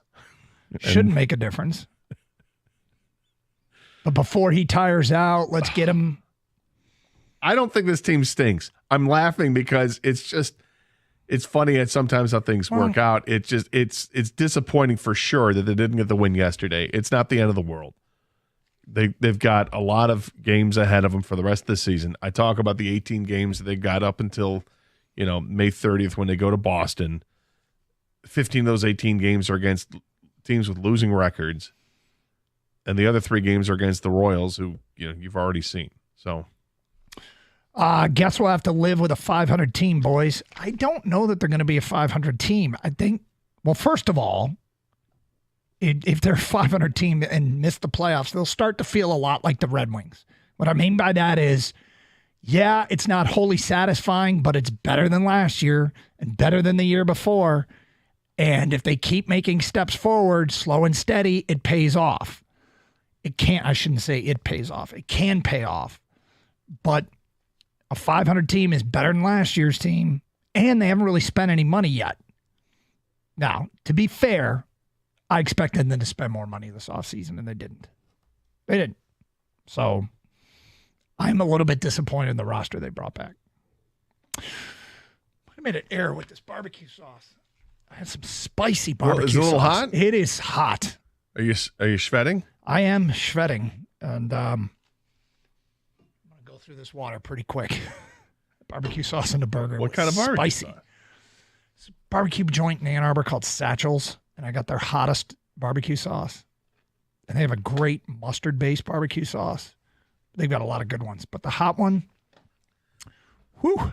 See, I would envision your household to have several barbecue sauces in the fridge. I just brought this one because it was in a nice little container. Sure, yeah. And it was easy to transport. Plastic cup there, yeah. Yeah. Too much. Too much, all this? It was a bit aggressive. Whew. You went too much on it, huh? I like spicy stuff, but I do have limits. Okay. We got to go over this is fun. The Utah franchise in the NHL. 20 finalists for their nickname voted on by fans. All right. Let's go through and let's start eliminating some, okay? Oh, yeah. Then at 12:30, Brad Holmes joined the morning show, talked about more than just the quarterback. It included whether or not he thought they should get another wide receiver. Hear what he had to say starting at 12:30 here on 97.1 The Ticket. Well, we've got all types of weird weather, right? The weather is nice and warm one day, and it's going to be cold the next day. It's raining, it's not raining. We've had a lot of wet weather. You're going to want to check out your basement, your crawl space, and make sure that it's dry. Keep an eye on it right now. And also keep an eye out for those red, white, and blue trucks because the good folks at Birmingham Plumbing, Heating, and Cooling, they're out there to help you out. So if you've got a problem with your air conditioning, you want to get ready for the summertime, and you know that's not working, or maybe you've got a pool that you want heated for the summer and that's not working, check it all out. Give the folks over at Birmingham Plumbing, Heating, and Cooling a call today. They will help you out immediately. You don't want to play the waiting game and get burned. Call them right now or schedule an appointment online at birminghamplumbingco.com. Birmingham Plumbing, Heating, and Cooling, your Metro Detroit boiler experts.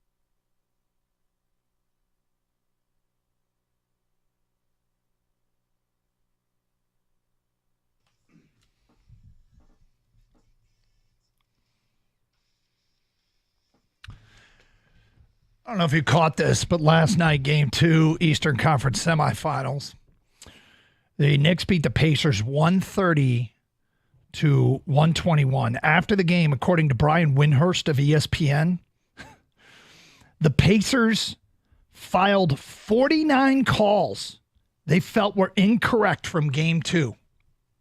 Yeah, that was just Game 2. 49, according to a league source. And they sent in 29 calls from Game 1 that they previously withheld as well, for a total of 78. The Pacers have filed 70 in one filing, 78 blown calls from 2 games that they wanted the league to take a look at. Well, when you lose 2 games by a total of, 11 points or whatever it is in the playoffs, I think you want calls to go your way. I think it's a smart move by them. Whether or not there were that many missed calls or not, you're making it public that you think that you guys have been done wrong. You're doing it appropriately by filing the complaint, and here we're sending you the calls and all this. But you're also letting everybody know. So now there's public pressure. Everyone knows that this is going on. Do you think that plays any role into how the game is called for Game 3? There's a little bit to me of like, all right, 78. I think the best response I saw this comes from one of our favorite follows on Twitter, Super 70 Sports. Posted, Pacers file 78 complaints over non-calls. And then they comment, settle down, Karen. Which is funny. But I mean, this is what coaches do, though. Coaches will, most of the time they just complain at the podium about the reffing, the officiating, and they might get the calls the next game, at least a couple of them. But to do it that way, where you're complaining about it, but then also filing the complaint officially, yep, I think it puts them on notice. And if this is going to help you out, it's going to help you out. See if it works. Yeah. Okay, so we have the list of the names of the teams, the names that the fans in Utah are voting on. Okay, this is for the Utah franchise in the NHL. It's a fan vote because the Coyotes are no longer. Yep. Okay, as we work our way through this, I kind of feel like immediately you can just say, get rid of that one. All right. Okay. All right. So we start the Utah Venom, the Utah Ice, the Utah Freeze, the Utah Fury, the Utah Blizzard, the Utah Blast. No. Not Blast. Huh? Sounds like fart. The Utah Mountaineers. No. Doesn't sound mean enough. The Utah Caribou. Definitely not mean enough. But would be a cool logo. But you've got the Minnesota Wild. I don't think you need to go with. I guess I just go back. You know what? Seriously, like the last team that did this was Seattle, and they killed it. Right? They killed it with the logo. They killed it with the name, the Kraken. Now you said Blizzard, right? Yep. Get rid of that. Why? Because the Colorado Avalanche is already there. Okay. Do you need to have more snow motifs? And I know there's more snow motifs coming here. But Utah Caribou. Did I say that? You said no to the Caribou? Yeah. I think it'd be a great logo, but I want to hang on to the Caribou for the logo itself. Yeah, it's kind of a docile creature. So. Utah Frost. The Utah. I hate the Frost. Yeah, I Frost can get rid just of the sounds Frost. weak. Utah Outlaws. Outlaws in Utah? That's not what I think of when I think of Utah. Me either. The Utah Canyons. What? Canyonland National Park, Zion National Park is filled with canyons. I don't think of Utah as canyon, but when you leave the state with the Grand Canyon and go to the state without the Grand Canyon and call them the canyons, seems a little weird. What's your logo? A gap? Awesome. The Utah Mammoth. Mammoth is fun because they have had discoveries of woolly mammoth out there, in the prehistoric stuff, and again, can have an awesome logo. Would you go with Mammoth? Which sounds meaner, Mammoth or Mastodon? Mastodon sounds meaner, but that's not one of the choices. I know. I'm just trying to help them out. Here's one I can't wait to get your reaction to. Utah HC. Oh, the dumbest thing I've ever heard. The dumbest thing I've ever heard. Because HC stands for Hockey Club, and a lot of soccer teams do the SC or FC, soccer club or If they football. did, SC would make more sense than FC, but that's a whole other argument. HC, you know what? Calling yourselves the hockey club, you know what that is? Punting. Kind of. That's like the Washington football team. The Utah Glaciers. I mean, what do you want? A slow-moving block of ice? Ooh. Are there glaciers? We sunk the Titanic. Would the glaciers come over and form the Great Salt Lake? Is that what happened? The Utah Squall. Ooh, wind. The Utah Powder. Powder? Come on. Powder? The Utah Hive. All right, because it's the bee state. Is it? I believe so, or the beehive state, something like that. The Utah Yeti. All right, as much as I would love the Yeti, and the Yeti is awesome, Yeti is part of the Avalanche and their whole thing. You can't do it. I think you can. I don't think you can. I mean, if it pisses off Colorado, I'm kind of for it, but I don't think so. The Yeti, first of all, the Yeti logo would be great. Yes. But Colorado would be like, you can't do that. We got a Yeti. The Utah Swarm. It's in a swarm of bees. I mean, interesting. Again, playing on to what their state's about. The Utah Black Diamonds. All right, so that's for like difficult ski trails, right? Yep. I mean, it's about your recreational activity. Yep. I don't think so. All right, what do you like? Out of these, the ones I like Mammoth. To me, it could be interesting. I prefer Mastodon to Mammoth, but okay. Hive would be interesting, or Swarm because of the bees, and again, logo wise, and it's kind of more fearsome creature. You said it's the bee state? I don't know if it is or isn't. I thought that they were big on bees. Okay, that is a fact about Utah I did not know going into this. So the venom is interesting to me, very interesting to me. They have, I believe, 7 species of venomous snakes. Do they? All the rattlesnake variety vipers. So venom would be interesting. Again, logo-wise, you got a couple fangs on there. Look out. The fangs are coming to town. But everything else just sounds kind of weak. Frost, ice, powder, the freeze. Ooh, we're cold. Blast. I mean. So we're down to, I want to leave the Yeti in, but you want Mammoth, Hive, Swarm. Or Venom. Or Venom. I want Yeti. What about the Utah Outlaws? Again, when I think of Utah, I don't think not that they're, I'm sure there's some it's kind of all history, west. the Oregon Trail and all this. I don't even went through Utah or whatever, but I mean, they're founded by Mormons. Well, Salt Lake City's founded by Mormons. I don't know that the whole state is founded by I kind of feel like the whole state runs through Salt Lake City. Well, that's kind of true. So do you think they'd want that moniker, the Outlaws? No. Do I think they would? I mean, with all respect due to Provo, yeah, I think it runs through Salt Lake City. Well, Park City's pretty awesome. Would it be too on the nose to just call them the Utah Mormons? Too much. Yeah, and I don't know that. I guess. I mean, going all religion on that. Yeah, fighting Catholics. Yeah, I mean, I don't. Not that they're Catholic. I'm saying nobody would ever name their team the Fighting Catholics, would they? We got the Fighting Irish. Fighting Irish, but but implication, but yeah. it's about as close as you get to it without. There's a lot of implications that come with that name. But. Yeah. All right, so I'm voting Yeti. If I'm in Utah and I'm voting for the Yeti. You're voting for Venom. I thought you were going to go Mammoth. I like Mammoth. I do. But you know what I get confused if Mammoth is which is the creature that has like the elephant trunk or something. I don't know if it's is that woolly. Is that the woolly mammoth? Is that the woolly mammoth? Yeah. I mean, you got a hairy pachyderm with tusks. Yep. Yeah. I'm gonna go Venom. You go Venom. You go Venom. I go Yeti. I'm hoping personally, for selfish reasons, it's Utah HC to watch you completely melt down. I'll call them the Coyotes.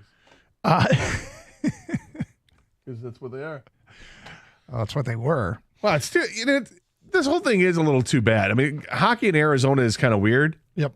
But their jerseys were amazing. They were cool. They were really, really cool. I mean, when I remember being in for a game day skate in the room, interviewing players before a hockey game, and seeing that jersey up close was awesome. Like, it's really intricate and it's just cool. And to see that obviously that's not part of it anymore, moving on, a little sad to me. 248-539-9797. Brad Holmes, do you need another wide receiver? Hear what he told the morning show coming up starting at 12:35 here on 97.1 The Ticket.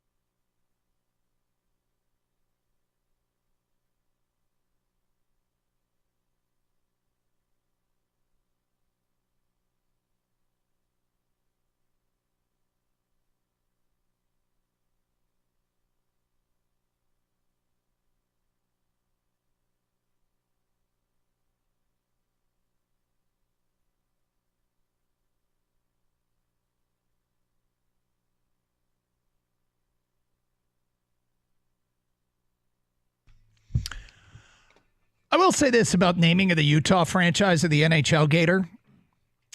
Utah is a prime example of how things used to be. And what I mean by that is they're a prime example of a team that moves and realizes you probably shouldn't keep the nickname of the franchise. Because the Utah NBA team is named the Jazz. Right. Traveling from New Orleans. And they moved in an era when you just kept the name. And we just kind of accept that probably one of the least jazzy cities in America have a team nicknamed the Utah Jazz. There may not have been a better name apt for a city than the New Orleans Jazz. And there might not Pete, be Pete Maravich played for him. And there might not be a worse name connected to a city than the Salt Lake City Jazz. We don't even blink and question the LA Lakers. The Lakers that moved from Minneapolis and the land of 10,000 lakes or whatever Minnesota's called. Yeah, the Lakers, sure. They moved to LA. They're still the Lakers. Because all the lakes in Los Angeles? I mean, what are we talking about here? So at least they're changing their name. Yes. Yeah. And the Calgary Flames, another one that went from being the Atlanta Flames out to Calgary. Mm-hmm. Yeah. But anyway, and the when Jazz Colorado might be the worst. The Jazz is terrible. Yeah. The Avalanche, they could have gone back to being the Rockies, but the baseball team was. So they didn't. But I'm just looking at some other information on the state of Utah to see if there's anything they missed. Yeah. Of what they could have gone with. Their state animal is the Rocky Mountain elk. That's the state animal. Utah elk? Yeah. So they have caribou on here, but not elk. The state astronomical symbol is the beehive cluster located in the constellation of Cancer the Crab. So beehive, maybe this is where you're getting your stuff there. Yep. The state bird is the common American gull. That's boring. They have a state cooking pot. It's the Dutch oven. Of course it is. Wait. They have a state? I'm looking at this. What's it called? A state what? Cooking pot. Do we have a state cooking pot here in Michigan? I could look it up later, but I'm sure we do. The state fish. This is one where maybe they missed out. The Bonneville cutthroat trout. Dude, the cutthroat. The cutthroat trout. Just call them the cutthroat. The Utah cutthroat. It's a little dark. Yeah. State fossil. The Allosaurus. The Utah Allosaurus. Which also, I believe, is known as the raptor from the Jurassic Park movies. Okay. So, yeah, they're big state with the dinosaurs. Why not just call them the dinos? It could. Feedback coming in. Tom in Flat Rock says Utah Yeti sounds coolest to me. Unnamed texter, Utah Sting. Another one says Utah Whitecaps or some spin on that. That's from Joe. From Bernie in a car, the Utah Rattlers. Oh, the Rattlers. Let's go to Grant on 97.1 A Ticket. Hi, Grant. Hey, long-time listener, first-time caller. Thank you. I was thinking the Utah Sting. It's still the bee theme because they're the bee state. Yeah. You could call the arena the Beehive, just like the Penguins have the Igloo or the Sharks have the Shark Tank. But the Sting, it sounds a little better than Hive, so just my 2 cents. No, I think that there's some interesting suggestions here. I think when you had 20 names, I was expecting to like a few of them, and I really don't. But, hey. The answer to your question is, according to this website, Michigan does not have a cooking vessel in the state. We do not, huh? No, they have a lot of the same things there, but not as many as Utah. They have a state soil. We have a state soil? We have a state soil. What's our state soil? Kalkaska sand. I wouldn't have thought that. The state reptile. We have a state reptile? We have a state reptile. Let's go. If you were to think of a state reptile, what would you come up with for Michigan? I don't. Dude, I have no idea. The painted turtle. Cool. State wildflower. Sunflower. The dwarf lake iris. That was my second guess. Yeah. State tree, white pine. And yeah, we have a state gem. Petoskey stone. That's the state stone. Oh, is it? All right. State Gem is something I've never heard of. Chloroastrolite. Oh, you've never heard of that? I have not. All right. Our state fossil is the mastodon. We should have a team called the Mastodons here in this state. Should. Okay, let's get to Brad Holmes on the morning show today. We played, look, the headline of the show today, and probably the headline in Detroit sports is that Brad Holmes said he expects a deal with Jared Goff to get done. So that's cool. And that's something that I'm in favor of. I mean, look, I think it's cool. Not all of you do. So, but that is, I am no longer antsy about the future of the Lions and their quarterback. But he said, sorry, go ahead. I was just going to say, it's interesting because people that don't want to take the chance on door number 2 that hasn't taken a snap, as opposed to what have your eyes seen over the last, 30 games? He was a quarterback, and he was in large part responsible for a team that reached unprecedented heights in our lifetime. They won 2 playoff games.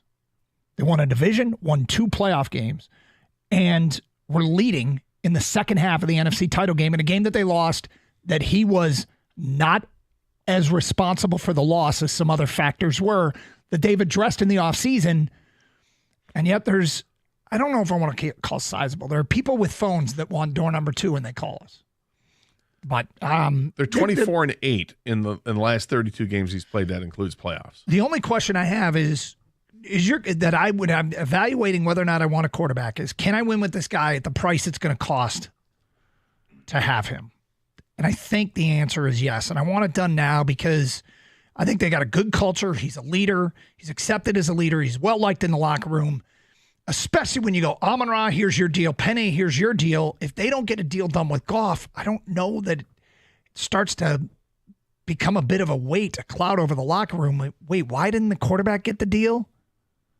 These other 2 got the deal. Why didn't the quarterback get the deal? Now, you don't do it just to make everybody feel good, but they're trying to win a Super Bowl this coming season. I think you want to cut down. You could put together a contract in this day and age. There's going to be some number attached to it, and people are going to go $55 million for Goff, and then you're going to look at it and you're going to go, well, they can get out after 2 years, or they can, which is essentially giving him the franchise tag, but removing the stigma of having him playing without a contract for the future. So we'll see. Anyway, there was more than just the Goff question. One of the questions they asked was regarding Terrion Arnold. How surprised were you that he fell to a place that you had access and were able to trade up and get a corner that you really coveted in this draft?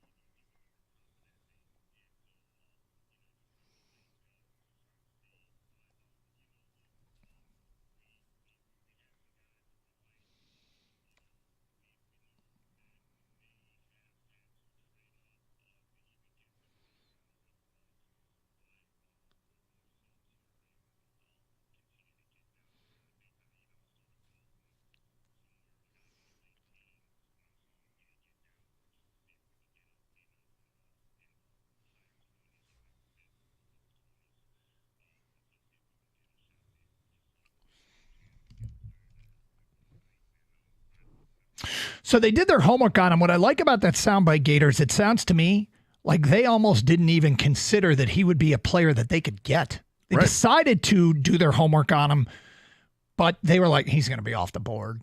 But let's do our due diligence just in case, is the impression I got from that soundbite. Like he said that players, a group of players they were interested in, could they trade up for, and they almost didn't include him because they just didn't think it was possible. Yeah, I mean, I think you have to go into the draft and identify who the best players are, regardless. And then you look at your team and say, do we need these guys or not? And will this player make our team better? And I think if you looked at the defensive backs and you see the top 2, Mitchell and Arnold, yeah, you'd have to look at yourself and say, these guys are going to make us better. Okay, they're not going to be there at 29. Should we consider these guys as candidates to move up? I think you've always got to do that. You probably do it with every player in the draft regardless. Like even if, like Caleb Williams, for instance, right? Would the Lions have drafted Caleb Williams? Absolutely not. But you know what they would have done? Traded. Like if they had that spot or that player had fallen, he's not going to fall to them at 29. But I guess my point is, if somebody like that is available, to you at some point, you have to think about every option. And even if it means, oh, great, this guy's here because it gives us either the opportunity to take him or the opportunity to trade out of the spot because somebody else wants him. And when the Lions looked at it and said, we got a guy we like, and oh my God, 14 players in a row are on offense. Okay, we have a shot. Now we got to start thinking about our shot because here it is, 15, and the first defensive player is about to go off the board. Hey, it's summertime in Detroit, and that means our baseball team's in full swing. Pick up your favorite Stoli vodka flavor and pair it with a refreshing lemonade to enjoy while you watch. Make it the summer Stoli. Celebrate with a Stoli blueberry and lemonade, or maybe try a Stoli vanilla espresso martini. No matter what your drink of choice is, remember Stoli for your premium vodka, whether it's at a home game or in your backyard patio rooting for your favorite player to hit a home run. Stoli Vodka's got you covered. Pick up a bottle of Stoli Vodka today. And as always, Stoli asks that you please drink responsibly.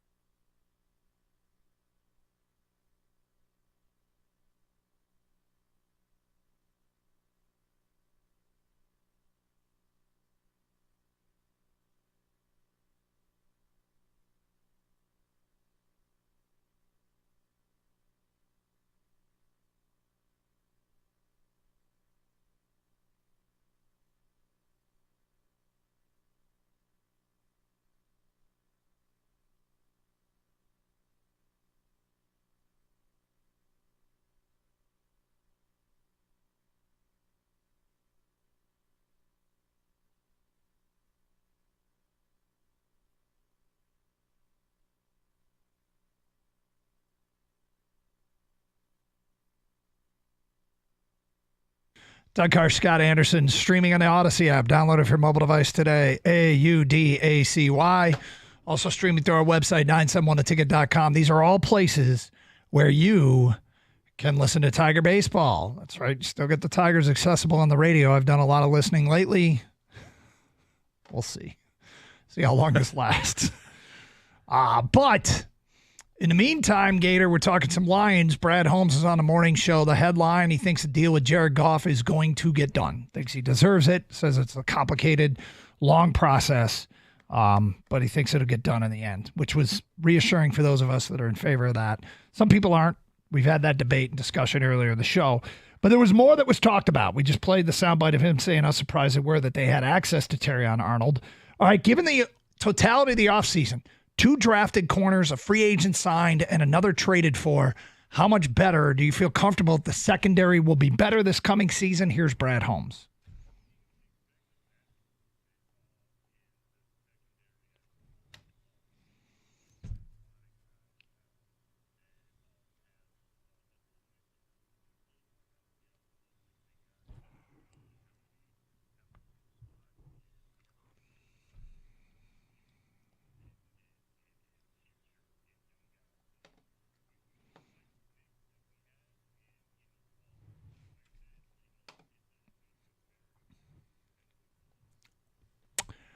I would agree. I find it, barring massive injuries, Gator, I would be really surprised if they're not a lot better back there. I would agree with you.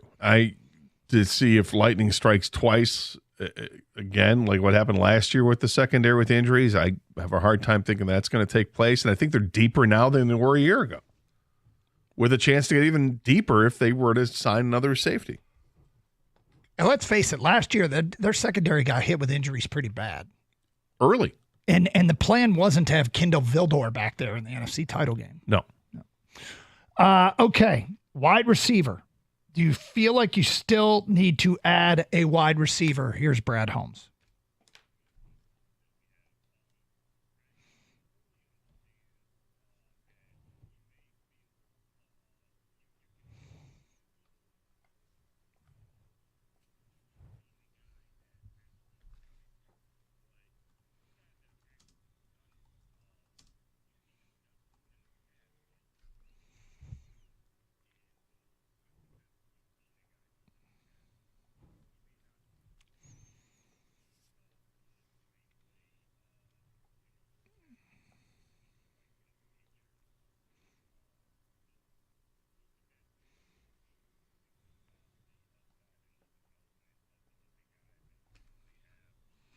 So who are the guys that they currently have? Well, we know about the names at the top, right? I mean, it's Amon-Ra, it's J-Mo, it's Donovan Peoples-Jones, it's Khalif Raymond. What about the development guys? There seems to be growing excitement over the undrafted free agent, the kid out of Illinois, his name completely. Isaiah Williams. Thank you. Isaiah Williams, that they signed. The other guy that we can't forget about is Antoine Green, their 7th-round pick from a year ago. Correct. Those would be development guys. I guess we'll see what they might be bringing to the table. Well, Green's got the size and speed, and Williams has, I mean, he's caught 164 passes in 2 years, 82 each year. So they bring something else to the table. I'm curious to see how they do in training camp. Okay, here's what he had to say about what else they have in the wide receiver room.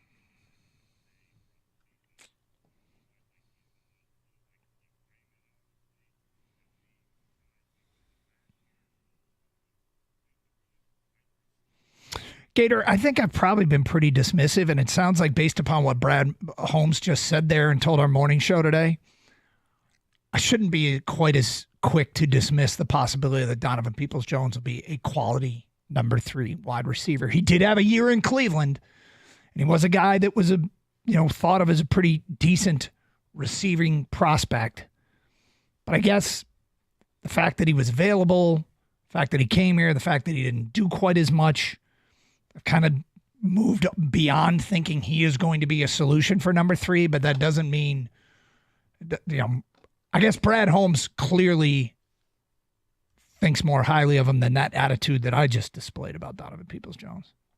Yeah, I mean, I've held on to that 1 year that he had at Cleveland as well, and it's hard to dismiss that. You look at his 3 years at Michigan, and it was, I know there was a lot of potential, but nothing. I mean, he had this, the second year he was there, caught 47 passes for 612 yards and 8 touchdowns. That was by far his best year. His last year, he had 34 catches for 438 yards, but played 2 fewer games. So never really kind of realized that potential in college, gets to the NFL, and, okay with the Browns, but not enough where they thought he was a cornerstone piece.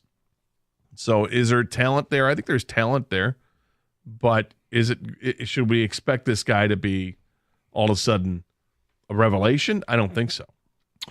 All right, one more from Brad Holmes this morning. Super Bowl. Do you embrace that expectation? That seems to be what people want and are hoping for. Do you embrace the expectation of a Super Bowl?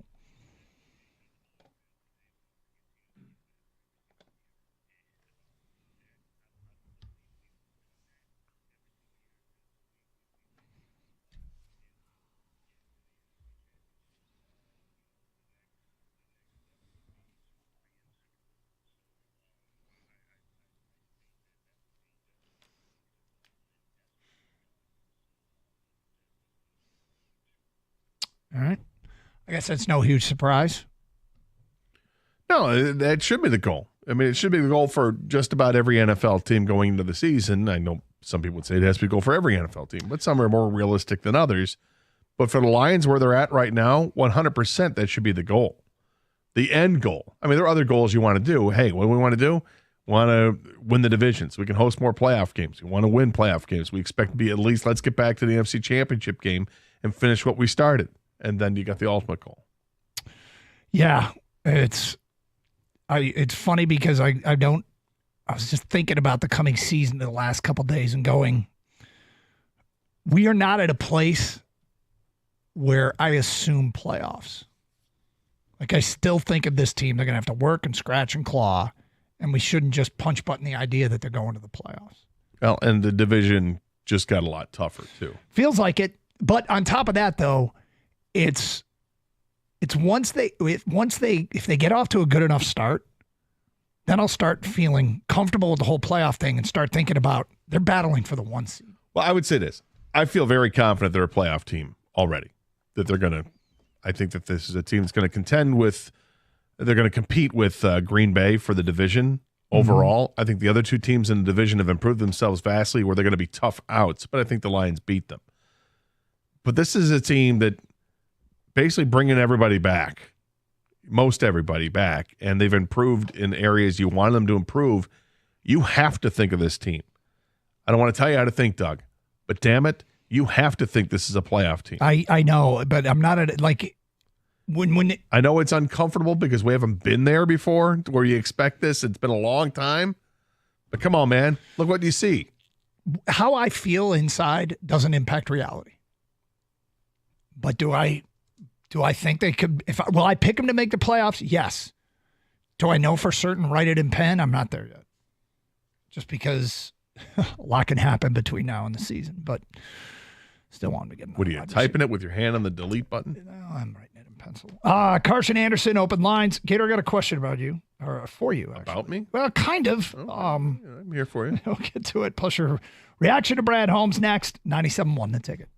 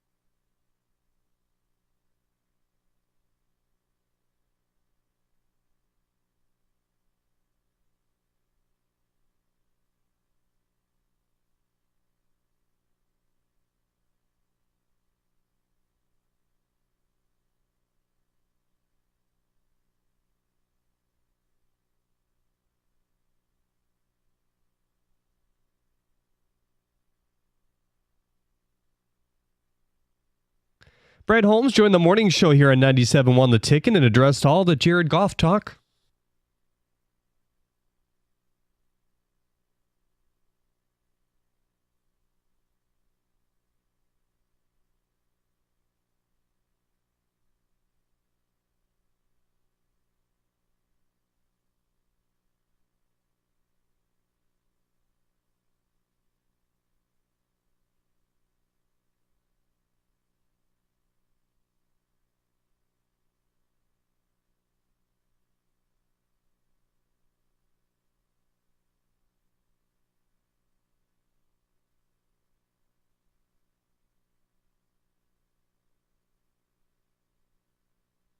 Minicamp starts tomorrow for the Lions. The Tigers have the day off. Up next, a 3-game series with the Astros starting Friday at Comerica Park. Houston is finishing up a series with the Yankees at 4 today.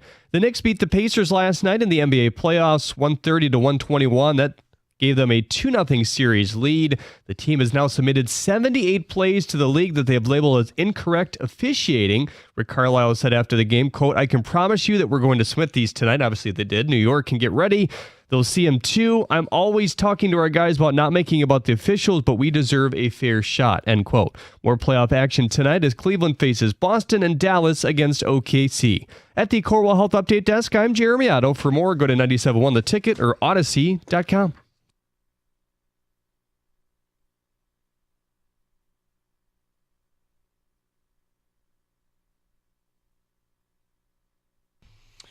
All right, you just heard Brad Holmes there in the update talking about Jared Goff. Look, CBS released its quarterback rankings, and Jared Goff was 13th. Now, there's no real point in getting mad at it, okay? Big deal. Cody Benjamin of CBS Sports ranks him 13th. It doesn't really impact the reality of what Jared Goff is. At no point during the season are we going to say the following. Man, the Lions are good, but they're not eligible for the Super Bowl because their quarterback ranked 13th in the CBS preseason quarterback rankings back in early May. Damn it. But, Gator, do you agree that Jared Goff is a quarterback that you can win a Super Bowl with? Yep. Now, the only question is, and this is what I would always be asking myself if I ran an organization, A, is our guy good enough of a leader, and have the requisite skill set to win on the big stages and win a Super Bowl? And if the answer is yes, then the question is, what do I have to pay him to still have enough money to fill out the rest of the roster? Because if I have Patrick Mahomes, I don't need as much money to fill out the rest of the roster. With Jared Goff, you need more because you need to have, I think the prerequisite for Goff's success is offensive line play. They seem to have that kind of locked up for now. And if they still have money left to sign Goff, then that's good as far as keeping the most important pieces together. Now, Amon-Ra is the most important receiver they have, the most important receiving weapon they have, and he's locked up. So if they got the line and they got Amon-Ra and they improved the defense, an extension for Goff, it feels it would stand to reason that you have a quarterback that's good enough that you can extend and still have enough money to field a requisite team to win a Super Bowl. You know, time will tell. I don't know. We don't know exactly where the money is and what the real money is. This is going to come out and it's going to say it averages $56 million a year, and people are going to go, oh. And then you look at it a little deeper and you realize, well, there's some bonuses in there he'll never hit, and there's voidable years at the end of it, and it's really only a $47.5 million contract. Well, I think my fallback on this whole thing is that Brad Holmes has built up enough equity with us as fans, I feel, that it's not that we shouldn't question him. We can say, I'm not sure about this, but I don't think anybody can say he's wrong for doing this. You can say, I'm not sure. I have concerns about it. But I don't think fans can flat out say that what he has done is wrong. If you're going to sign Goff, you can't do that. That's wrong. This guy has built this team. He's completely turned the roster over in a few short years. He's built this team through the draft. He got his quarterback through a trade that everybody thought that the quarterback was a throw-in the trade, and nope, that's a guy that they wanted to build around. And now they have. They've done exactly that. Literally, they've built around Jared Goff. And they found themselves in the NFC Championship game, which they should have won. But they didn't win because they made their own collapsible mistakes there in the second half. And we've gone through it a million times. But it doesn't take away the journey that got them to a 17-point lead at halftime of that game. So why people are trying to reinvent the wheel here doesn't make any sense to me. You want door number 2 because this guy doesn't fit the prototypical look of what today's NFL quarterback is. He's a bit of a throwback. He's not a guy who's going to make plays with his feet, but he wins plays and he wins games and makes plays with what's between his ears. He knows the game better than most. He might be elite at that level. And yes, to your point, do they need an offensive line to make him his best? 100%. But you know what they don't need? A core of multiple elite wide receivers to make him great. They have a receiver in Amon-Ra St. Brown, who is a 4th-round pick, who has been fantastic for him and has worked his way into being perhaps an elite receiver in the National Football League. I love Amon-Ra. He got paid. He belongs here. And clearly he and Goff have a connection. Yeah. Now, would he have that connection with every quarterback? I don't know, but he's got it with ours. So I don't really care about the rest of this stuff. And the fact that we've gone through what the wide receiver room was last year, and it was nothing special outside of St. Brown, I'm very encouraged. And that should tell you that Goff is good enough to win a Super Bowl with the team around him. And they've got a team around him, and they continue to get better with what they put around him. At the core, what they did last year as far as the passing game's concerned, and we can reset that, Amon-Ra is without question exceptionally good. I don't know if he's elite. I'm really going to be intrigued when those player rankings come out where Amon-Ra ranks. Is he the 5th wide receiver? Is the 8th wide receiver? Is the 10th wide receiver? Because there's a lot of great receivers in this league, man. And Amon-Ra is starting to get some love. Outside of that, their 2nd receiver was a rookie tight end. Their 3rd receiver was a journeyman possession receiver that they were like, hey, he can walk. Their 4th receiver is somebody that I don't think is anybody's number 2, Khalif Raymond. Their 5th receiver is a raw stud, but he's raw, Jamison Williams. We just finished up an era with a quarterback where we dealt with calls saying the man will never win a playoff game and he's not that great. Calvin makes him great. Now the Lions have what going into last year was considered a middling, like right in the middle of the pack in terms of pass catchers. They were considered middle of the pack in terms of pass catchers. And they just had a top 3-4 season in passing in the NFL with that group of pass catchers. Goff. And he won playoff games, which the previous guy couldn't do. I'm all in, and I'm glad that they appear to be close to signing him. You know, and that's why. You go in the past and people always want to pair the quarterback with the receiver and say, look at these great tandems, right? These guys, this guy to Montana to Rice, or Steve Young to Jerry Rice. They both were great. Whatever combo you want. Troy Aikman to Michael Irvin. Whatever you want to do. Why aren't we doing that with Jared Goff and Amon-Ra St. Brown?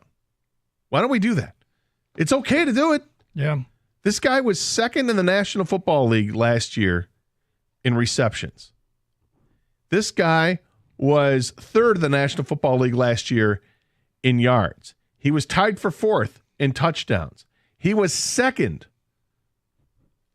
in yards after catch, 12 yards behind CeeDee Lamb. And he was also 3rd among all receivers last year in first downs. Amon-Ra St. Brown is elite. And I don't know if he would be if it weren't for Jared Goff. And I don't know if Jared Goff would be as good as he is without Amon-Ra. They clearly play off each other. And it feels like nobody wants to give credit to Goff, and they want to give all the credit to Amon-Ra. And I'm not taking anything away from Amon-Ra. I've already said he is elite. But you got to start giving credit to the guy who's throwing the football and stop ignoring that for the fans out there. I think the team loves Jared Goff, and they're going to get it done. 248-539-9797. By get it done, he means the contract. It sounds very much like they're going to get a contract done. It's Carson Anderson. We'll get to your open line calls. We got that Tiger poll out there. It is the last hour to vote on how you feel about this Tiger team. We got a sample size here Do you find that you're loving this team, liking this team, disliking this team, or hating this team? We're over 1,000 votes. There's 37 minutes left. Feel free to comment. We read many of the comments on the air, but get your votes in at Dungator971 on Twitter. It's Karsh and Anderson on 97.1 The Ticket.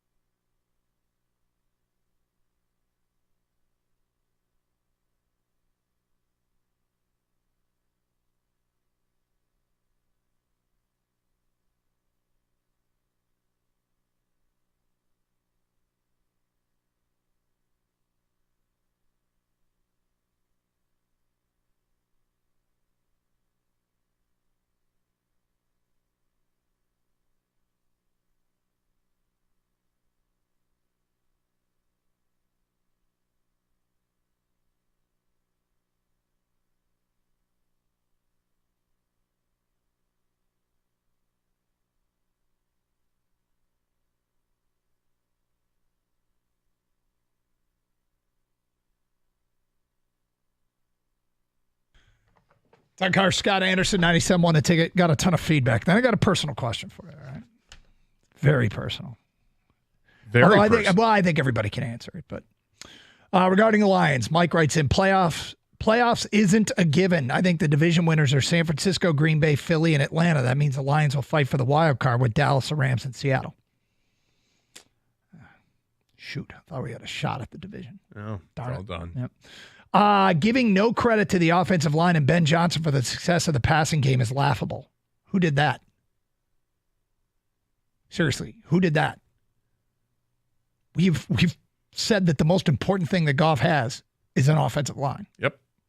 And we praised Ben Johnson all throughout the show. So he's not talking about us. He's got to be talking about somebody else. It's not impossible to win a Super Bowl with a statue in the pocket at quarterback, as long as Goff is as good as Tom Brady, Peyton Manning this upcoming season.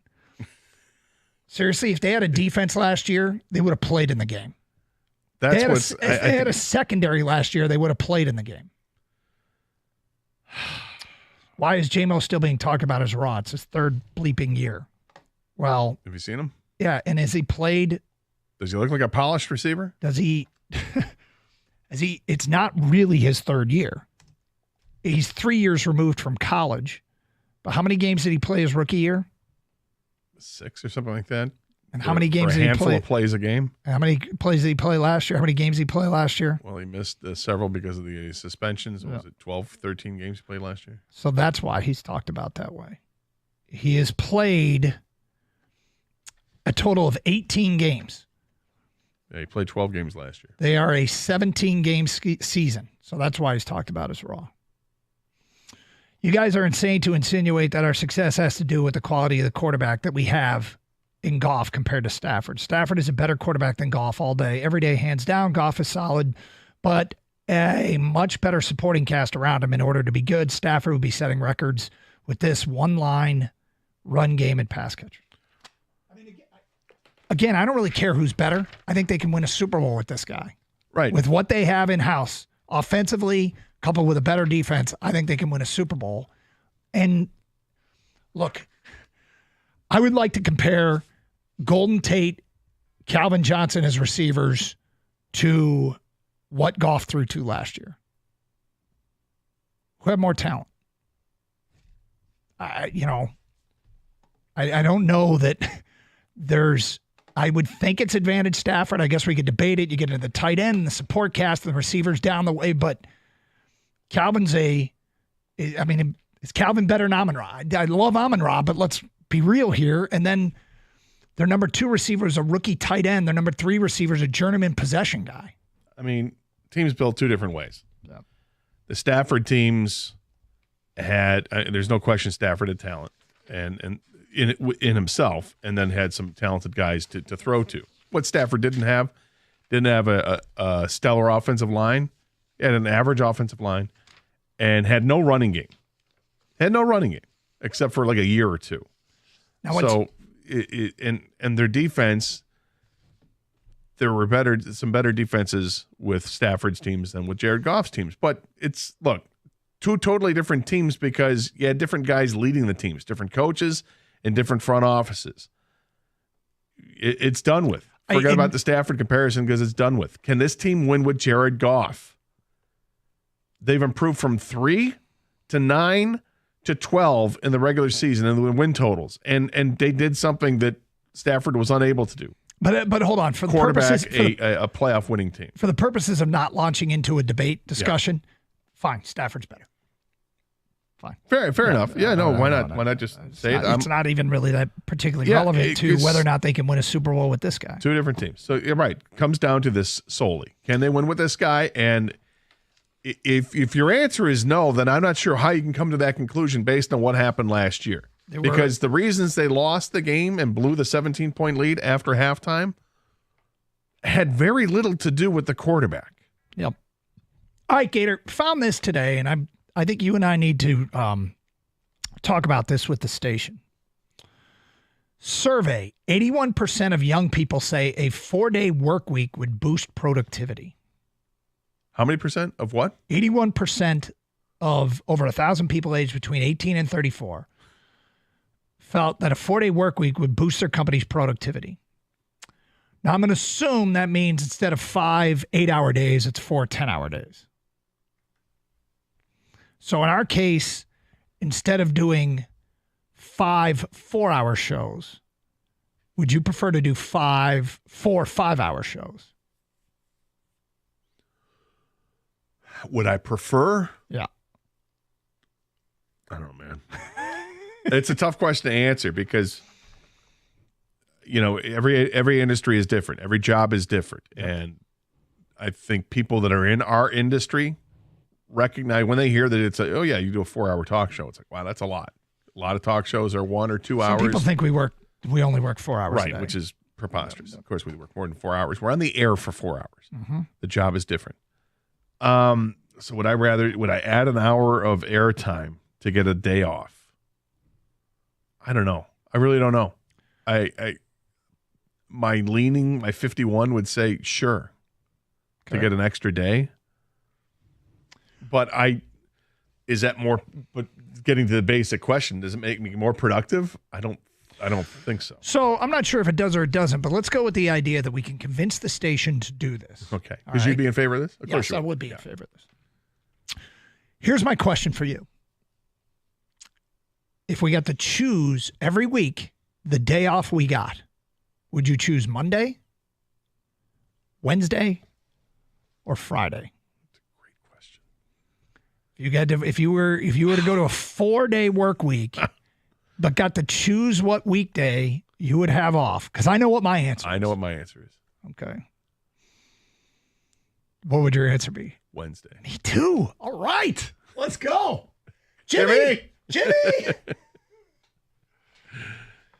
So maybe we could see if we could work in 5-hour shows Monday, Tuesday, Thursday, Friday. Break the work week up. Now, the long weekend is great. But that's what vacation does. Yeah, but there you go. Exactly. And you know what? I kind of get like 2 weekends now. I get like 2 Saturday nights. That midweek refresher. Having that Wednesday off. Tough getting over that hump. I didn't know what you'd say on this. Now, you're not even convinced you want to do the 4-day work week. I said my leaning is towards that. And I think, because it's the 5th hour. 5 hours is tough. 5 hours is a lot. 4 hours is tough. Yep. But we love it. Yeah. And it's not digging a ditch. So No, I love doing my job. I'd be intrigued, though, if people would prefer that. I think most people would. Don't you? Do the 4-day work week? Yeah. Of course people would. Yeah. But I don't know if business and industry is ready for the 4-day work week across the board. Now, can some areas do it and some can't? Maybe. I don't know. I find it hard to believe that like medical field, healthcare is certainly more than. I feel like a lot of people in the healthcare industry work ridiculous shifts already. Yes, Like they're I strange with how many got in at hours. midnight and I left the following Tuesday. Right. Yeah. Teachers, you think should be better if they work 4 days a week? If school was 4 days a week, would you be a better or worse student?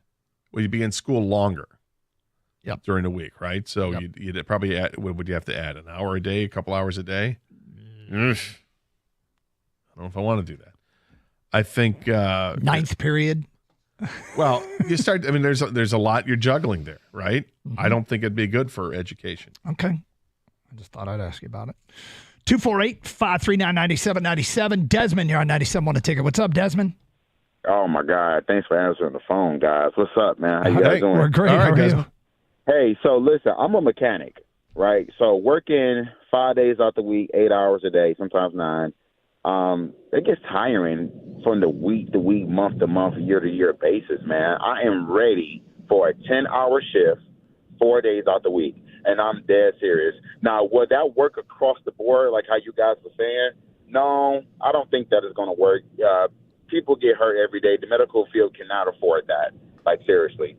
But for the regular workers like me, mechanics, dock workers, even forklift drivers, whatever you might do, yes, 10-hour days, 4 days out the week. I need time to spend with my family. I need things to do. It's just simple as that. We need more mechanics then.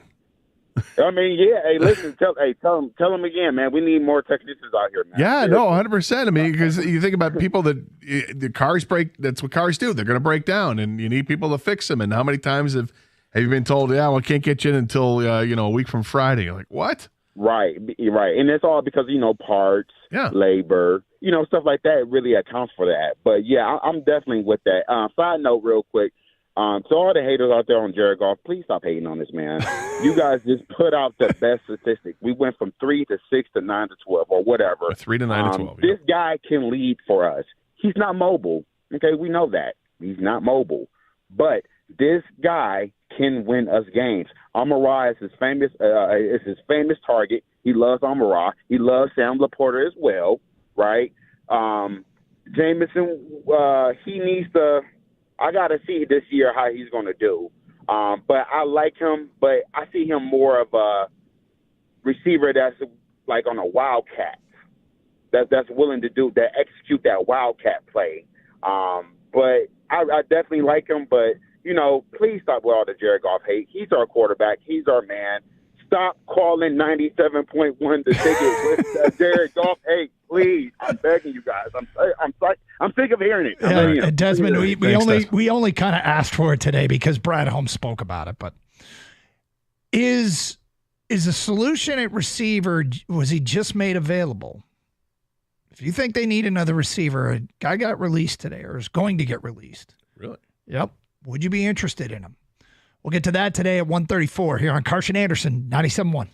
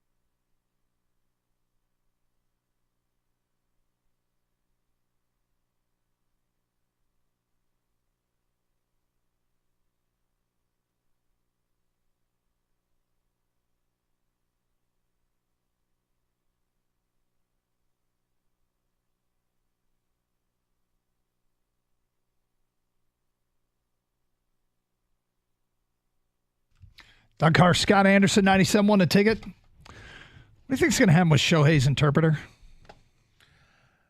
Well, I think there's a plea bargain in place, and I think, he's going to have to serve time because I think he was looking at 33 years. So if there's a plea deal in place, I still think he's going to have to serve some time. They're going to have him, I don't know how this is possible. They're going to tell him he has to pay back everything, which is like $16 million. Yeah. I don't know how on earth he's supposed to pay back $16 million. So maybe it's just hey. He's going to have to learn another language and be another interpreter for another. I find this case to be really sad. Yeah. Looking at it, because I think it's a tale of a guy who, got involved with this baseball player, and it was awesome for him. This world famous guy, and you're the interpreter, you're the guy for him, and then he's got this gambling issue. Not Shohei, the interpreter has a gambling issue. Yeah, you do realize some people think you got involved with this guy, and this guy had a gambling issue, and you are taking the heat for it. Yeah, it's tough because it spiraled out of control. It got worse and worse and worse and worse for him, and then he did incredibly unsavory things with the trust of Shohei Ohtani. And does he do that normally, or does he do that only because he's desperate, because he's a degenerate gambler? I don't know the answer to that question. For his sake, I hope it's the gambling thing so he can work on that and never go down that road again. But because you've got an addiction problem, as opposed to being a horrible, horrible person that took advantage of Shohei, and you wouldn't take advantage of anybody. Yeah. So I don't know how it's going to work out. It's funny, I imagine when I asked you how you thought this would work out, I thought it was going to lead to you talking about whether or not it comes back to Shohei. I don't think it does. I think this is something that, and it sounds like the investigators think that there's no connection based on what I've read. I know there's cynical people out there. I was about to say the world is a very cynical place. Yeah, there's cynical people out there, and there are people with the conspiracy theories. And how could he possibly not know that all this money was taken out of his account? Let me help you out. Shohei Ohtani's account is a hell of a lot different than my bank account or your bank account, okay? This is a guy who made tens of millions of dollars a year, or whatever his salary was before he signed a big contract. Was making good money on his first contract. The money he really made was outside of baseball. This guy must have been making in tens of millions of dollars outside of baseball. So are you going to miss $500,000 when you've got $40 million in a bank account? You may not. If you're not paying attention to it, if you're not, like, I'm not always updating my bank account and making sure what I have in there. I look every day. Do you? I mean, honestly, I don't. And I don't know if you're joking or not, but I certainly don't do that. So, at some point during the month, I do look at it. I'm like, oh, wait a minute, that's a little lower than I thought. And then he could do some investigating. But if I've already got, like I said, $40 million in the bank, and then the next time I look at it and it's like, oh, you're at 39.5, am I really thinking that somebody's stealing from me? No, I think I had some bills came in, right, and some automatic was taken out of my account. Exactly. So I can understand why Shohei is kind of oblivious to this. All right, we were talking about the 4-day work week concept. Gator and I both have agreed. We're just getting it approved by Jimmy. We're going to do 5-hour shows Monday, Tuesday, Thursday, Friday, and get Wednesday off. Jeff writes in Monday, I can stay up and watch football. Another unnamed texter, you can alternate Mondays and Fridays every other week and get 4-day weekends.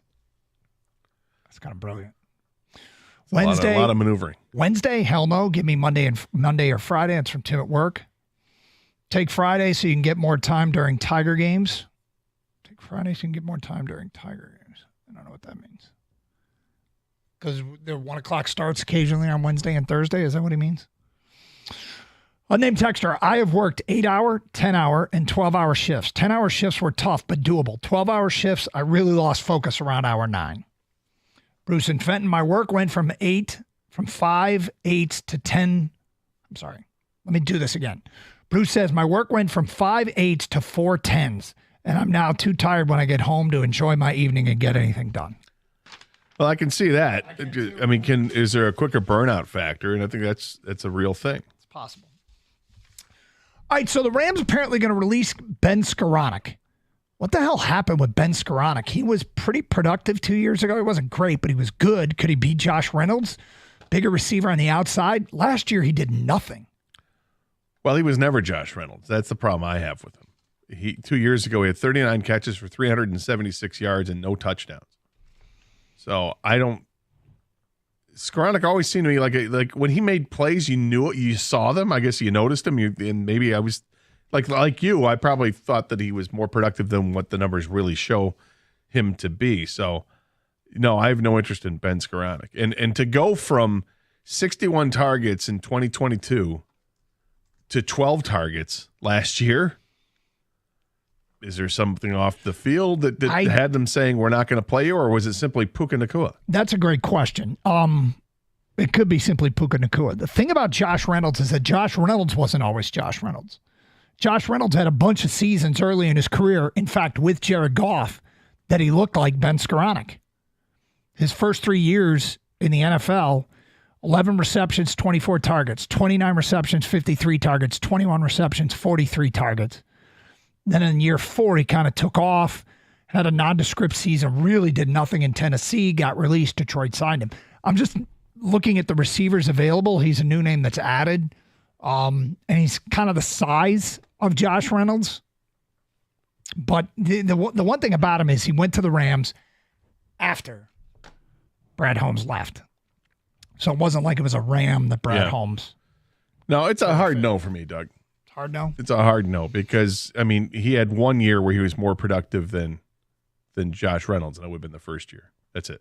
Yeah. So, more productive than Josh Reynolds last season in Detroit, not Josh Reynolds' first 3 seasons. Well, his whole career. Josh Reynolds had 1 season where he was kind of non-productive. I mean, if I take away the Tennessee year, even that year, with the 2 teams, he had 396 yards receiving. The high total for Skoranek in his career in 1 season was 376. Which Reynolds' first and third year was less than that. And it's Skoranek's third year. Like, is Skoranek an early version of Josh Reynolds? Look, I don't even care if they sign Skoranek. I'm just saying I think the early Ben Skoranek could have some comparison. The difference is Goff didn't work with Ben Skoranek, and he worked with Josh Reynolds, and when he got him back, he clearly I don't know if they were the best years of his career, but they were pretty damn good years that he had here. So that's where I'm drawing the comparison. Skoranek is how old? Do you have the numbers in front of you? He is 26. 26. So he's older than Reynolds was after his third year in the league by a couple years. So maybe the height is where the comparison ends. The early numbers are similar, but maybe it's just physically broken down. I don't know. I don't know what happened to him because he played in every game, didn't he? He's a bigger receiver, but something tells me he was like a big, slow guy. Puka happened to him is what happened. Puka. Fair enough. All right, so Tigers open this series against the Astros. Winning the series is pretty big given what they just did and given where the Astros are and what they need to try and piece together here, get back some momentum. But I feel like the marquee probably this weekend is the City Connect uniforms. Do you think when we see the City Connect uniforms on the players, it's going to look any different? Like when they're out there on the field, do you think we'll like them? Well, you have to ask yourself that because I like them already. Yeah. I like the jerseys. I don't mind the dark pants. I really like the top on that jersey. Evan has the hat. I saw the hat today. I don't love Detroit just written plainly in the front. I think they could have done something much better with that. But there are some cool things on the sides of that hat. On the one side, you get the VIN number with the established year the Tigers came in the league and the championship years they have on it to make up a VIN number like an automobile, which is cool. The other side, the MLB logo, actually has, it's very subtle, but there's that same dark blue that they're using in the jersey is in a very small sliver of that logo, which makes it kind of cool. But I think that the hat overall is a miss because of, it's just kind of how plain it is. It's just kind of, get the little tree next to the hat. It's like a gas station hat. But I've hated dark pants in baseball. I always think dark pants in baseball look terrible. Well, they look terrible after you've slid. Because then you got this dirt that's still, you got the stain from sliding that kind of hangs around with it, and it just doesn't look right. I think they're terrible from the moment you step out of the dugout. But again, see them on the field. Maybe I'll change my mind. We shall see. Hey, don't look now, but you can watch Tiger Baseball. Actually, look directly at it. You can watch Tiger Baseball at Twin Peaks. Enjoy all the games in the best environment imaginable. Beautiful Twin Peaks girls await your chance to enhance your game day experience, serving up that 29-degree draft beer that you crave. But it's not just about the beer and the girls. They have a scratch kitchen that can quench every appetite, even mine. Signature items like the hand-cut New York strips, smoked in-house brisket and ribs, all never ever frozen breaded to order wings and tenders, and awesome favorites like their Chipotle chicken and trophy trout. They'll keep you wanting more. Combine that with the baseball action you want to see, the beautiful Twin Peaks girls, the extensive collection of your favorite cocktails, including high-end bourbons, whiskeys, and tequilas, and a scratch kitchen that blows away the competition. Why go anywhere else? You don't have to. Go to Twin Peaks. Happy hour from 3 to 6, 10 to close. Enjoy all your favorites. Get this, a beer, an app, a tacos, and 3 tacos along with a shot for less than $20. Wow. Perfect way to let traffic die down on your commute home. Find a location nearest you. Go to twinpeaksrestaurant.com. That's twinpeaksrestaurant.com.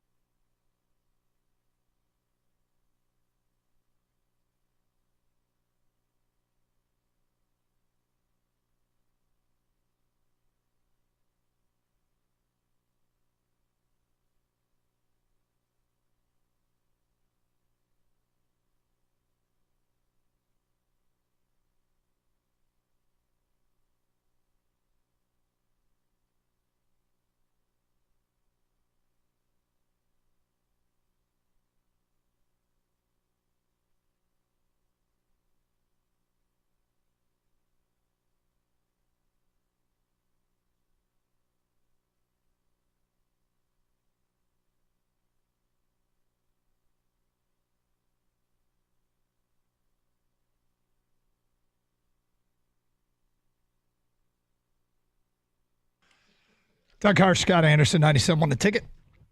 Poll about to be closed on how you feel about your Tiger team this year. There's 4 possible answers. Love the team, like the team, dislike the team, hate the team. Just a couple minutes left. Some of the feedback we've got. What is your take on the Tigers coaching staff not being able to coach up the young guys to hit better? Torque, Badu, Meadows. I don't know if it's the coaching staff or it's just what they have to work with. I mean, do they get credit for Riley Green? They probably don't. You probably think that that's all Riley Green being Riley Green. Did they develop Kerry Carpenter? Kerry Carpenter was a player that wasn't expected to be much, that they have turned into a pretty good hitter. Are they doing good work with Cole Keith? I mean, I'm asking. I think it's a baseball-wide problem. What do you mean? That hitting an offense has become difficult. I think some of it depends on the environment you play, and when you're playing in, I think cold weather does affect to a point, but by and large, young players coming up from the minors to the majors are not getting off to great starts. There are exceptions, but by and large, it's not happening. Pitching is ahead of hitting. That's why year by year you see these numbers go down. The average OPS, the batting average, all this stuff has gone down over the years. Distressed Owl tweets us, they're okay. Could have easily gone 3-3 or even 4-2 on this last road trip. Bats will wake up eventually, at least a little. Bullpen has started to come back down to earth. We'll probably finish with 80 to 85 wins. Illich is a cheap bum. Well, look, I find it hard to believe. Maybe I'm wrong. Gator, do you think Illich told Scott Harris don't spend any money? Or do you think Scott Harris is doing this the way Scott Harris wants to do it? I think Scott Harris is trying to. I don't know. It's a great question to ask, because the way that I interpret it is that he's having the opportunity to put his stamp on what he wants to do. Mm-hmm. When Scott Harris was hired, and he had that initial press conference and talked about the strike zone and was kind of passionate about it, yep. I loved it. I thought that speech was awesome. And well, you knew that they were going to have a philosophy moving forward. And that's what I wanted to hear, what his philosophy was, and I totally bought into it. And he's trying to find players that fit that. And it's hard to do. I think he's drafting those players, and he's trying to bring those players in via free agency or trade, but the players that were already here might be running opposite of what that is. And can that be said about Torkelson, he wasn't the draft pick of Scott Harris. Now, would Scott Harris have drafted him first overall if he was the GM at the time? I have a hard time thinking he wouldn't. But Torque doesn't exactly fit that description of the guy who commands the strike zone and only swings at the pitches that are in that zone. If you're going to miss him, whatever. But what's a strike and what's a ball. All right, the voting is final. 47.7% say they like the team.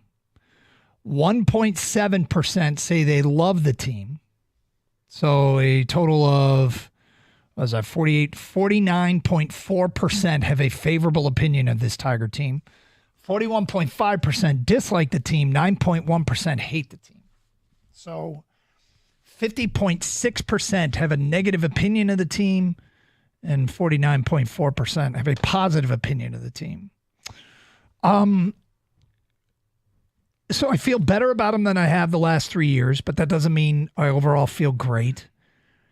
I guess I just think they went through a rough stretch, and I don't think they did anything extraordinary to get out to 5-6 games over 500.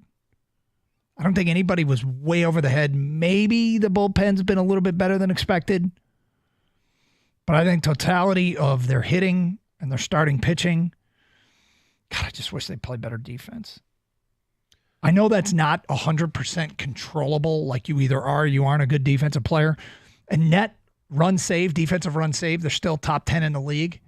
But they were number 1 early in the year. It was very early. Fielding percentage isn't great. It's not great.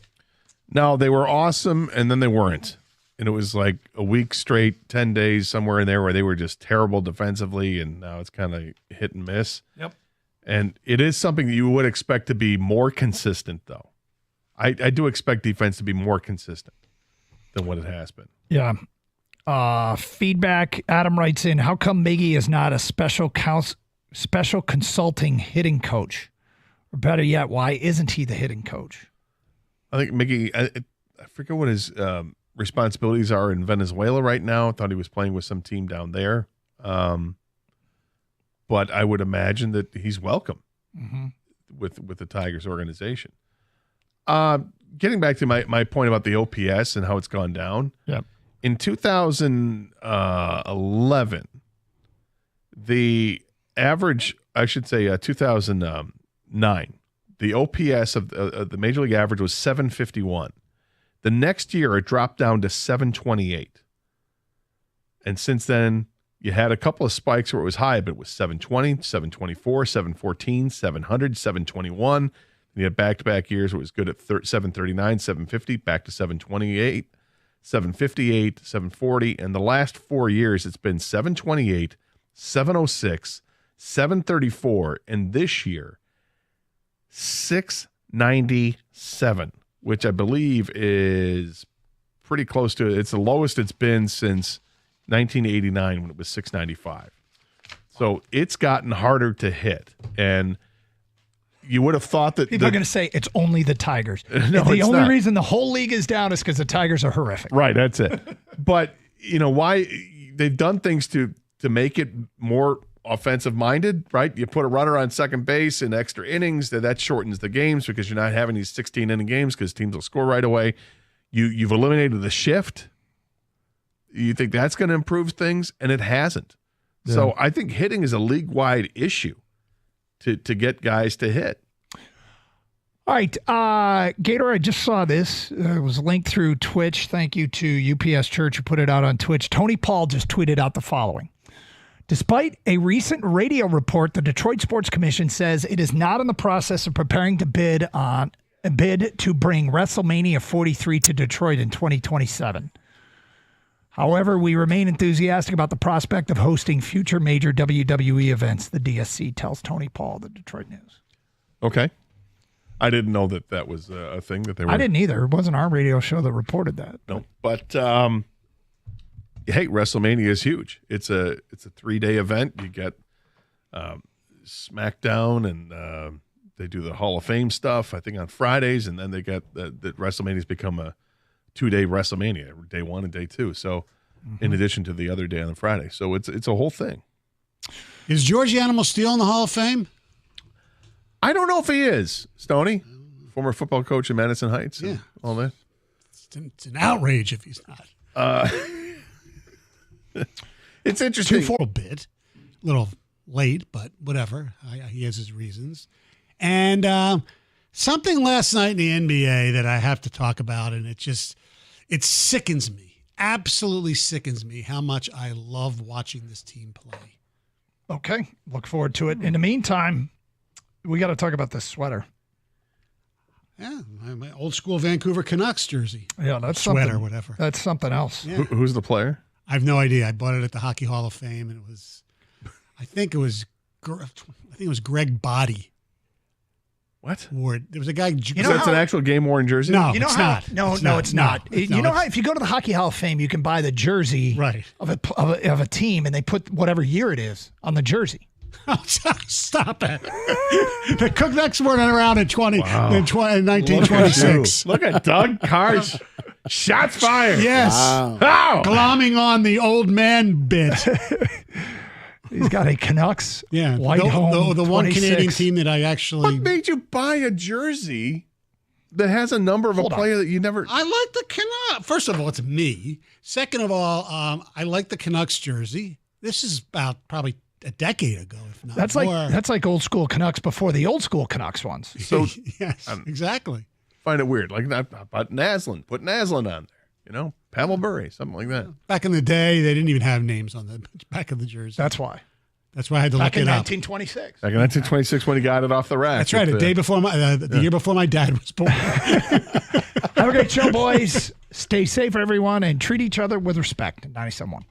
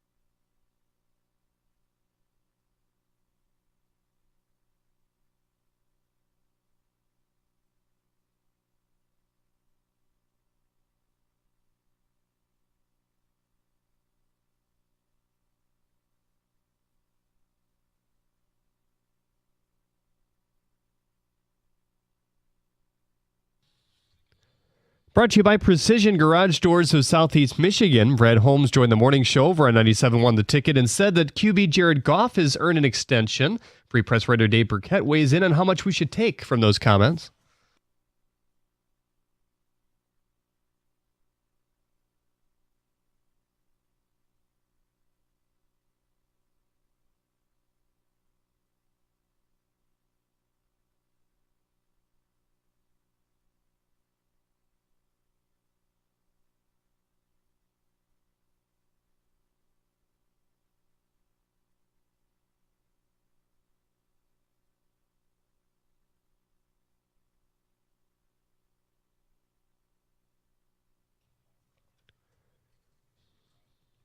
Minicamp starts tomorrow for the team. Dave also mentioning that they'll likely keep one of the two local QBs they're bringing in as undrafted free agents.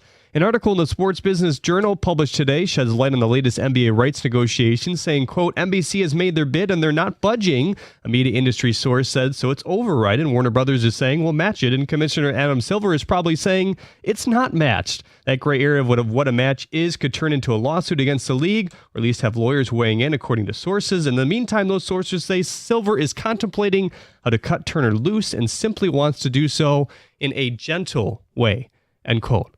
With sports, oh my goodness. Rico just messed me up. I did it again. Wrong station. At the Cornwall Health Update Desk, I'm Jeremy Otto. For more, go to 97.1 The Ticket or Odyssey.com. We just need that recorded or something.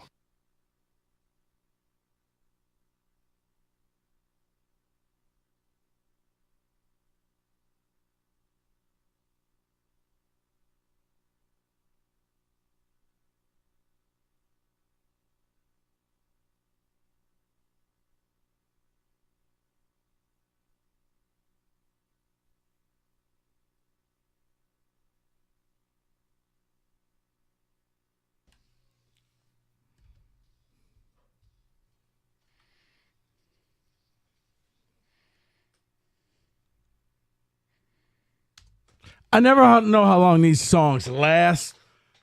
Talk about fun. Yeah.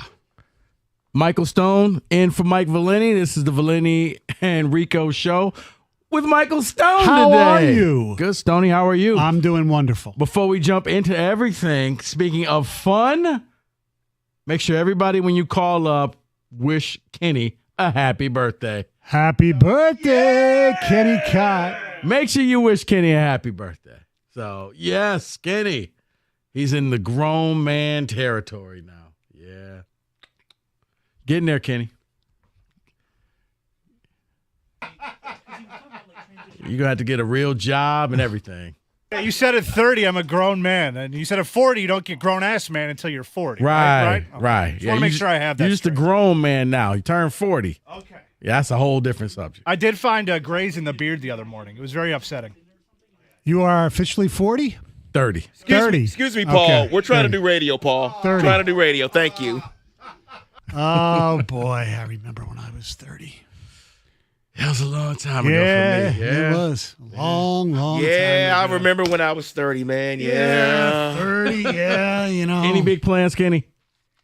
No, it's going to be a depressing night in all by myself. Oh, no. The lady works. I'm just going to Actually, it's not going to be depressing because I'm going to have hockey to keep me company. Good. That's all I really wanted to do anyway was watch playoff hockey. So mission accomplished there. Well, you know gonna what? Take yourself to brunch I might. and not watch it? No. Unacceptable. Absolutely unacceptable. When I was 30, I was watching playoff hockey in this town.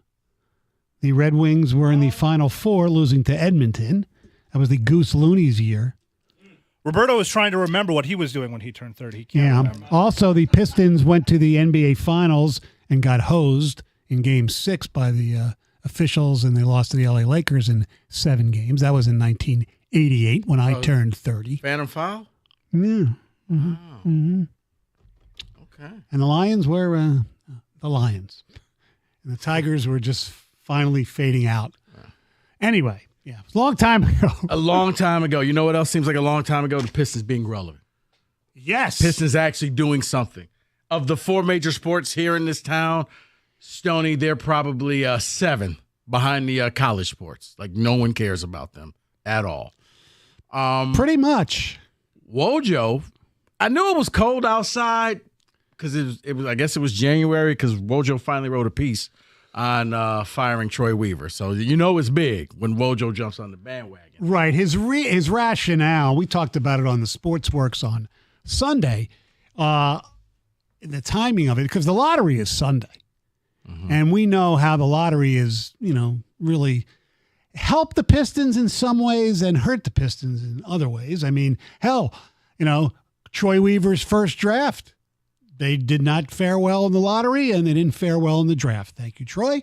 That was Killian Hayes instead of I was about to say, too bad it was nobody else in that draft they could have selected after. He could have picked either Tyrese,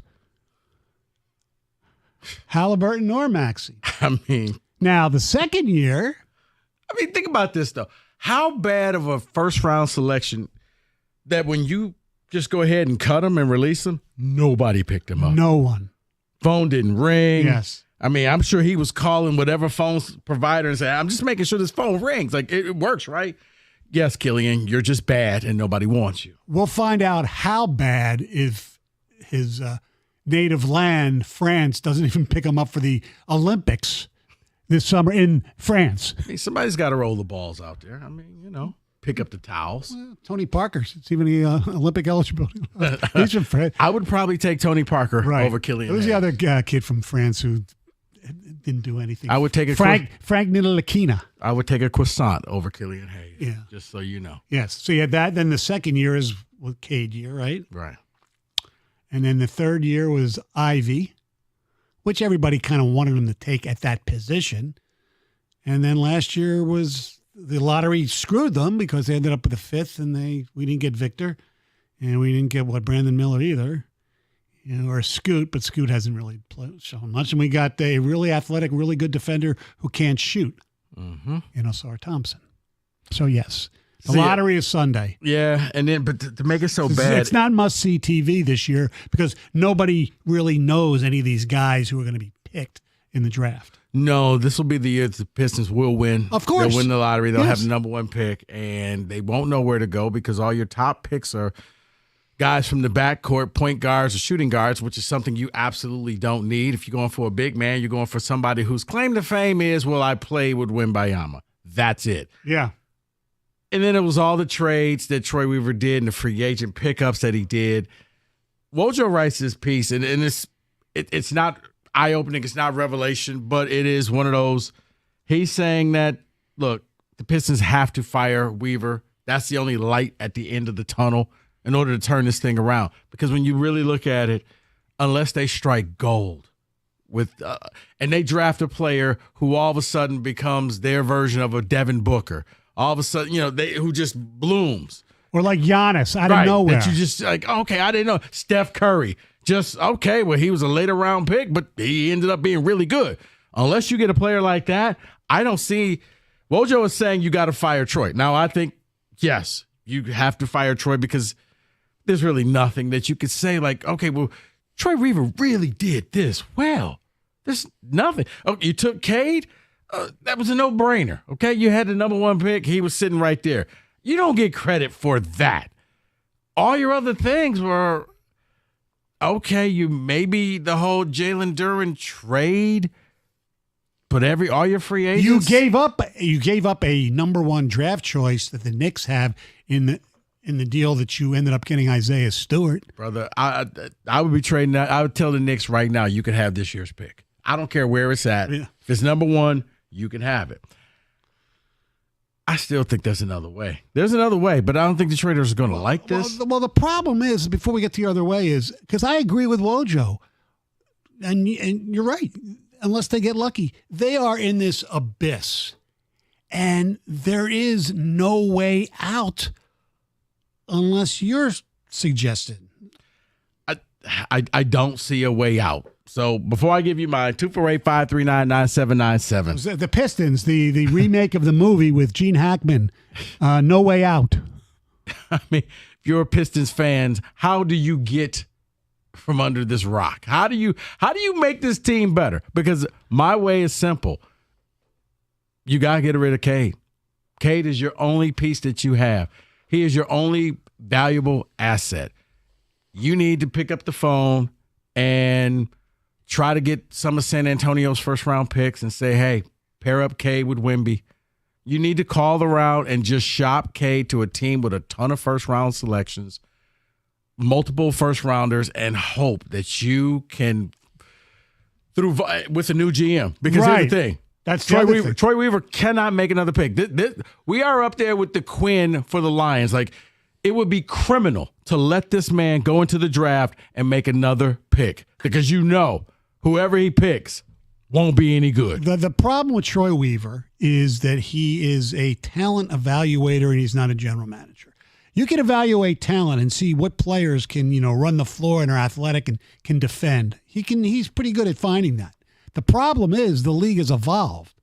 There's this thing, it's called shooting the basketball from outside 15 feet. That's what they don't have. And that's why you need somebody to figure out who out there can actually shoot the ball through the hoop. I mean, you constructed a team that plays basketball like they did back in the 90s, but then you bring in a coach who wants to shoot a ton of three-pointers. Like, nothing about this team makes sense.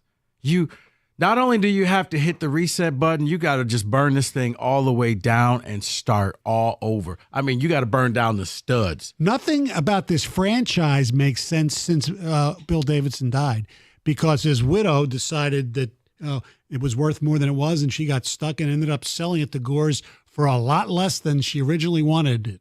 Yeah. So, and she could have probably had a much better owner, whoever that would have been, whether it's the Illiches or not. It would have been better shape than they are now. Now, look, Gores is not cheap. He spends money, obviously, on what he's spending on Monty Williams. But he can't hire people to run his team. But then you overpay for Monty Williams to come and coach. Why? And he didn't want to come here. Right. Like, nothing about this. You know who they makes wanted? sense. Everybody. It was between Kevin Ollie, who ended up being the interim in the Nets, okay, and Charles Lee, who was an assistant from Milwaukee and now is just named today the head coach of the Charlotte Hornets from the Boston Celtics. He's an assistant with Boston now. 2 for 8. But Gores came in and said, I need a name. I need a name. Yeah, here's the thing. The easiest button to say is, you know what, we need a new owner. That's not going to happen. No. We know that from years of the Lions, Right. and now with the Tigers and the Wings. Ownership ain't going to change. No. I don't know where the exact care factor is, but I'll say this. You can't bring Troy back. You can't allow Troy to make this. I don't care where you pick. I don't care if it's one, wherever. You cannot allow this man to make another selection for this team. And if you want to get out of this hole, if you want to fix this, you gotta sell off Cade and try to get as many number 1 picks as you can, first round selections as you can, in order to jumpstart this thing. Because right now, you really have no pieces to this team. Right now, Stoney, if you just opened up and said any NBA team, you could take any player off the Pistons with the caveat he must start for you for at least 65 games next year.